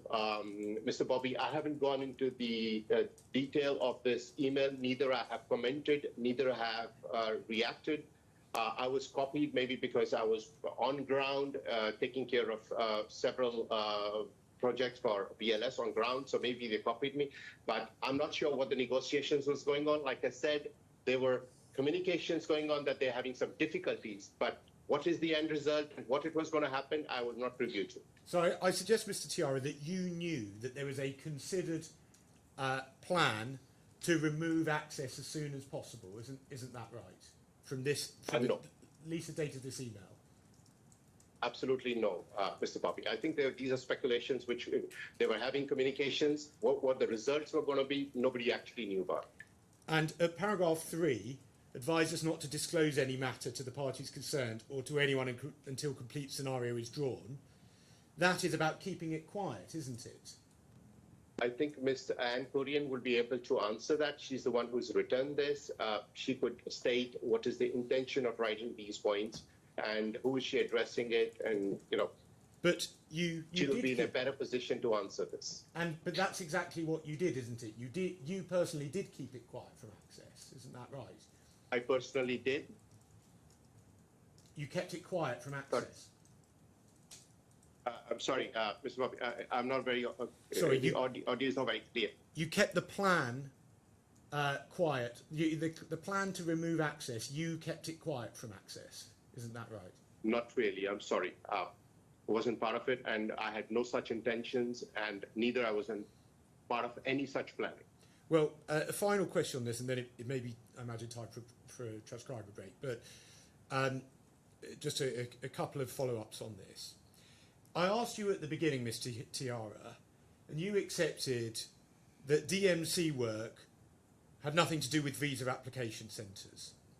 And you accepted that you had nothing to do with my clients for the purposes of a DMC. And you said that the only reason you had to deal with my clients was right at the takeover in late September for the purposes of the handover. That was your evidence. That's correct. So the fact you were included on this email on the 9th of June shows that by this stage there was a concrete plan to replace Access in Saudi, which you were part of. Isn't that right? No, that's not right. Well, what was the possible purpose for you? You say you had no involvement with Access at this time. They had nothing to do with your DMC business.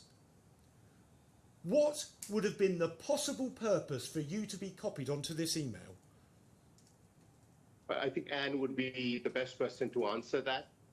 And I haven't replied, I haven't commented, I haven't reacted. None of those reactions you would have seen from my side. Well, you're the person who was copied onto the email.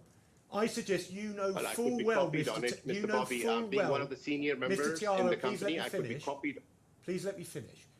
You know full well the reason why you were copied was because you were affecting that plan to remove Access. Isn't that right? That's wrong. And I've it showed. clearly mentioned my intentions were DMC. I was there to set up a DMC. I had seriously met various departments in the government. I was moving forward with my plans till we came to know in late September, early October, that there needs to be a handover of my offices to BLS for running the Spain Visa Center. And it shows, doesn't it, Mr. Tiara, that when you say there was no premeditated plan, that is false evidence that you're giving. Isn't that right? Sorry? That when you say that there was no premeditated plan, that is false evidence from you. Absolutely not. I stand by it because I firmly was focusing on setting up the DMC only. And you and other witnesses from BLS have agreed to tell this false story to the court, haven't you? Have they told the full story to the court? No, sorry, false. Untrue. A You have false agreed story? with them to I tell can't this comment untrue on story. anybody. Mr. Bobby, my statement is very clear and firm that I was there to establish a DMC. I did all possible measures. I had all relevant communication that is required to prove that I was there to set up the destination management company. If that's convenient for the transcribers, that Yes. Are you going to take the rest of the afternoon? yes. Yes. But no longer than that. Oh, I guess it's done. Mr. Tiara, we're going to take Right. a 15-minute break for the moment. So can you... Right, sir. Don't talk about the case, but if you can be back in 15 minutes. Thank you. Yes, Your Honor. All rise.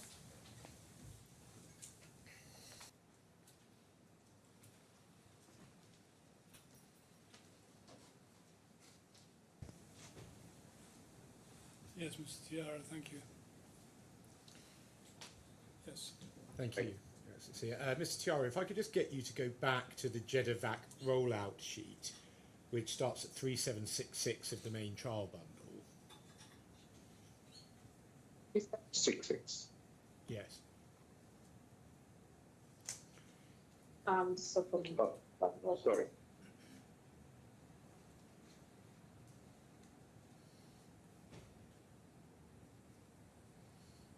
Seven, 6, 6. Just so I've asked you specifically about Is the- it in the trial bundle? Yes.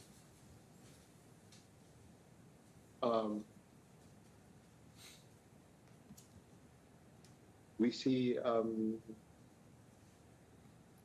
Should say Spain and Saudi JEDIVAC rollout at the top. no.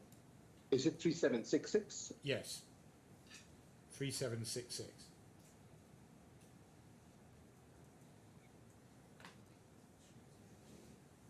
Yeah, okay, got it. Yeah. And I just wanted to ask you about one more entry here, which is over the page at 3767. And in relation to point 30, which is about just over halfway down the page, and the fifth entry there is Spain branding. And again, you are responsible for Spain with that deadline in August. Well, this was, I think, something which IT and Sandeep was taking care of it. Yeah, but I think they've marked me. I wasn't looking into any of this. Well, if you weren't looking into it, why is your name listed as the responsible person along with Sandy? Well, this is, I think, because they have me on a rollout everywhere.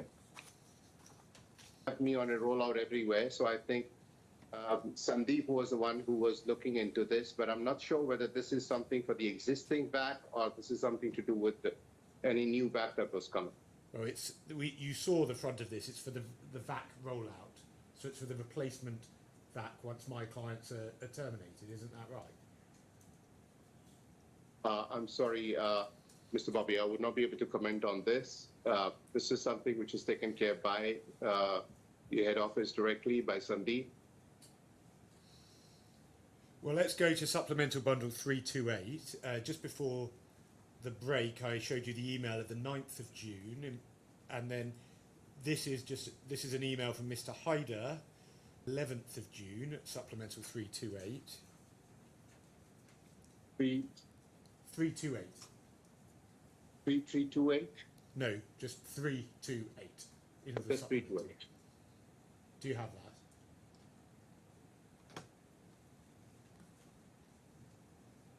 Do you have that? It's an email from Mr. Hyder. Is that in the trial bundle or the supplement? Supplemental. Okay. Yeah. And so 2 days after Ms. Kurian's email that we were discussing before, Mr. Hyder is emailing about establishing a branch in Saudi Arabia, specifically in Jeddah. Isn't that right? That's correct, yeah. So I suggest to you that, again, this is part of the implementation of the replacement of my client. So this is an extension, a branch of our ELC setup that we wanted to have in Jeddah. Now, let's move on from that. It's right, isn't it, that in mid-July you made an application for a point of sale system to be used in Saudi, yes? Absolutely. Yes, that's correct. And we can see this if we go to 364 and the supplemental, and you're going to see a little bar chart that appears, and if you click on the bar chart, that should hopefully open an Excel file for you.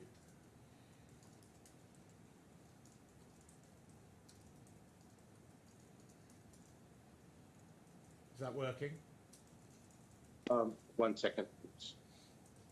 Is that working for Your Excellency? It may be.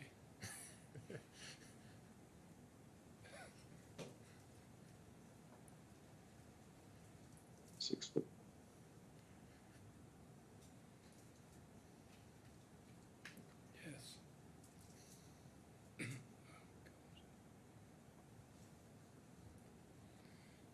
Now it's covered the screen with a sign in to Excel.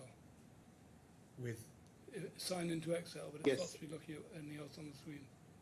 But can you see the file? I can see it's there. But they've got a thing in the front of it saying sign into Excel or create an account. I think it sounds like you might need some assistance. Or I have a product key, which I don't think I do. For me as well, it says the file could not be opened. It's a protected view.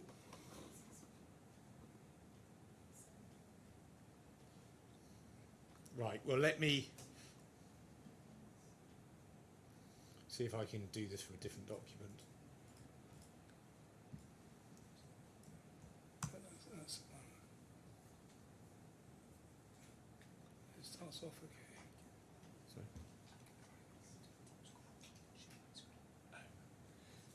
Well, one way is potentially we could log into the Teams call and share a screen so everyone can see it. With that, Go for it.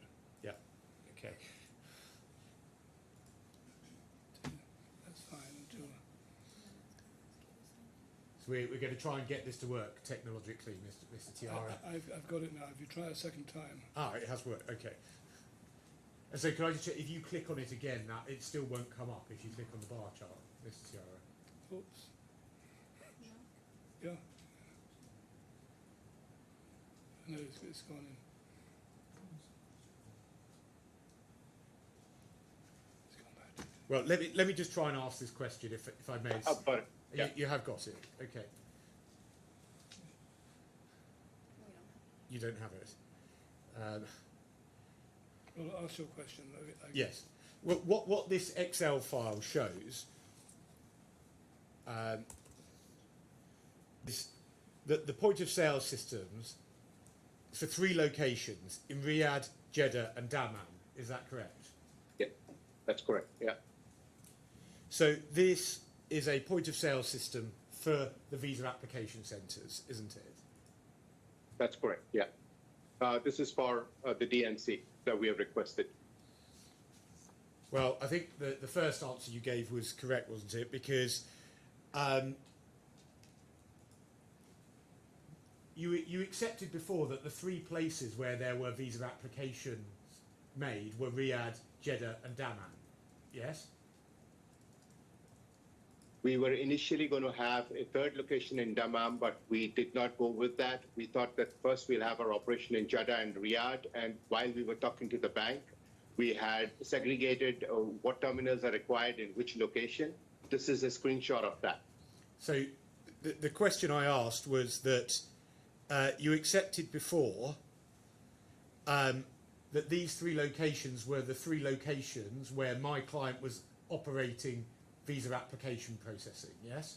Riyadh, Jeddah, and Dammam. No, I said they were operating in Jeddah and Riyadh, and they may be potentially doing business in Dammam as well, which you explained that they were going and doing some daily trips to Dammam and doing some visa applications. But I wasn't aware. I know they would be doing that part of the exercise, but not that I'm aware that they were doing this as a full-fledged exercise. Well, I asked you, and they also undertake visits to Dammam to undertake visa application processing from time to time, and you said, I'm sure they would have.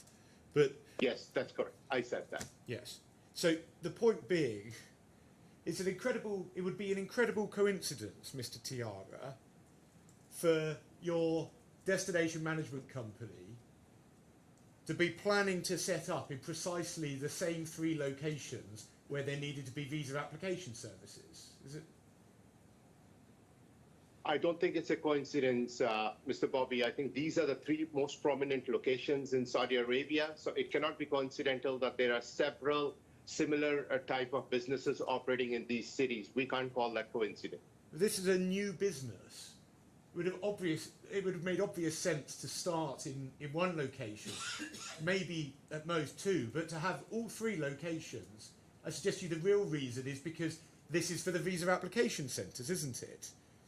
I think in Dammam, as far as I'm aware, like you mentioned, that our Access was going and doing some applications. I don't think they had a center in Dammam. So if our plan was to open 3 locations, that's quite different from what the existing setup is. Well, the existing setup was to take payments in 3 locations, and you're getting point of sale systems to allow payments in 3 locations. So it's the same, isn't it? Our option with the bank that we had discussed was for a location that is going to have an office, that's going to have an address where these terminals are actually going to be used for collecting payments. So if the existing setup is only going in the day and coming in the night, that is not what we were forecasting. We were thinking to have 3 dedicated locations, out of which we went with 2, and this is a screenshot of something that we were discussing with the bank for the terminals that we wanted. Could you try and speak a little bit slower, because the transcribers are having difficulty sometimes. Yes, Your Honor, Thank I will you. do that. Sure. Now, you recall that you said before that your plan in relation to DMCs was to start them in September or October. Is that right? That's correct, Mr. Bobby. Yes, and I asked you about that, but in relation to the license, but I won't go back to that. But I do want to ask you this: if we go to 3501, still in relation to these point of sale systems, 351. 3501 of the main bundle. 0.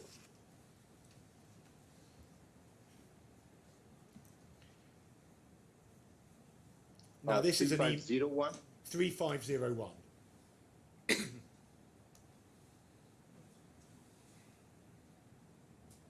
Is that in the supplement or? The main bundle, trial bundle. Uh, Do you have this? It's an email that starts hi Osama. That's correct. Yeah, we just got that from the trial. So this is an email from Mr. Faisal in relation to the point of sale systems, and we can see that below that table he refers to you discussing transaction rates, and then it said, meanwhile you may process the application for POS and get the machines ready, as we have our operations commencing by the first week of August 2023. So that clearly can't have been a reference to the DMC, because there was never any plan to launch in August, was there? No, absolutely, there were plans. I mean, when I say that we were willing to start in September, October, does not mean that we are not ready by August. If you're ready by August, we would definitely have started our plans by August. Come on, Mr. Tiara. I only just asked you that, and you were absolutely clear that it wasn't in August, weren't you? Mr. Bobby, I think I said September, October. I'm not very telling you precisely on a date we planned. The day we came into Saudi Arabia, our plan was to start the DMC operations as soon as possible. Yes, depending on the various licensing, it could be August, it could be September or October. I suggest to you, Mr. Tiara, that by this time in mid-July, you were planning on opening replacement VACs in August, isn't that right? Well, we were planning to open our setup for the DMC in August. Now let's go to page 127 of the supplemental, please.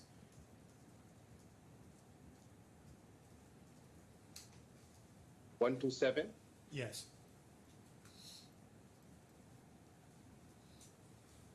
So WhatsApp, do you see that? Yeah. So this is a WhatsApp message that's sent by you to Mr. Varsi. Yeah. And on July the 28th, down that page, you say, "Hi, Khalid, Spain appointment at the earliest." Right. So that was a WhatsApp, wasn't it, about you and Mr. Varsi going to meet the Spanish embassy? Isn't that right? This was, Mr. Bobby, an appointment I was requesting for one of the customers that has approached me, and I asked Khalid Varsi to speak to our office and speak to Anne and get me an appointment, and I think Anne will be able to share the same information. Mr. Varsi contacted Anne, and Anne had coordinated with someone to get us an appointment for one of my customers. That's what I was trying to remind him and ask him if the appointment is already done, or is he giving me any information on that? Well, let's look at, because we can see some of the WhatsApps ahead. There is no context that you give to Mr. Varsi, is there, in this message? I must have spoken to him over on the phone. I asked him for a particular appointment to be done for a person, and he said that it'll be taken care. That's what he replied, saying, okay, he will work on it. And he called me back and confirmed me that the appointment was done. I suggest to you, Mr. Tiara, that that is fundamentally untrue. What this is referring to is an appointment for the two of you to meet at the Spanish embassy to discuss the rollout in relation to Spain. Isn't that right? I'm sorry, Mr. Bobby. Even if you are saying that we were going to meet at the Spanish embassy, in none of my meetings at the Spanish embassy, I have ever mentioned anything regarding the VAC. I have met them several times, but there was never even a single meeting which I had mentioned or we had discussed anything regarding the Spain VAC. So you were meeting at the Spanish embassy to talk about taking tourists from India on a tour into the deserts. Is that your evidence? No, I have gone only twice to the Spanish embassy. One was with Miss Anne. She was saying about the issues that they were having and some new systems that they were launching along with our partner in Saudi Arabia. That was one meeting. And the second meeting I had gone with Khalid Warsi was to introduce Warsi, saying that he was the person who is being hired as a country manager. Beside the relation and communications they have with our existing partner, Mr. Warsi would be one point of contact for BLS in Saudi Arabia as a country manager. But we never discussed any taking over of VAC. We never discussed anything. Neither the embassy was keen on understanding what we are doing and whether we are applying any licenses or any destination management services. Yet there's not a single email, is there, showing Mr. Varsi in the period prior to the termination dealing with the Spanish embassy, is there? I think both the meetings was aligned by Miss Anne in coordination with our partner in Saudi Arabia. And once again, in relation to this WhatsApp, you haven't given us the context of the messages that follow, have you? Mr. Bobby, there is no further messages that are relevant to this subject. This was only asking for an appointment for a person we knew who had asked for some help, and we asked Anne to coordinate with our partner in Saudi Arabia to get him an appointment in the BLS office. Well, everything that you and Mr. Varsi were discussing in a work context is relevant, isn't it? Throughout this period. I'm sorry, it's not very clear. Sorry? Sorry, I'm saying that everything that you and Mr. Varsi discussed in a work context is relevant, isn't it, in this period? Not necessarily. I'm sorry, Mr. Bobby. All the communications I had with him and the WhatsApp messages that I have shared are only relevant to the destination management services. So you have WhatsApps about non-destination management work that you haven't provided to us? Well, there is one screenshot that he asked me when they asked me to provide communication. Whichever keywords I was getting, I was taking screenshots and sharing that with our lawyer. So I suggest to you, Mr. Tiara, that this is part of a concerted effort by BLS to deny us proper production of documents. Do you accept that? I don't accept that. Well, let's go to your witness statement at the main bundle 1047, please.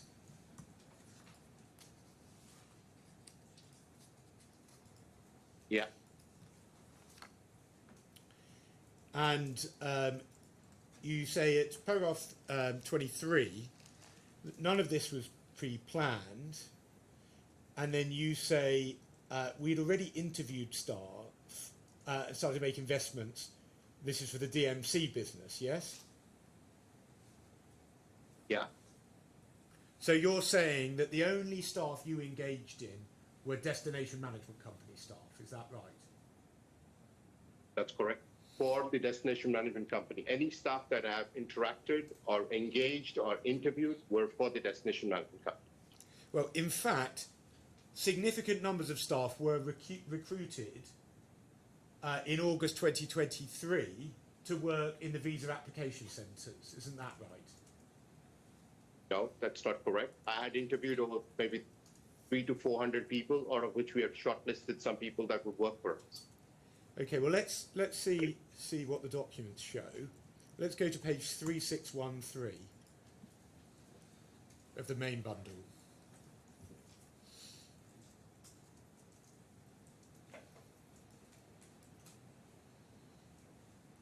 Do you see this is the agreement relating to Mr. Yassin? Yeah. And we can see that she's, in the first big paragraph, she's going to be a customer service executive, yes? Yeah. And the appointment shall take effect from the 15th of August. You see that? Right. Right. And then let's look at her job responsibilities. Appointment slotting for prospective customers. Understand the applicant requirement. Documentation. Then data quality of application information submission. Biometrics, fingerprint scanning. Segregation of application as per service. Selling value added services. So once again, it's quite clear that she's been employed to work at a visa application centre, hasn't she? Well, I differ with that because these are the services that even a travel agency offers, Mr. Bob. Come on, Mr. Tiara. If she's being employed to sell tours or to take someone out to the desert, why is there a requirement for selling value-added services or for biometrics and fingerprint scanning? I think that is one activity that you're talking about, a destination management company, but all the travel agents in Saudi Arabia, which is, I'm sure our partner knows about it, they're all doing exactly the services that are outlined here. Well, let's look over the page then at 3614. Now, under the box at the top with her salary in it, said you're required to submit the police clearance certificate upon its expiry, which is every 3 months of the issuance of this certificate. This is a mandatory document from the concerned mission. So once again, it's absolutely clear that she is being engaged to work in the visa application centre, isn't it right? Mr. Bobby, across all the countries, we require police clearance certificates of all the staff that we recruit on board, company recruits on board. What is, in relation to a destination management company, the concerned mission? Sorry, how did they? Well, her contract refers to the concerned mission. If you're saying that relates to a destination management company, what are you saying that means? What were we saying? You see that the contract includes the words referring to the concerned mission, i.e. the mission in question. Right. So I've just explained to you that the similar services are offered by a travel agency, by all travel agencies across Saudi Arabia. But that's got nothing to do with a diplomatic mission, has it? All travel agencies help people with scanning of verification of documents, collecting documents, form filling, making appointments for them. So that's one of the services that we would also be offering at our company. No, because what this is saying is that there's a mandatory requirement for her to work that she has a police clearance certificate. And that's one So, mission like I just requirement. explained to you, that anybody we take on board, we take their police clearance in any of our offices. Mr. Tiara, come on, this is your evidence is just completely false, isn't it? Mr. Bobby, this is my evidence. So Well, maybe you agree, you disagree, but this is a requirement from our HR team. Whenever we take people on board, we their police clearance certificates. Well, let's go to page 3617. And this is Fahad Saad. And the point is, we can see here the job responsibilities are the same for Ms. Yassin. And over the page at 3618, there's the same wording in relation to the concerned mission. So I would say it's another example of someone being recruited to work for a VAC. Mr. Bobby, I will reiterate the same thing again. Whether you see 10 contracts, we'll have a standard contract given to all of them for the services that we were going to offer at the agency. Okay, well, let's look at page 3621.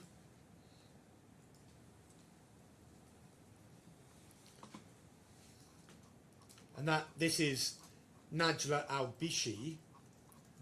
Is your answer in respect of Najla Al-Bishi the same as you've just given for the other two?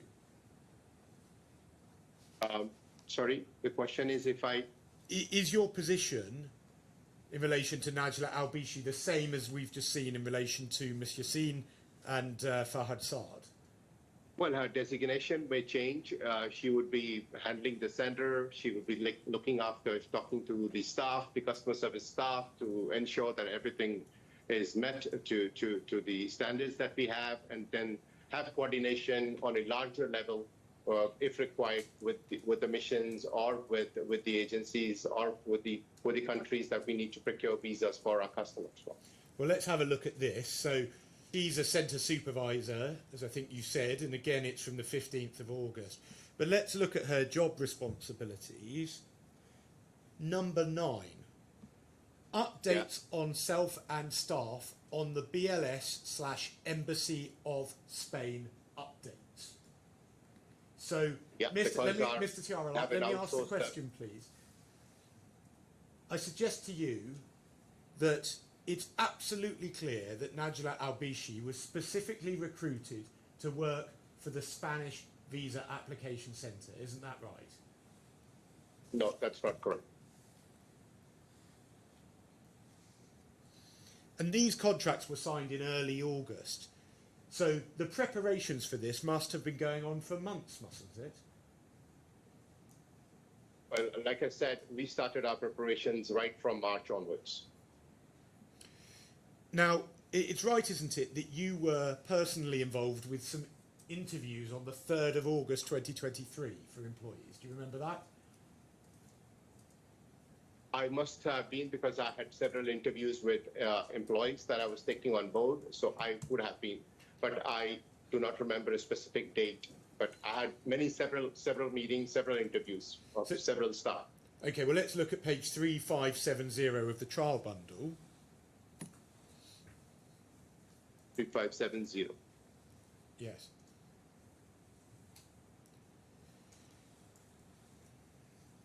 Yeah. And so this is subject interview of candidates Riyadh 3rd of August 23, and you are copied to this email. Right. So I just want to show you number 15 is Mohammed Ziruddin. Do you see that? Right. Right.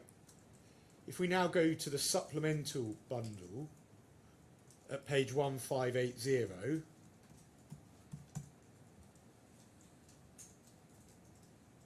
One 5-8. 80. 5-8. This is a list of employees. Do you see that? Right. Yeah. Number 4, we again have Mohammed Zamiruddin. Put the other way around there. Right. Zamiruddin Mohammed. So he's been employed after his interview on the 3rd of August. That's right, isn't it? Right. And he's been employed, you can see from the department, in the Spain operations. Do you see that? Right. So once again, it's obvious that contrary to the evidence you gave before, in fact, there are concerted efforts ongoing from you and others to set up a competing VAC in August. Isn't that right? No, I don't think this is correct, because we have had several meetings, and then we were asked to take over the operations end of September. We had to deploy people that we thought were suitable for running the Spain operations. Now, let me move on to ask you about Aramex. They're a courier company, is that right? Yeah. And couriering is an important part of running a VAC, because you have to send people their passports and their visas back. Is that right? Right. Let's go to 129 of the supplemental bundle. It's another message with Mr. Varsi. And this is on the 15th of August. Right. Do you see that? Yes. Yes. And near the bottom of that page, Mr. Varsi says to you, just finishing from Aramex. Right. So I suggest to you that what is happening here is that Mr. Varsi is putting in place the arrangements for the courier that will be used at the Visa Application Centre. Isn't that what's going on? That could be an observation. That could be something that we can think that it may be, but not necessarily. This does not prove that he was there only having a meeting for the Visa Center. There could be another meeting. There could be a general meeting. There could be a meeting to introduce him as the country manager. It could be anything. I think the content of this meeting is not specified in this message. Well, you must know, because you were part of this WhatsApp chain. So I'm To my suggesting knowledge, that's no, what he actually was not happened. there. To my knowledge, no, he wasn't there for this meeting and discussing back, and that's to my knowledge. Well, what was it? Why on earth was he meeting them then? Why would he meet Aramex? Yes. What do you say? I mean, this is you're part of this. What do you say? He's informing me. He's informing me that I'm finishing my Aramex meeting. That's what he's informing me. So are you saying you don't know what he was doing?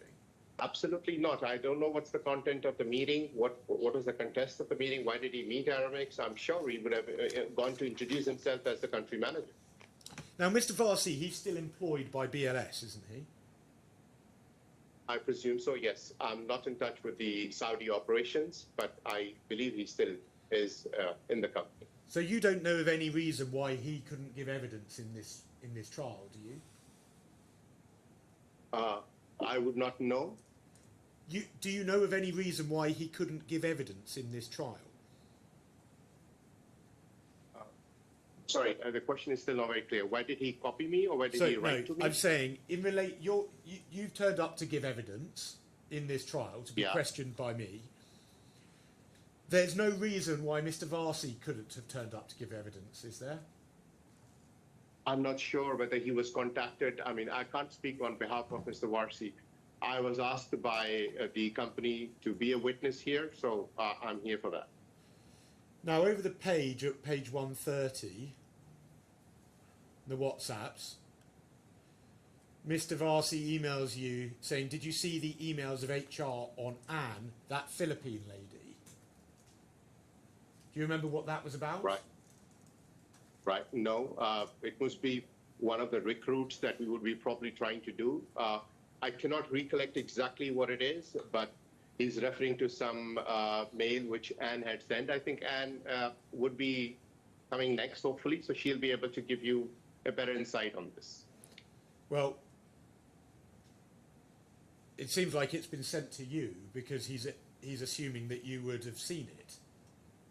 No, he says, did you see the emails of HR on Anne?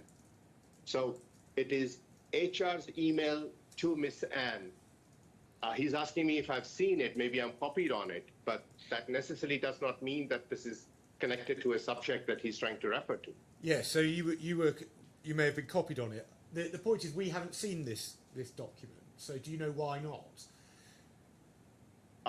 I'm not sure. I don't recollect this, but this is something where I would have been copied, but not that I really remember right now. But this is concerning one of the recruits, maybe, or maybe something to do with something that the HR must have addressed to one of our staffs on their behavior. I have no idea what's the contents of this particular thing, but he's trying to ask me if I have seen that mail, and I haven't replied to him on that.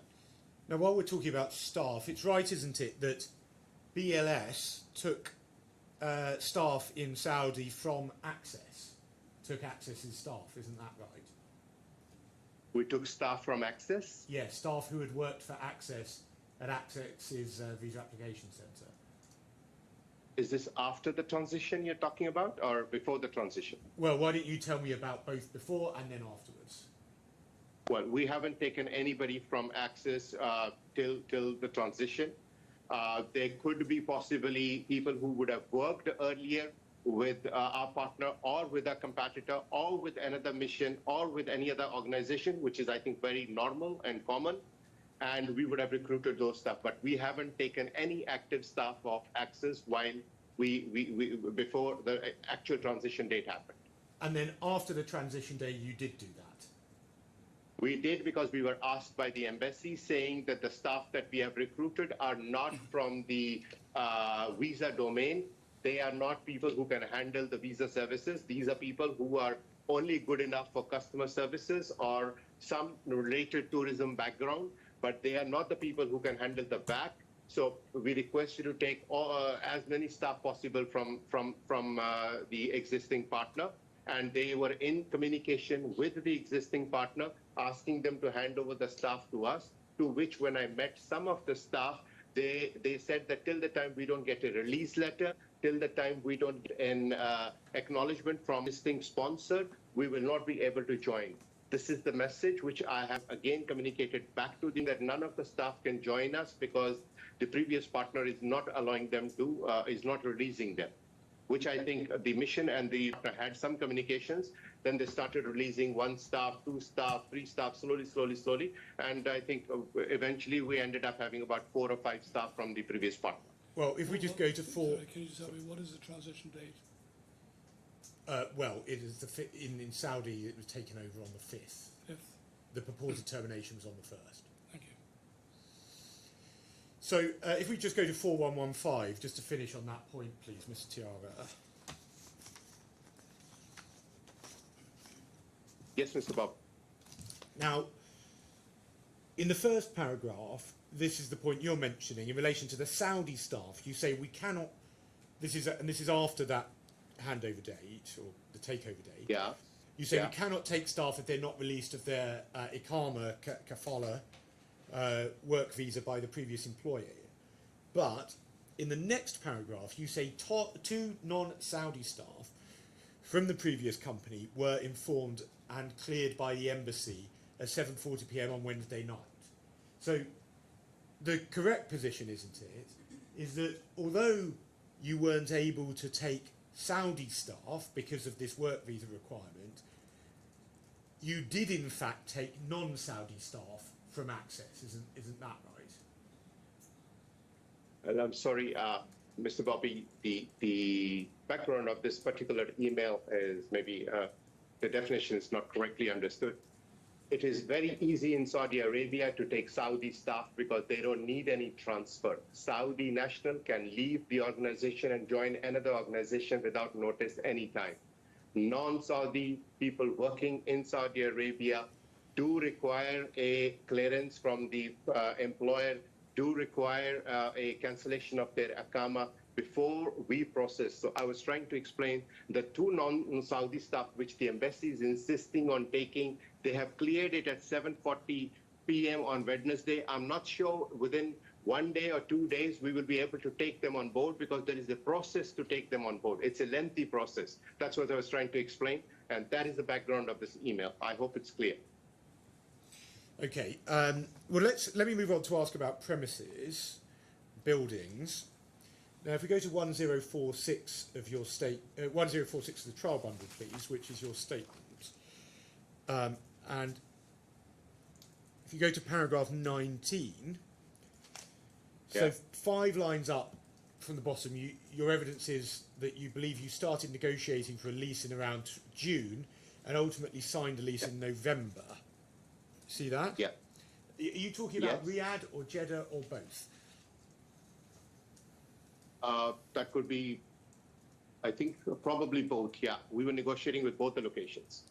Now, it's right, isn't it, that the two locations, the two premises that you leased, one in Riyadh and one in Jeddah, those both eventually opened as visa application centres?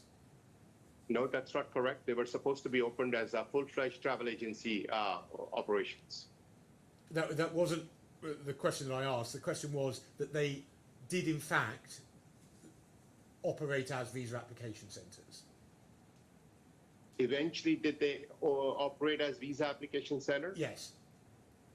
Eventually, yes, they did. After the transition, they operated as visa centers. And they didn't, in And fact... if I may add here, Mr. Bobby, course, one yes. second. Because this was not accepted by the mission asked us to change because according to the mission, this was not a visa center. This was a regular standard travel agency office. They asked us to move out of that office and set up a new office, which is currently the new office for the BLS Spain PAC Center, because they had rejected our office in Riyadh, saying that this does not meet the criteria and specifications of a proper visa center. So where is it now, then, in Riyadh? It is at a new location, which has been approved by the mission. So what's that address? Do you know? The new address, I'm sorry, I'm not very familiar with that, but are you saying it's different to the Al Rashid Centre, the Al Rashid address? It was at the Al Rashid Center previously. Right. Now, the point is neither of these two premises ever, in fact, operated as a destination management company, did they? They never opened. It is very obvious, Mr. Bobby, when the takeover happened and we had to surrender the offices for the Spanish VAT, we did not operate a DMC business out of these premises. Now, in your second statement, at paragraph 10, which is at page 1115, 1115. Essentially, you're referring. Yeah. You may just remember this in any event. You're referring to some photographs that were taken of the premises, Right. and what you say here is that the shop front of the Jeddah office clearly stated that we were undertaking travel and tourism. Anybody could see Right. that. If we go to the photo at page 3876.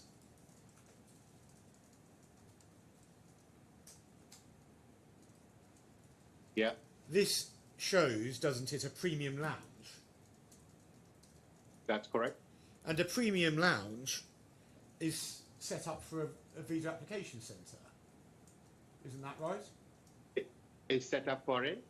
Well, a premium lounge is part of what you need to operate a visa application centre. Yeah, let me so the quote that you were referring in the previous point, that was the photograph of the Jeddah office, which it says travel and tourism, to which I said that clearly it can be read. Now, this is the second photograph that you're showing me of the Riyadh office, where we had a BLS International Services, which was supposed to be offering premium services for some of our high-end customers. Well, okay, we can look at the photograph you're referring to at 3872. 387. I'm not sure this much matters. You've accepted that it never opened as a DMC. The reference to Travel and Tourism Code, that's just the name of the company, isn't it?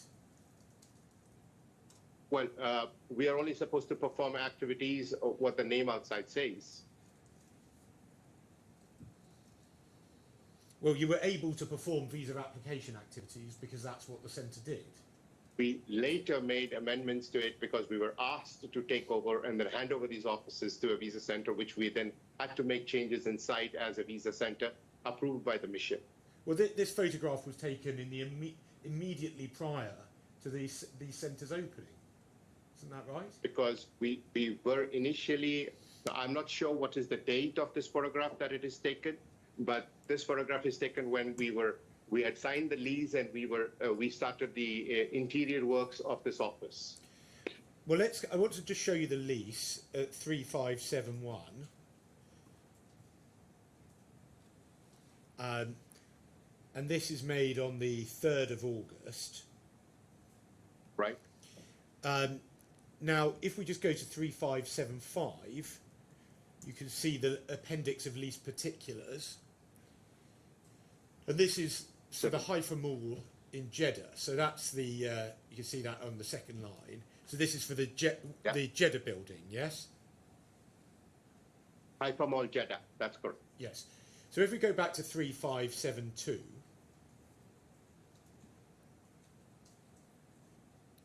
yeah. At point 2, near the bottom of the page, it says this: the lessee acknowledges and undertakes to open the leased premises and commence the contractual activity within a period not exceeding the opening date. And then it says the lessee further undertakes to maintain continuous operation of the leased premises throughout the entire term. Now, when you accept that this building then opened as a visa application centre, but you never went to the landlord and said, we're changing our contractual activity, did you? You're talking about post-transition? At any time, so this was signed on the 3rd of August. Why would we go back to them and tell them that we are not going to be performing travel and tourism destination services out of this? Why should we go back to them? Well, for the reason that I just showed you, Mr. Tiara, because it was a term of the lease that you had to undertake the contractual activity there. So if you wanted to undertake a different business in that building, you needed to tell them, didn't you? We had informed them that we will be doing travel and tourism services. They accepted it and they never questioned thereafter any time. You're saying that you completely changed the nature of what you were going to do with the building. So we had mentioned to them day one when we were signing and negotiating with them that this is going to be a travel and tourism services office. And this was clearly informed to them, and this is what was mentioned in the tenancy agreement that we have signed. Yeah, so if that's the basis on which you agreed the tenancy agreement, you say, in which case, when eventually, on your case, you changed the position and did something else there, you would have had to tell the landlord, wouldn't you? We did inform them after the transition was happened that these offices cannot be running as travel and tourism. We'll have to run it as a VAC, as a center that will process Spanish applications, because this is what is required right now. And that was notified to our landlord. Well, where is the document showing that, Mr. Tiara? That was notified. I mean, we met the landlord several times, and while they were asking us when is the opening date, and we told them that there's been some discussions on, this is the late September, when we were having the discussions going on with our partner, and that's when we told them that we may have to change activities on this site. Well, I suggest correct a document showing that, and we haven't received one, have we? No. I don't think we had anything in writing with the landlord, but we did inform them that this is what the scenario is, and we shall inform them as soon as the date is finalized. And I'm sure there would be a document that we have given them the opening date. Now, for Riyadh, the lease was agreed on the 16th of August. Do you accept that? Yeah. So we can see that 4097. 41? 4097 of the main bundle. 97. Do you see it? It's got some green in it. Right.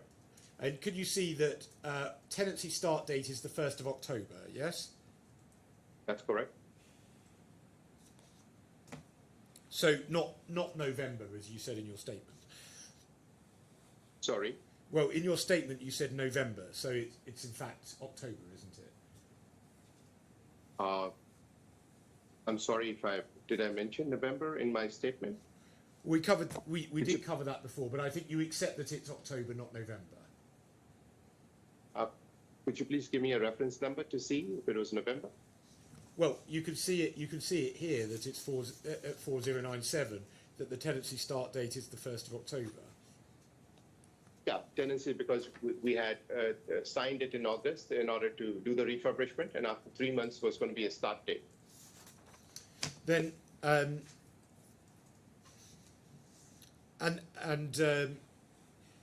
in relation to these premises, they were.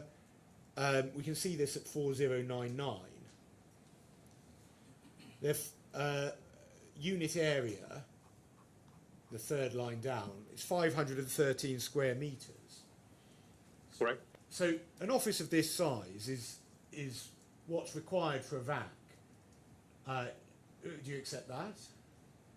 I don't know about whether it is required for a VAC, but I think office of this nature, we have several offices of this size across the globe that are handling our destination services for the company. I suggest that an office as large as this, just to sell tours, would be completely disproportionate, wouldn't it?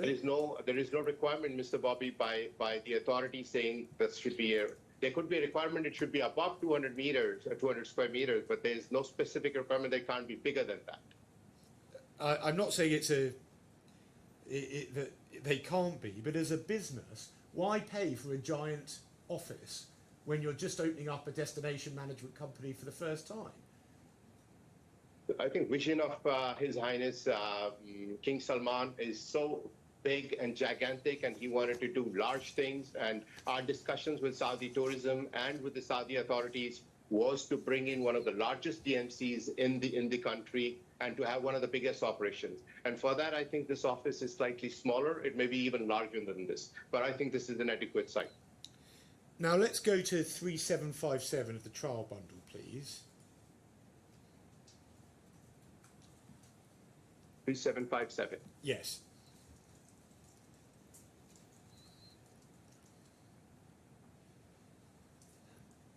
And this is a letter of the 21st of August sent by BLS in India to its shareholders. Do you see that? Yeah, I can see it on the screen. Yeah. And it would be important for this letter to be accurate, given it's a formal stock exchange letter to shareholders. Do you accept that? I'm not sure. I think so what's the question? I'm saying it would be important for a formal stock exchange letter notification of this sort to be accurate. Do you accept that? I mean, this is an announcement made by our head office, and so are you asking if I'm aware, or are you asking the relevance of this? Well, I'm just simply saying to you, one would expect this to be an accurate document. Would you accept that? I still can't get the question. Sorry. Okay, What would well, I expect? let me move on. If we go to 3758,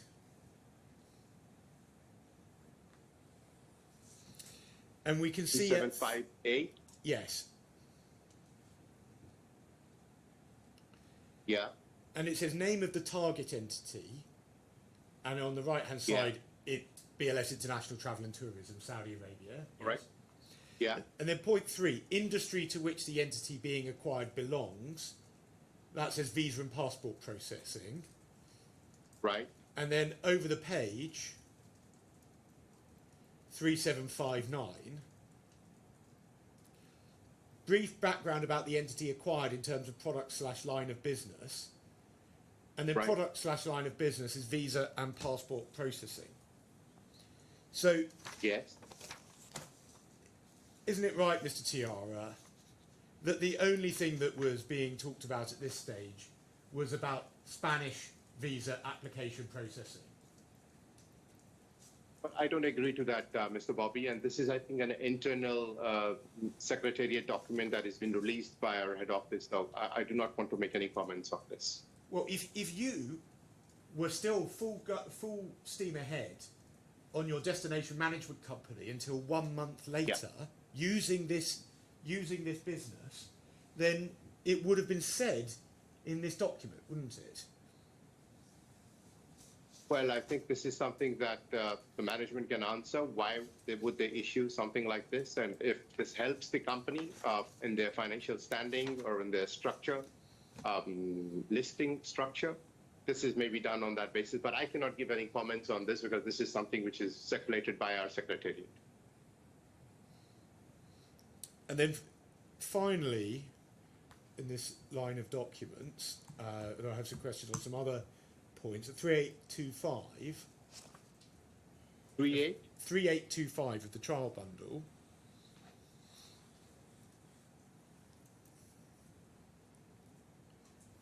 we can see that, and in fairness to you, you say it was from mid-September. We can see just from the previous page at the very bottom that on the 18th of September an email is sent to you, amongst some others, providing a draft transition plan targeting the 28th of September 2023.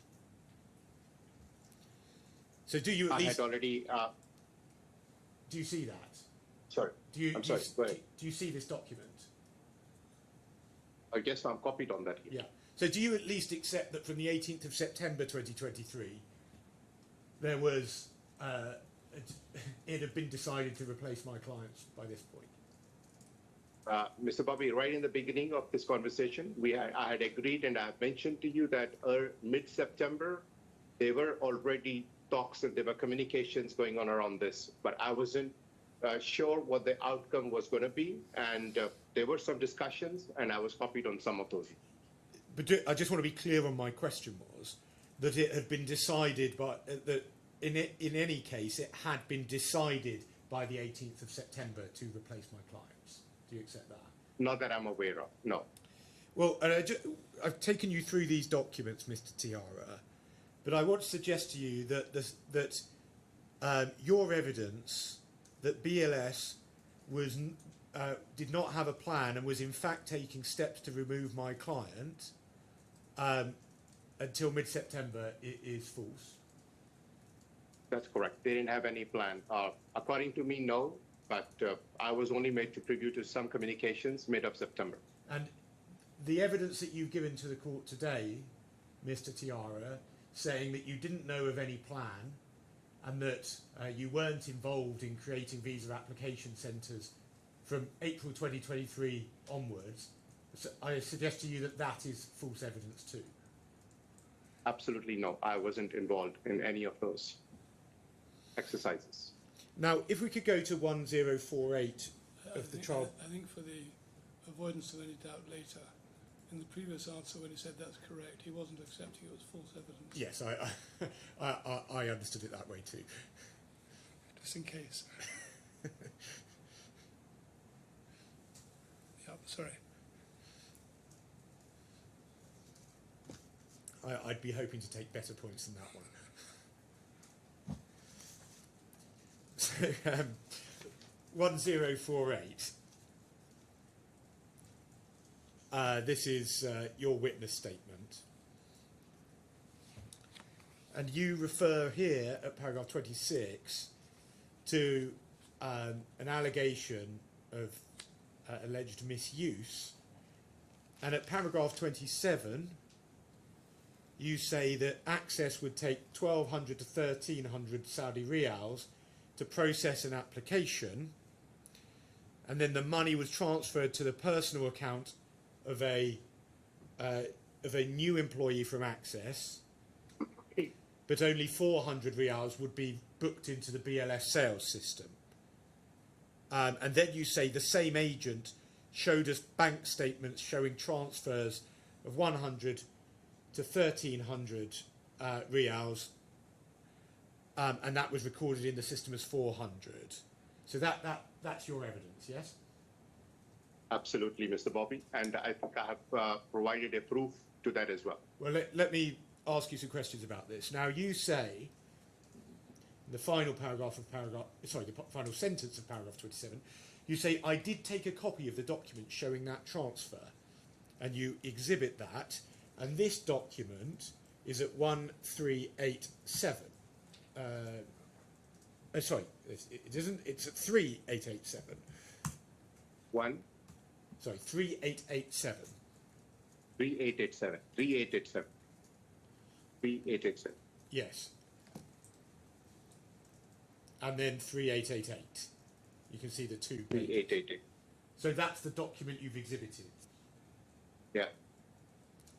So my question is this. You can see we have, this is the original PDF of the document, yes?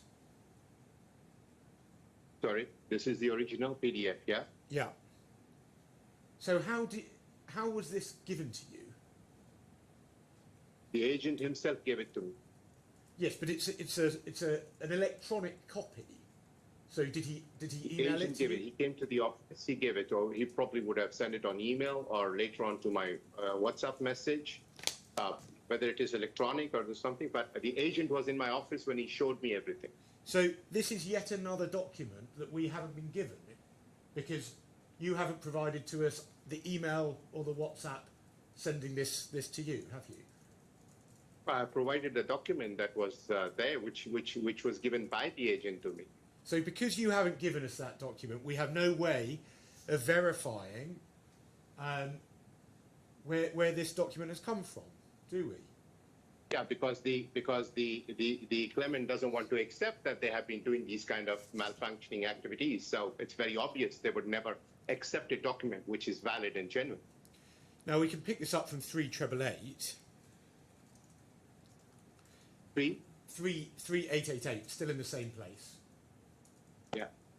Now you say the evidence you've just given is that the money was paid to an Access employee.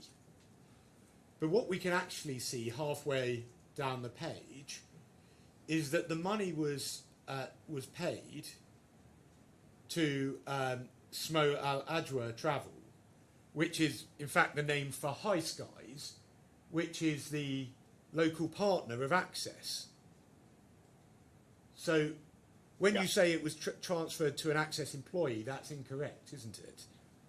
Well, it was transferred to an employee, whether to a company that was named by our partner, it is irrelevant. As long as the money does not match what is being received and what is showing in the system, we believe there's a discrepancy in that. Well, it does matter because you're trying to suggest that there's an employee who's taking money, siphoning it off, whereas actually it's going directly into the main account where you would expect all the money to go, isn't it? This was never made preview to us. Our partner never mentioned Access that they were going to take money into this particular account. Where is it that they have notified us? They never notified. There can be any account that they can give up an ABC company, and then we presume that that is one of the accounts that they are managing. Well, it is not possible for us to. Mr. Tiara, I'm going to ask one of the other witnesses about High Skies, but that's fine. I mean, I don't accept that you didn't know about it, but the simple point is, because you didn't know, because you say you didn't know this was High Skies, you've just misunderstood what's going on, haven't you? I think Mr. Bobby is very clear. There's an X amount which has been collected from one of our customers, or one of the customers for visa services, and that money which is being whether credited to a personal account, manager's account, or one of the companies named by our partner is irrelevant. The main purpose here is that it doesn't match. The numbers don't match. They're collecting more money and showing less money. What would that? We would think that there is some kind of a siphoning of funds because they are not showing the real thing.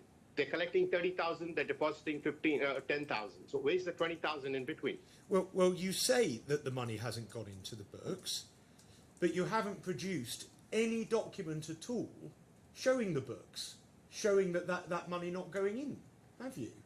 I think our finance did share saying that the back office system showed only 400 and not 1,300. Well, all you've provided is a document showing that a bank transfer was made. That doesn't show anything at all, does it? But I think our finance will be able to show a document which says the back end was showing only 400.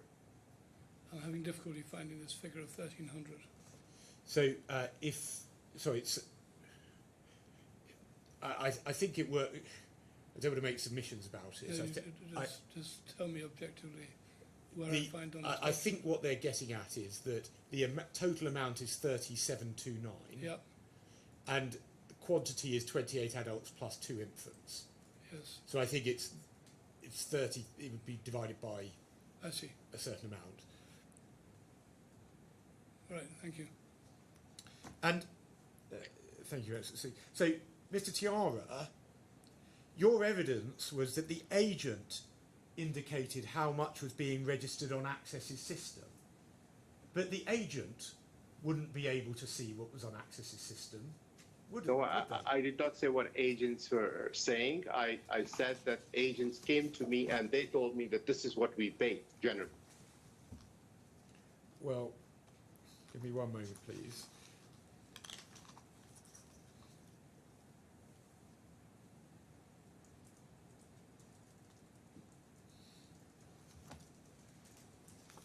Now,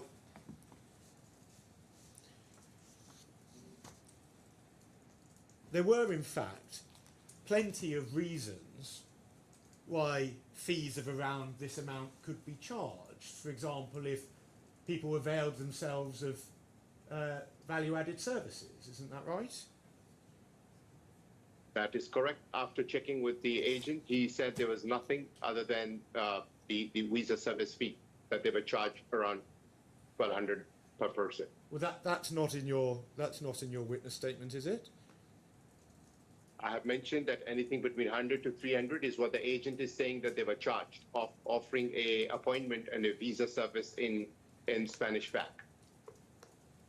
So this is just something else you're making up on the fly to try and bolster the position, isn't it? Sorry? This is something else you're making up as you go along to try and bolster the position. Isn't that right? That's your statement, Mr. Bobby. I have mentioned whatever is in my witness statement, and whatever is true is what I'm narrating right now. And then at paragraph 28, you reference, this is back at page 1048 of your statement. 1048? Yeah. Yeah.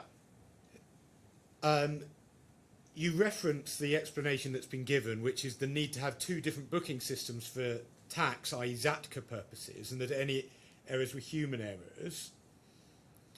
And then at paragraph 29, you say that you couldn't investigate the extent of the problem. It says in the 3rd line up. So, put simply, this is something that you just haven't got to the bottom of in any way, have you? That's what everyone says. When you catch a person, then he will say he'll make up anything to cover it up. I don't think you answered the question. The question is that you haven't been able to get to the bottom of it, have you? I haven't after the transition was done. No, we were not having any access to the systems to verify this. But this is an agent who came and mentioned this in my office, and hence I had presented it into my witness statement. And then at paragraph 30, you say you're quite sure from my discussions with BLS's management that they would have insisted on corrective measures. So, as you know, I don't accept your evidence generally, but I think your point here is that Access could have been asked to put this right. Isn't that correct?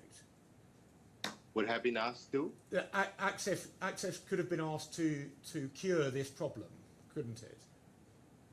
Well, no, I don't think that's what I'm trying to say. I'm trying to say that if they would have not been manipulating the systems, and they would have been a good partner, and they would have been paying their dues on time, and they would have been in alignment with all the security compliances, the management of BLS would have not taken these steps of taking over the offices and running the Spanish back by themselves.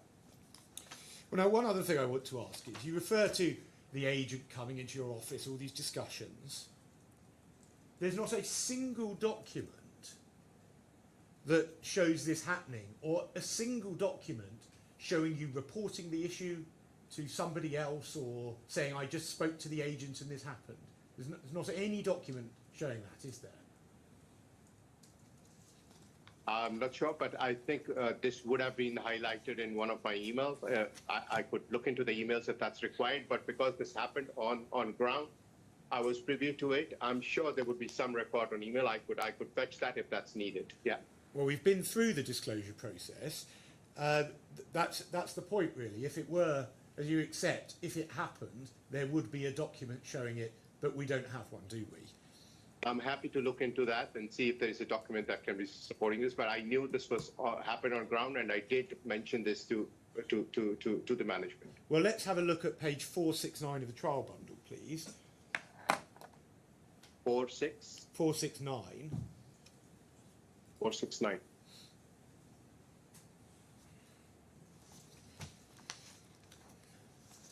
And this is request 24 that we made asking for documents. And this was in relation to this specific issue. And what BLS says, and this is in the red column, is that BLS has already, sorry, this is going over into page 470, BLS has already disclosed all relevant documents within its possession, custody or control that relate to this issue.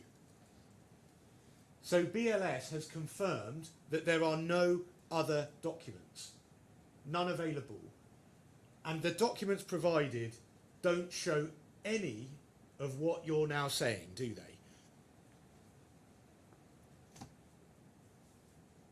Mr. Bobby, as this happened with me, and I have presented the document that was available with me, I am sure there would be an email. If that was not found, we could try another effort to find that, but I think there would be something in return from this particular agent who came to my office and disclosed and presented all these documents. And Mr. Tiaria, I say to you that this allegation is something else that you have been asked to put forward by BLS, even though you know it's not true. Isn't that right? I don't think that is correct. This is your take, Mr. Bobby. I stand with firmly on what happened, and I met the agent in my office, and he gave these documents to me in person. Now, I want to ask about your WhatsApps. We've already looked at these, some of these, and as you explained earlier, you searched them yourself and gave them to BLS to hand over to my client, yes? Yeah. And then BLS asked you to hand over the WhatsApp chats to Emirates Legal, and you refused. That's correct. Now, if your evidence is correct, today. What reason do you have to be worried about handing over your WhatsApps? Mr. Poppy, I think WhatsApp is a very personal communication that we all have, and I don't think it is right to share my WhatsApp. It has my family conversations, and I do not want to get into details of how many, what siblings I have, how many kids I have. I don't think that is relevant to this case, and I do not want to discuss my children on this case. I have a lot of communications with my children. Sometimes they're sad, sometimes they're happy, sometimes they're sentimental. I don't think I would want anybody to preview any of my personal family data or information to anyone. But you know, don't you, that we, on this side, wouldn't receive any of those types of messages, would we? We'd only get messages relevant to the dispute. I don't think that is something that I can trust anyone and hand over this particular data. I would request you to please respect somebody's privacy and do not bring this subject, because I do not want to comment on this. Neither I want to share any of my personal information with anyone. May it be your lawyer, our lawyer, or whoever it would be. I would not make anybody privy to personal data on my phone. Well, what's happened is, I've given you some examples as we go along, you've given us WhatsApps and then cut off relevant messages, so we can't test your account of those messages. That's what Mr. Bobby, whatever was relevant to the subject, I have taken, and I think I have clarified to the best of my knowledge, and I find that every answer of mine was very genuine and accurate and to the truth. Beside that, if there is more information that you're seeking out of the WhatsApp, you could please give me some more keywords to research. I've even sent screenshots of some of the keywords that you have asked us to search. There were no search available, and I've sent screenshots of those messages also. But if there are any other words that you have that you want me to go through, I would be happy to do it on my own and take a screenshot and send it and present it to the court. Well, you've come to give evidence to try and help BLS, haven't you? Sorry? You're giving evidence to try to help BLS. Isn't that right? Am I giving evidence? You are. The reason you're giving evidence is to try to help BLS. Do you accept that? Trying to help BLS. Yes. Well, I'm doing what I have to do as part of my commitment to BLS, and I believe in that. I don't think whether this is helping BLS or this is helping somebody else. I don't. Whatever is in my true knowledge is something that I'm presenting to the court. And I suggest that if you thought your WhatsApps would be helpful, you would have handed them over, wouldn't you? I think I made it very clear, Mr. Bobby, that I would not hand over my device to anybody. Even if BLS is asking for it, I will not be able to give my WhatsApp to BLS employees or even to the management of BLS. Now, I just finally want to ask about some points following the takeover. Now, it's right, isn't it, that Access itself took over the operations in Saudi rather than employing a subcontractor?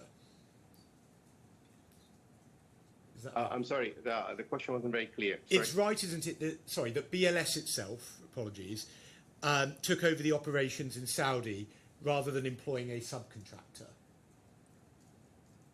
Well, whatever eventually happened out of the discussions between the partners and the result, we are all aware that BLS is running these centers themselves. I don't know whether they had enough time to negotiate and find another subcontractor and find a ready office or find a ready license. Everything takes time in Saudi Arabia, so I think the decision that they took is in the best interest of the company.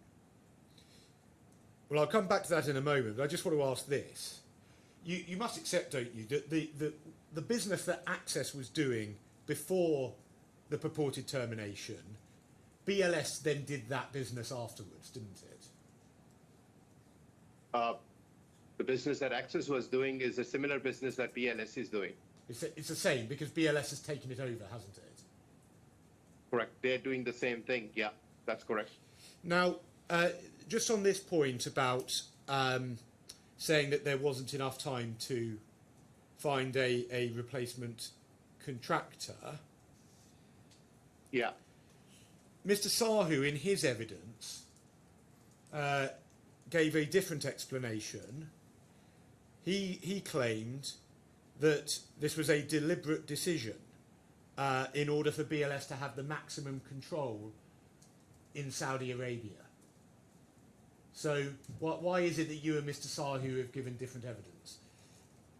I believe Mr. Sahu is running this business and he's the one who's looking after this business. He will have a better answer to this. I was just giving you my view of the situation because I wasn't involved at all in any negotiations, in any financial dialogues with our partner or with anybody. All I knew was that I think it would have been good if our partner wouldn't have ended, we wouldn't have ended up with our partner in such a manner. It would have been nice for both the organizations, but because of certain actions of theirs, this is a step that BLS has taken, and maybe they couldn't find a subcontractor due to the duration of time or to get the licenses in place. So maybe a decision that they took of the existing structure to change it to a Spanish back. Well, the reason is, isn't it, that in fact it had been planned all along, back from April, that that BLS was always going to take over because it wanted the subcontract for itself. Well, Mr. Bobby, you can put it that way because that's you're on the Clement side and you have the right to say what your client wants you to say. But for us, it's very clear. Our interests were there to set up a DMC, and if that did not work because of the issues between both the companies, and the end result was that BLS running these services by themselves. And you've responded in your statement, I'm not going to go through it individually, to paragraph 39 of Mr. Kamuni's statement, where he sets out various conversations where he says he was tipped off. And what you say in response to that, essentially, is that there was no such plan to replace my client. And again, just to reiterate, I suggest to you that, in fact, you did know there was a plan to replace my client. There was no such plans. We didn't have any such plans of converting these centers into a Spanish bank. And you claim in your statement that there is limited scope to return to subcontracting. But the truth Sorry, is, Dever? you say that there is limited scope to return to subcontracting once you do it yourself. But well, I thought that from the time then when we were told to take over the operation, let's say, I think within those days, I believe with my experience, it'll be quite difficult to streamline or to shortlist a subcontractor to handle the size of business that KSA has. But with BLS having taken it over in early October, it would have been perfectly possible for BLS to go back to a subcontracting model after that. I believe so, yeah. Once they have started running their own operation, and they had difficulties in the beginning with regards to the staff, the training, and the location, because the mission did not approve the location. They thought that this was not suitable location. They had to change the location. Sorry. They had to change the location, and maybe I think after a few months, they're okay. So after a few months, they could have gone back to a subcontractor, you say? Well, if they wish to, if they're having problems and if they see that they're not able to run the operations by themselves, yes, they could probably look at an option of subcontracting. Yeah, and the reason that they haven't gone back to subcontracting is because, in fact, BLS just wants to run it for itself. Well, if they're doing well, and I think if the operations is doing fine, I don't see any reason for them to go back to a subcontractor. And particularly also because KSA is no more a country that used to be before. They have opened, there's a lot of resources available. The governments are quite supportive, and I think maybe they're doing pretty well on ground right now.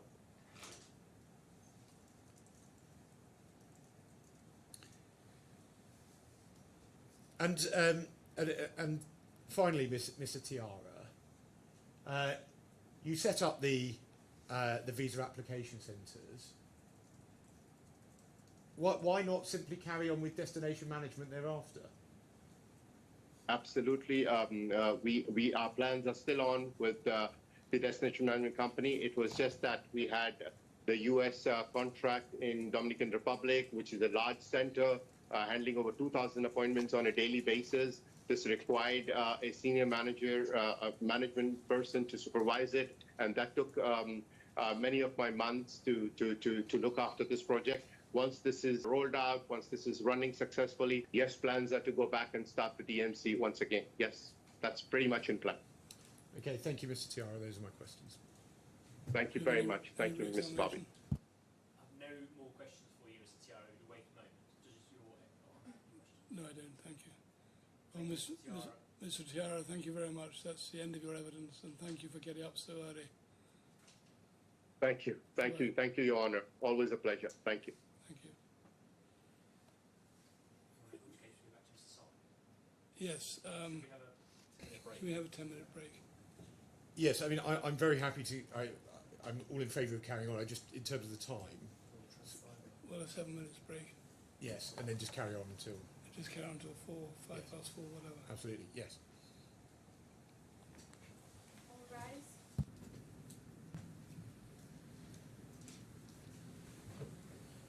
Good afternoon, Mr. Sahu. Nice to see you again. Good afternoon, Your Excellency. You're still under affirmation to tell the truth. Absolutely. Thank you. Yes. Mr. Sahu, as you recall, I've been asking you about your WhatsApps. Could I show you... Could you put your microphone on, please? Thank you, sorry about that. If we go to page 2215 of the mental bundle, please.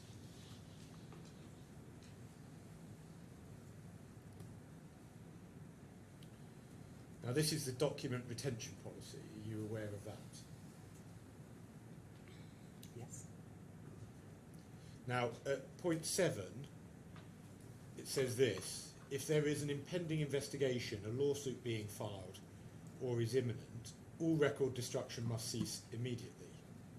So under the document preservation policy, any document destruction was meant to stop, wasn't it?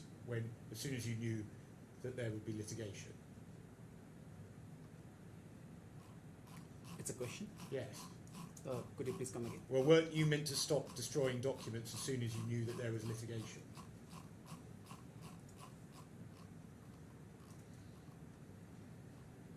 I didn't understand exactly. Yeah, that's what the document is saying. And if we go over the page to 2216, if any employee is found to have breached this policy, he/she may be subjected to BLS's disciplinary procedure. But what you have done instead is you have destroyed documents, haven't you, in the form of your WhatsApps? So, well, my WhatsApp doesn't come under my contract, doesn't include my WhatsApp communications. Well, if we go back to page 2211,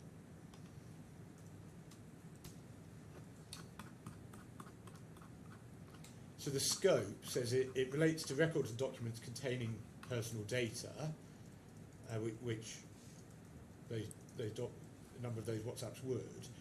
And then it says the documents can be in the form of paper documents or electronic data/files.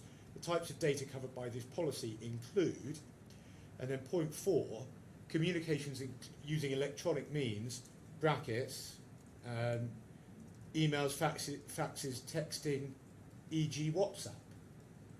So WhatsApp is specifically covered by the document retention policy, isn't it? Yeah, but this is my personal phone, so that doesn't cover.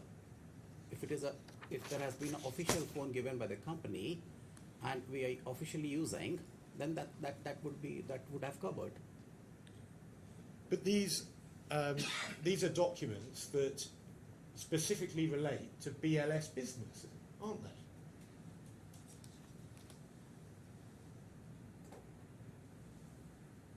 So Which documents? well, the WhatsApps that you've deleted are WhatsApps that relate to BLS business.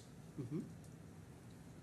And there's nothing in this policy that limits that to on company issued mobile devices, isn't that right? No, I believe if the company would have issued a device, then that's something which comes under official data. And whenever we use that, mostly for ease of communications, if there is a personal phone that I have and I have communicated with someone, then that's absolutely, I don't think it would be that official thing.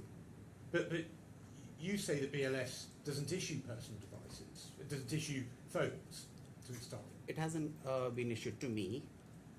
Or to any of the other people in this case. I'm not of it. So the point is, it's quite clear when it refers to WhatsApp, given that BLS doesn't hand out phones to people, it's referring to your WhatsApps that relate to BLS business. Isn't that right? No, I don't know. I mean, my personal phone is my personal phone, so why would I give it? Wouldn't it be astonishingly cavalier, Mr. Sahu, for you to just go ahead and delete relevant documents that might help BLS's case? As I told you earlier, that whatever is convenient for my own personal phone, I do that. If I can't store, then I delete everything. Well, let's look more generally at what BLS has done. Do you accept that, let's put to one side whether it's your personal device or not, BLS has an obligation not to destroy documents once it's aware of the litigation. Do you accept that? Official documents. Well, let's look at page 905 of the supplement. Before you do that, can Sorry. you just help me out? I'm being very slow. Yes, of course. I'm sure you're not, but... Scope. Yes. Back to page 2211. Yeah. The scope of this policy is limited to records and documents containing personal data only. Yes. Seems to suggest it's only applicable to documents containing personal data. Well, I think that is one way of reading it. Well, I think if you read it under the bullet points, although this policy pertains to personal data only, so I'm not quite sure. It's rather odd to have a document policy which only applies to personal stuff.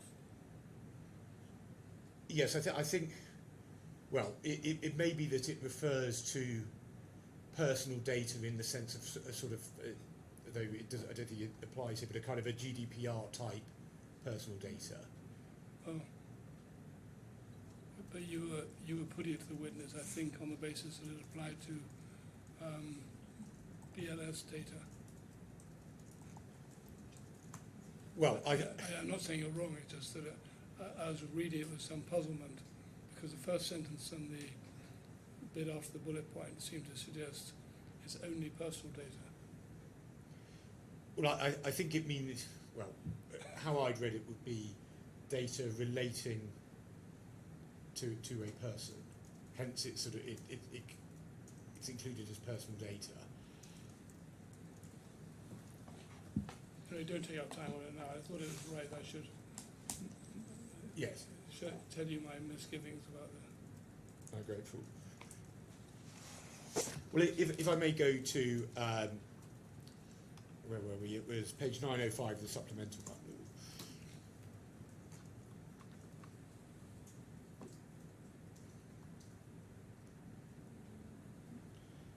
Now, this is a document production statement of the 31st of July that was signed by Mr. Joshi, who I'm sure you know. Yes. Yes. Now, can we see here at 5.6 that laptop searches have now been completed for the following custodians? Now, one of them is Mr. Chenthu, who's come up a number of times in the documents. I think you'd agree he was a relevant person in relation to the events that happened. Yes, that was the view of our legal team. Yes. Now, what's happened in relation to his laptop? It said that 30th of May 2025 was his last working day. Yes. So he only recently left your company. That's right. And then you say his laptop has since been reformatted. So Mr. Joshi says his laptop has since been reformatted and reassigned. That's right.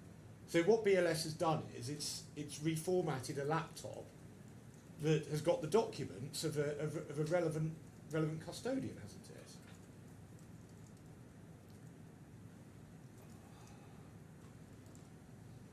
I believe that's a standard process in every company. When an employee leaves, then their laptops are reformatted and given to the other employees. But not when you've got an obligation to preserve the information on that laptop. Then you shouldn't reformat it. I would not be able to comment on this. I think this must have come in discussion with the legal team. But I suggest this shows that BLS has not, in fact, been preserving relevant material for the purposes of this litigation, has it? I'm sorry, I cannot comment on this. Again, this is in discussion with the IT and the legal teams. Well, let's go down the page to 6.6 and what Mr. Joshi says here. he says that the defendant does not have a document retention policy, and he says there's no formal policy requiring archiving of unofficial communications, which are often deleted by custodians due to storage constraints and the informal nature of such platforms. The reason for the claimant's grievance re-document production is attributable to routine data management practices, device changes, or the absence of a requirement to retain them beyond immediate business needs. So once again, this is saying that relevant documents are just being deleted on an ongoing basis, aren't they? I again can't comment on this, but because the primary job that we all do is involved across the geography, and we follow local rules as well as centralized client rules, so I would not be able to comment on this particular case. But you are the COO, you're the most senior person here. You're in charge of how operations are managed. I'm saying to you that there has been a fundamental failure to apply document preservation across this case, and that's ultimately your responsibility. Indirectly, yes. I will definitely go and check back with our head of ITs about it. If we go in the main bundle to 489, please.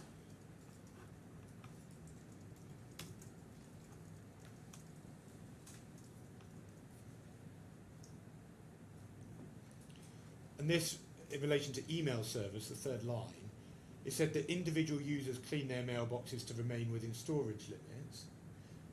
And that didn't just happen before the litigation. It's now clear that that has happened on an ongoing basis, that mailboxes have been cleaned all the way along. Do you accept that?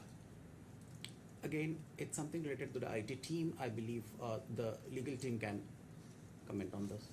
Well, I suggest that there has been a concerted effort to deny us on this side relevant documents relating to this dispute. No. I think whatever is the fact we have just given. Well, do you accept that you knew that litigation was ongoing from the 4th of October 2023? Yes, we were aware of it. Which date exactly, I have to verify that. Sure. We Well, knew that something is going on. Let me show you a document that will help to jog your memory, I imagine, which is at page 668 of the supplemental bundle.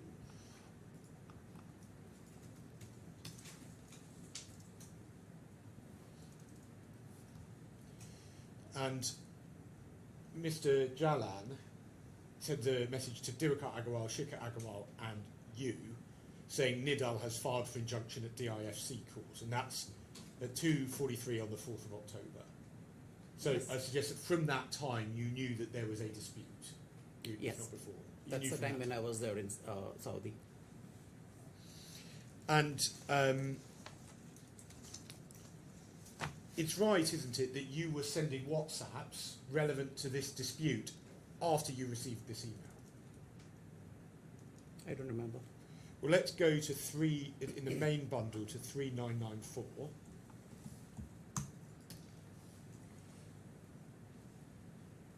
These are WhatsApps that we have disclosed because Mr. Kamuni has them. Yes? Right? Now, these WhatsApps are from the 5th of October. So the following day, yes? That's right. So at the time you sent these WhatsApps, you knew that there was a legal dispute, yes?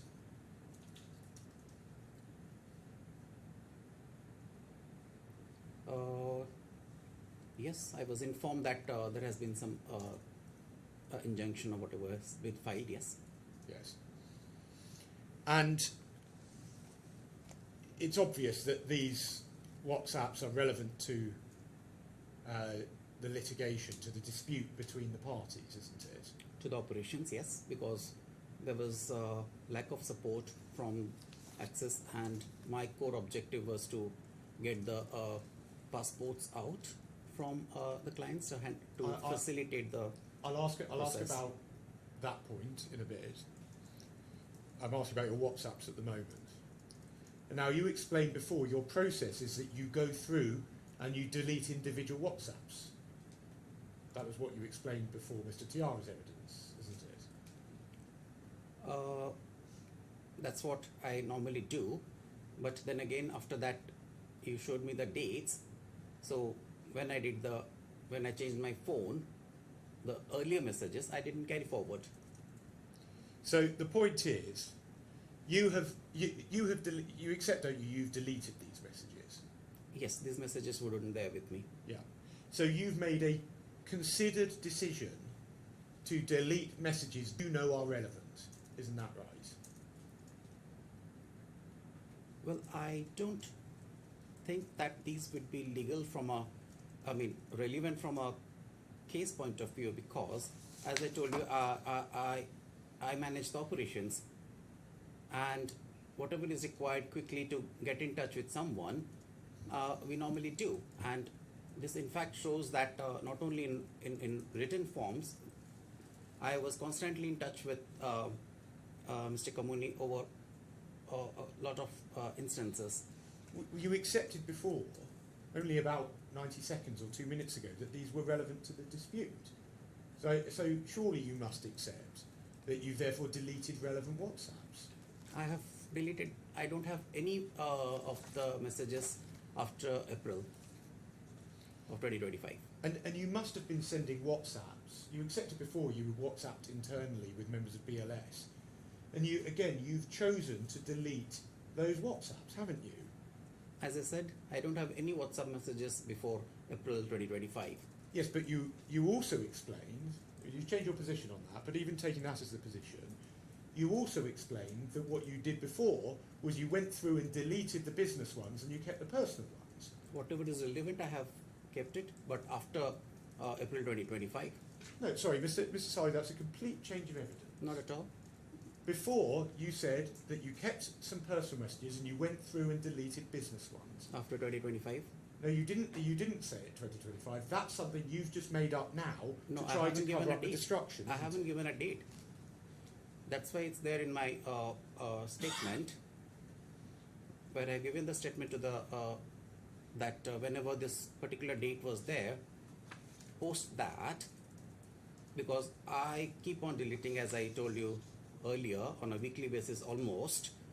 So still it keeps on getting full. So I keep on deleting them. Well, Mr. Sahu, you're in a senior position. You're clearly an intelligent person. You knew full well the impact of deleting messages that are relevant evidence in litigation, didn't you? At the time that you did it. Well, with respect to my personal device, I don't think that I would ever have to share my device information with anybody, and my WhatsApp messages with anyone. I suggest this has been a deliberate attempt to try to hide the full position from the court. Well, I don't agree, I'm sorry. In terms of timing, Your Excellency, I appreciate it's 2 minutes past 4. I mean, I would be done, I imagine, by past, but equally I could do it tomorrow, so I'm absolutely in your hands. You're right, if possible, it may make a difference to this witness's ability to take a flight tonight. So if I can persuade Your Honour to stay half an hour, I'd be most grateful, even if it means we start late tomorrow. I don't think it's going to have a knock-on effect like that.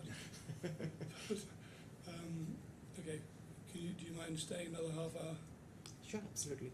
Yes. Can you check the, Gina, can you check the transcribers are okay?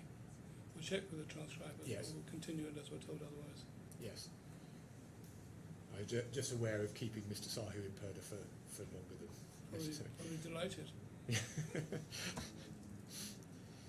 So, now if we go to page 1138 of the main bundle, please, and this is back to your witness statement.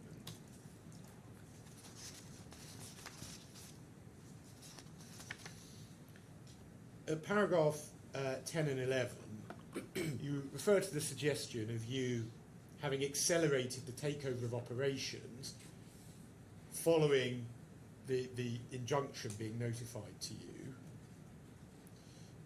And you say the transition was certainly not a reaction to any court hearing. And at paragraph 11, you then go on to say, in the second half of it, that the assertion that BLS rushed to take over is inconsistent with the evidence. So I just want to ask you about that. If we go to page 3977.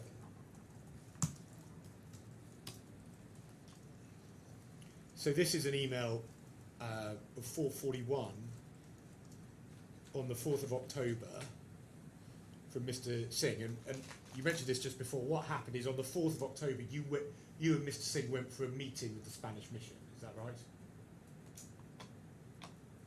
I think there is another email on the subject. Yeah, if you want to see it, it's at 3976.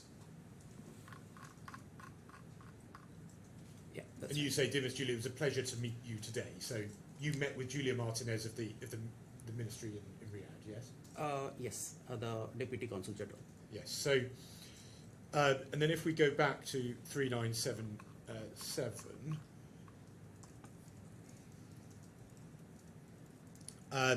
so at 4:41 p.m., Mr. Singh says he says it was a pleasure to meet you today, and he provides some CVs. This is a list of recruited staff. Please advise which of the following you would like to meet in person tomorrow at the embassy as a convenient time. So he's suggesting that there might be a meeting on the 5th itself, yes? Yes. And then he says, also as discussed, please share with us any CVs that you would like us to consider in recruiting for this operations. We can meet them tomorrow, again the 5th, or Saturday, that's the 7th. And then he says, hoping for a smooth transaction. And so he's plainly not envisaging the takeover happening the next day, because these people would need to be employed and ready to work. And this process isn't going to play out for a few days, is it? If you go back to my earlier mail, my email,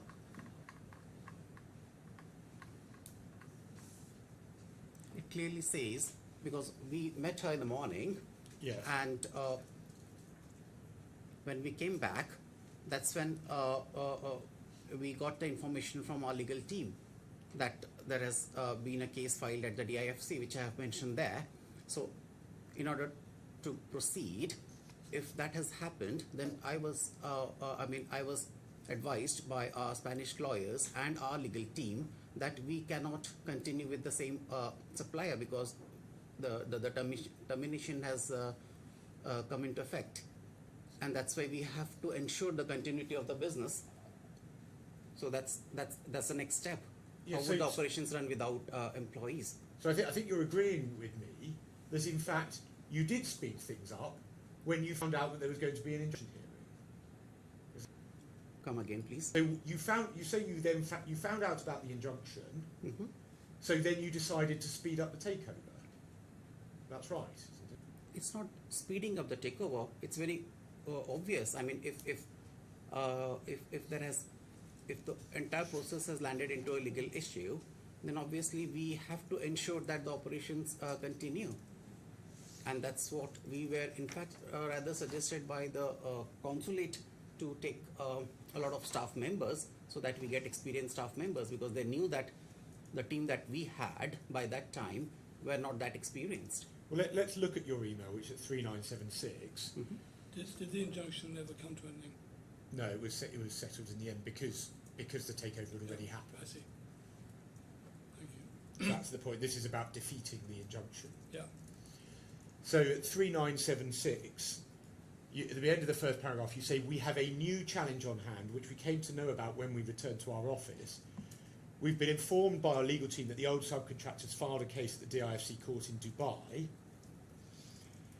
And then in the next paragraph, second half of it, you say, hence we have to immediately discontinue the back-end application systems, the biometric capture licenses, and the usage of all BLS licenses related to the operations of the old subcontractor. Then the next paragraph, you refer to continuity of services, and you say, BLS is ready to start the services forthwith at Riyadh and Jeddah with our existing staff. And then you say, as discussed today, we would continue to send the selective staff to meet you at 9 a.m. But it would be our humble request to you to kindly instruct the previous service provider to stop accepting applications forthwith.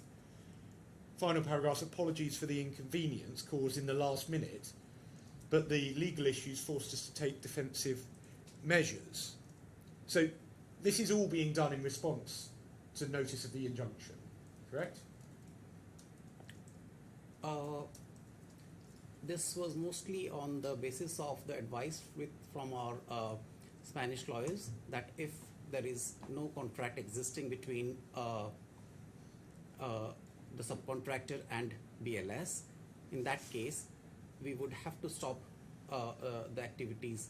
So that's why we have requested the consulate to send them an email to inform them. So then we go to 3978, and at 8:14 p.m. at night, we can see that Mr. Singh apologises for sending this mail late in the evening, and he asked for the Exceeder login credentials for the below, and that was someone who was a BLS member of staff, Yasser Ali, yes?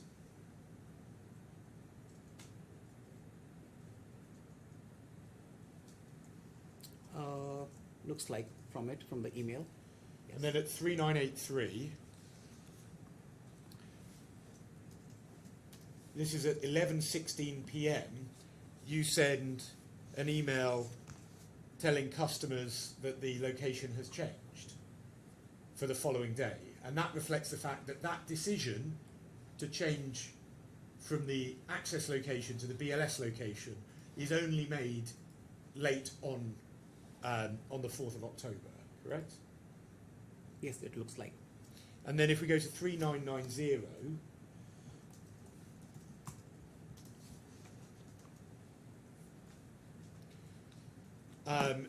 you write to Ms. Martinez saying, I completely understand your concerns, and believe me, the legal situation created by the old subcontractor forced us to discontinue. And you refer to the discontinuation of services, but if the injunction had been obtained, the services would have continued. It's just that Access would have remained in place as the subcontractor. Isn't that right? I'm sorry, Mr. Bobby, I don't have much of an idea about the process of the injunction. What you are doing here is you are deliberately trying to defeat the injunction. So even if Access was right that it was entitled to an injunction, it would be too late by the time they got to court. Isn't that what you're doing? No, not at all. Our core here is to ensure continuity of operations, and the contract with the ministry doesn't allow us to have any discontinuation. So it's a service to the Saudi nationals, people who have already booked, people who have already taken their appointments, people who have already paid. So we just have to continue that. But you know full well that if you hadn't brought this forward, the next day people would have got their visas and their applications. They'd have just done it at the Access Centre, wouldn't they? No, I already told you. I mean, the previous day when this legal issue has already happened, we were advised by our legal team and Spanish lawyers that we cannot continue with the same subcontractor. Well, so this is a step taken. Yeah. Sorry. I suggest to you that this is deliberately trying to harm my client by ensuring that it can't have its legal rights decided on by the court. Isn't that what you're doing? Well, I was just doing my job of continuing the services. Well, I say that the purpose was deliberately to harm my client in taking these steps. Well, I don't agree to it. Your evidence in your witness statement, when you suggested that this wasn't a response to the injunction application, that evidence is simply wrong, isn't it? I'm sorry, I have to refer to that particular paragraph in order to confirm this statement. Well, I took you to it before. If you can't remember, then so be it. I want to make sure I get you out the box by past. So I then want to ask you about this allegation of obstruction, where you mentioned it before, and in your statement you also say that my client refused to orchestrate a smooth transition. That's your evidence, isn't it? Not asking you to comment further, but that's your evidence. Yes. Now, you purported to terminate the contracts with immediate effect. That's right, isn't it? I believe there was ample notices given in the past. Ample before notice. That. So you said Mr. Nikhil had sent an email to to Access about the payments, and that didn't happen. Well, the termination letter was sent on the 1st of October, wasn't it? And you said that you terminated with immediate effect in the termination letter. The final termination letter, yes, I believe that's what it is. So people who worked at the visa application centres, they would be concerned about losing their jobs, wouldn't they?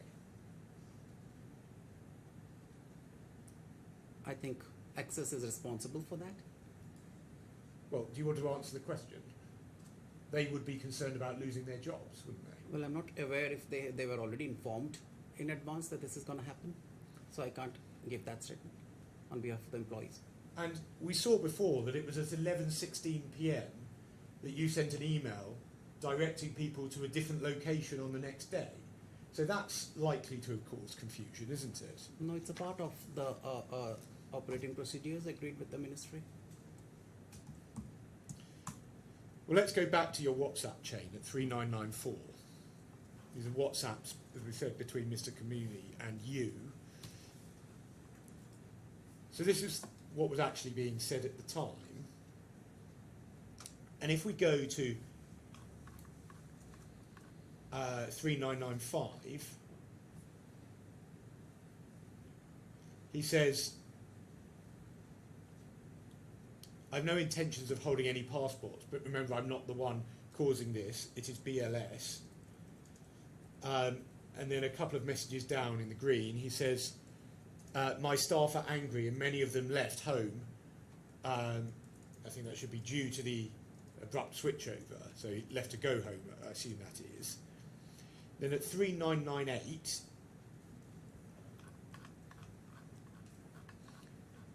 he says in green, we're not holding any passports.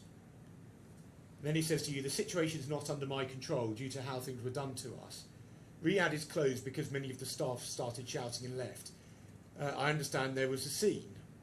Meanwhile, we need to understand our legal liabilities. So the true reason that things didn't go smoothly was that your abrupt takeover, but we just looked at the reasons for that, but your abrupt takeover is the cause of the chaos, isn't it? I would not agree to that. We had taken the action, whatever was needed at that time. If we wouldn't have taken such an action, maybe there would have been more damages, especially going back to the tax issues when we knew that the VAC will close down by the tax authorities. Please do carry on. I answered already. Oh, sorry. So there was a difference, wasn't there, between Lebanon and Ghana, and then Saudi and Iran, because in Lebanon and Ghana there wasn't this speeding up, and there were none of the problems that were seen in Saudi, were there? I'm so sorry, I can't remember at this moment the exact dates. Now, I was personally in Saudi. Now, let's look at what else is said in these messages at 4001.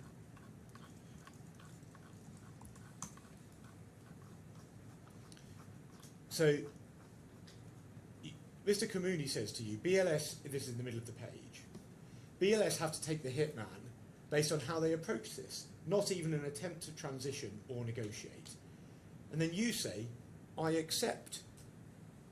So at the time, you accepted that the problems in the transition were caused by BLS and not by the claimants. Isn't that right? No, it's not right. It's a WhatsApp message. We don't know exactly what was the tone of the discussions going on. It's black and white, isn't it, Mr. Sahu? I don't know. I mean, when you're doing a WhatsApp text, probably I must have responded to a previous email. That's also possible. Well, we can see the text apart, previous can't message. we can see what you're responding to, where you say, I accept. Well, when you're responding to a WhatsApp, not necessarily that you're responding to exactly the message which is on the top. By the time you read something and type, it can come down.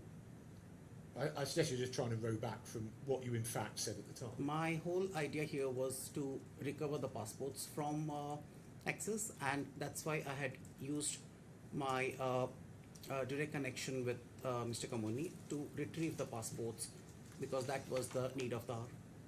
Now, do you say that this was just a kind of a normal business decision, nothing particular out of the ordinary going on? I'm so sorry, come again, please. Do you say the decision to remove the claimants was just a regular business decision with nothing ordinary, nothing out of the ordinary going on? No, the decision to remove the subcontractor was a result of multiple reasons which we all discussed. But in terms of, I'm not asking you about the reasons. I know you've given your evidence on that. But I'm saying in terms of how you perceived it, for you, was this just a regular business decision? There's nothing out of the ordinary about it? Or are you saying it's something unusual? No, this was a tough decision.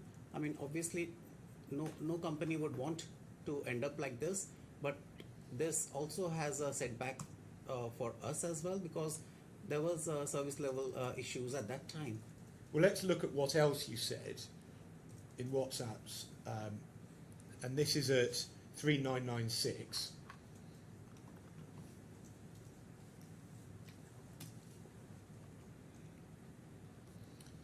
And Mr. Kamuni says, we are the victim in this case, and you say true. So again, that shows that at the time you agreed with that, didn't you? I think that true would be for the first one. The bad name I'd first to BLS, who is responsible in front of the MAC. It could have been for that as well. Well, but it wasn't, because you responded to the last message. As I told you, I mean, by the time you respond to one particular message, it's obvious that the second message also comes in, and it's the same time, 1337 for all three. Let's go to 3999, please.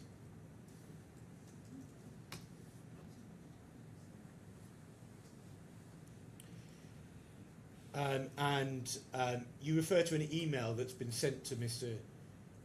Kamuni, and he says near the bottom, "Will revert with the truth, especially that Julia is on CC." So he's saying, "I'll revert with the truth, especially because the Spanish mission is on CC." Yes, see, he says that.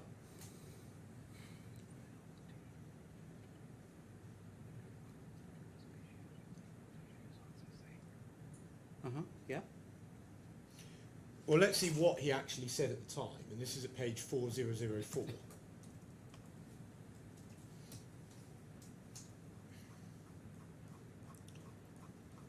And this is an email that he sends to you, and he says, "At the outset, I must emphasise, we do not accept the termination. MOU has not been terminated in accordance with the agreed contractual mechanism. In addition, BLS have breached the agreed non-compete clause.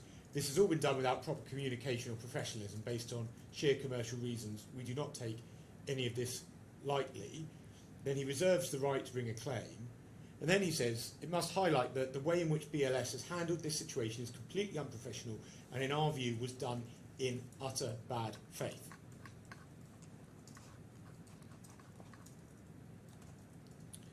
And these are, you'd accept, wouldn't you, that these are serious accusations, accusing you of acting in utter bad faith?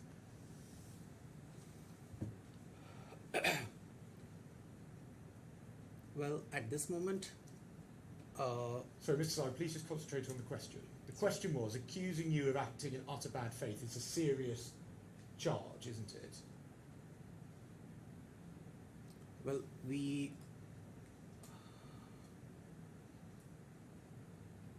I don't think where bad faith comes in here, because we I'm have not asking you about the substance of it for now.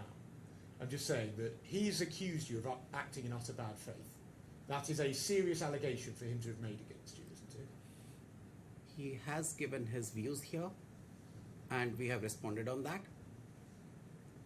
Well, it was quite a straightforward question, Mr. Sahu.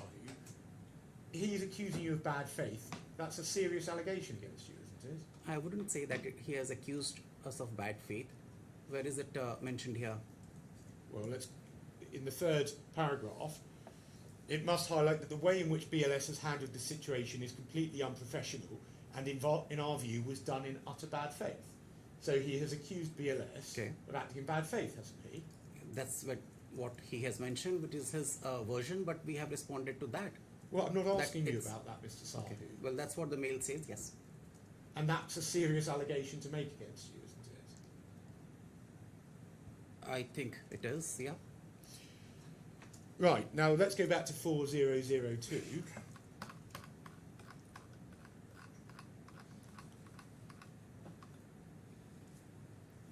So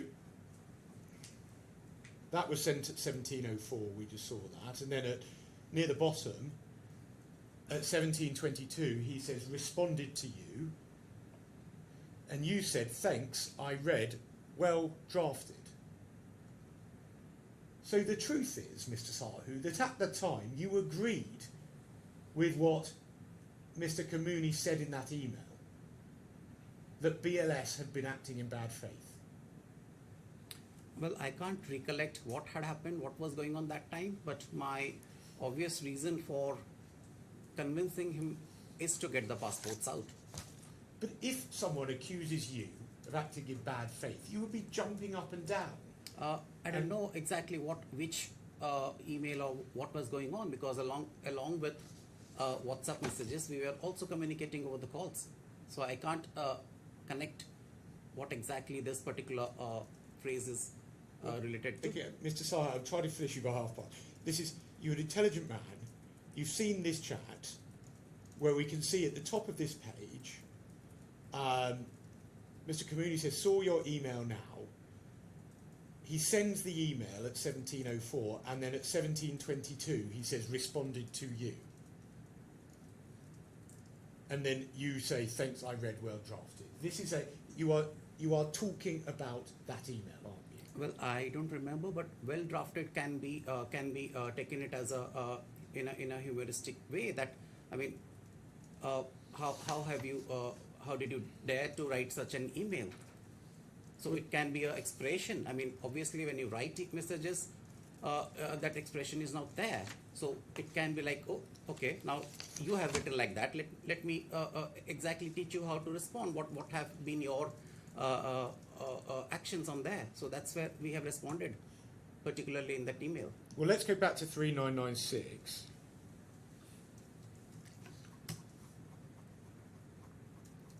And I showed you the beginning of this before, which is slightly earlier in the day. Mr. Kamuni saying, we're the victim in this case. You say true. He says, our names have been tarnished in the local markets. Shikar should have known this right from the start. You say, but you know, we're still professionals and our names are involved. He says, I haven't done anything wrong professionally until last minute. And then you described this, don't you, as the worst experience of my life. That was Absolutely. how you felt at the time. Yes, because when there is a handover happening and we are not getting the passports back, obviously that's definitely the one of the worst experiences we have never come across. Now, at 4001, jumping back ahead to the text messages later in the day, I showed you where Mr. Kamuni said that BLS have to take the hit man based on how they approach this. And you said, I accept. And then you say, I took emergency leave next week. And then Mr. Kamuni says, they put their people in this type of situation. And they is the Agawals, isn't it? I think he means BLS, yes.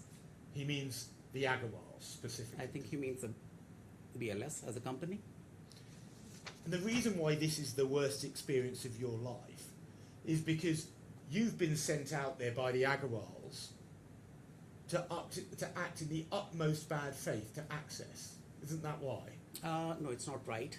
This transition has been the one of the complicated ones, because we had to terminate it immediately and then get the passports out of the subcontractor and satisfy the local embassy and follow the rules. So that's a combination of quite a lot of parameters, and that's why I was there personally.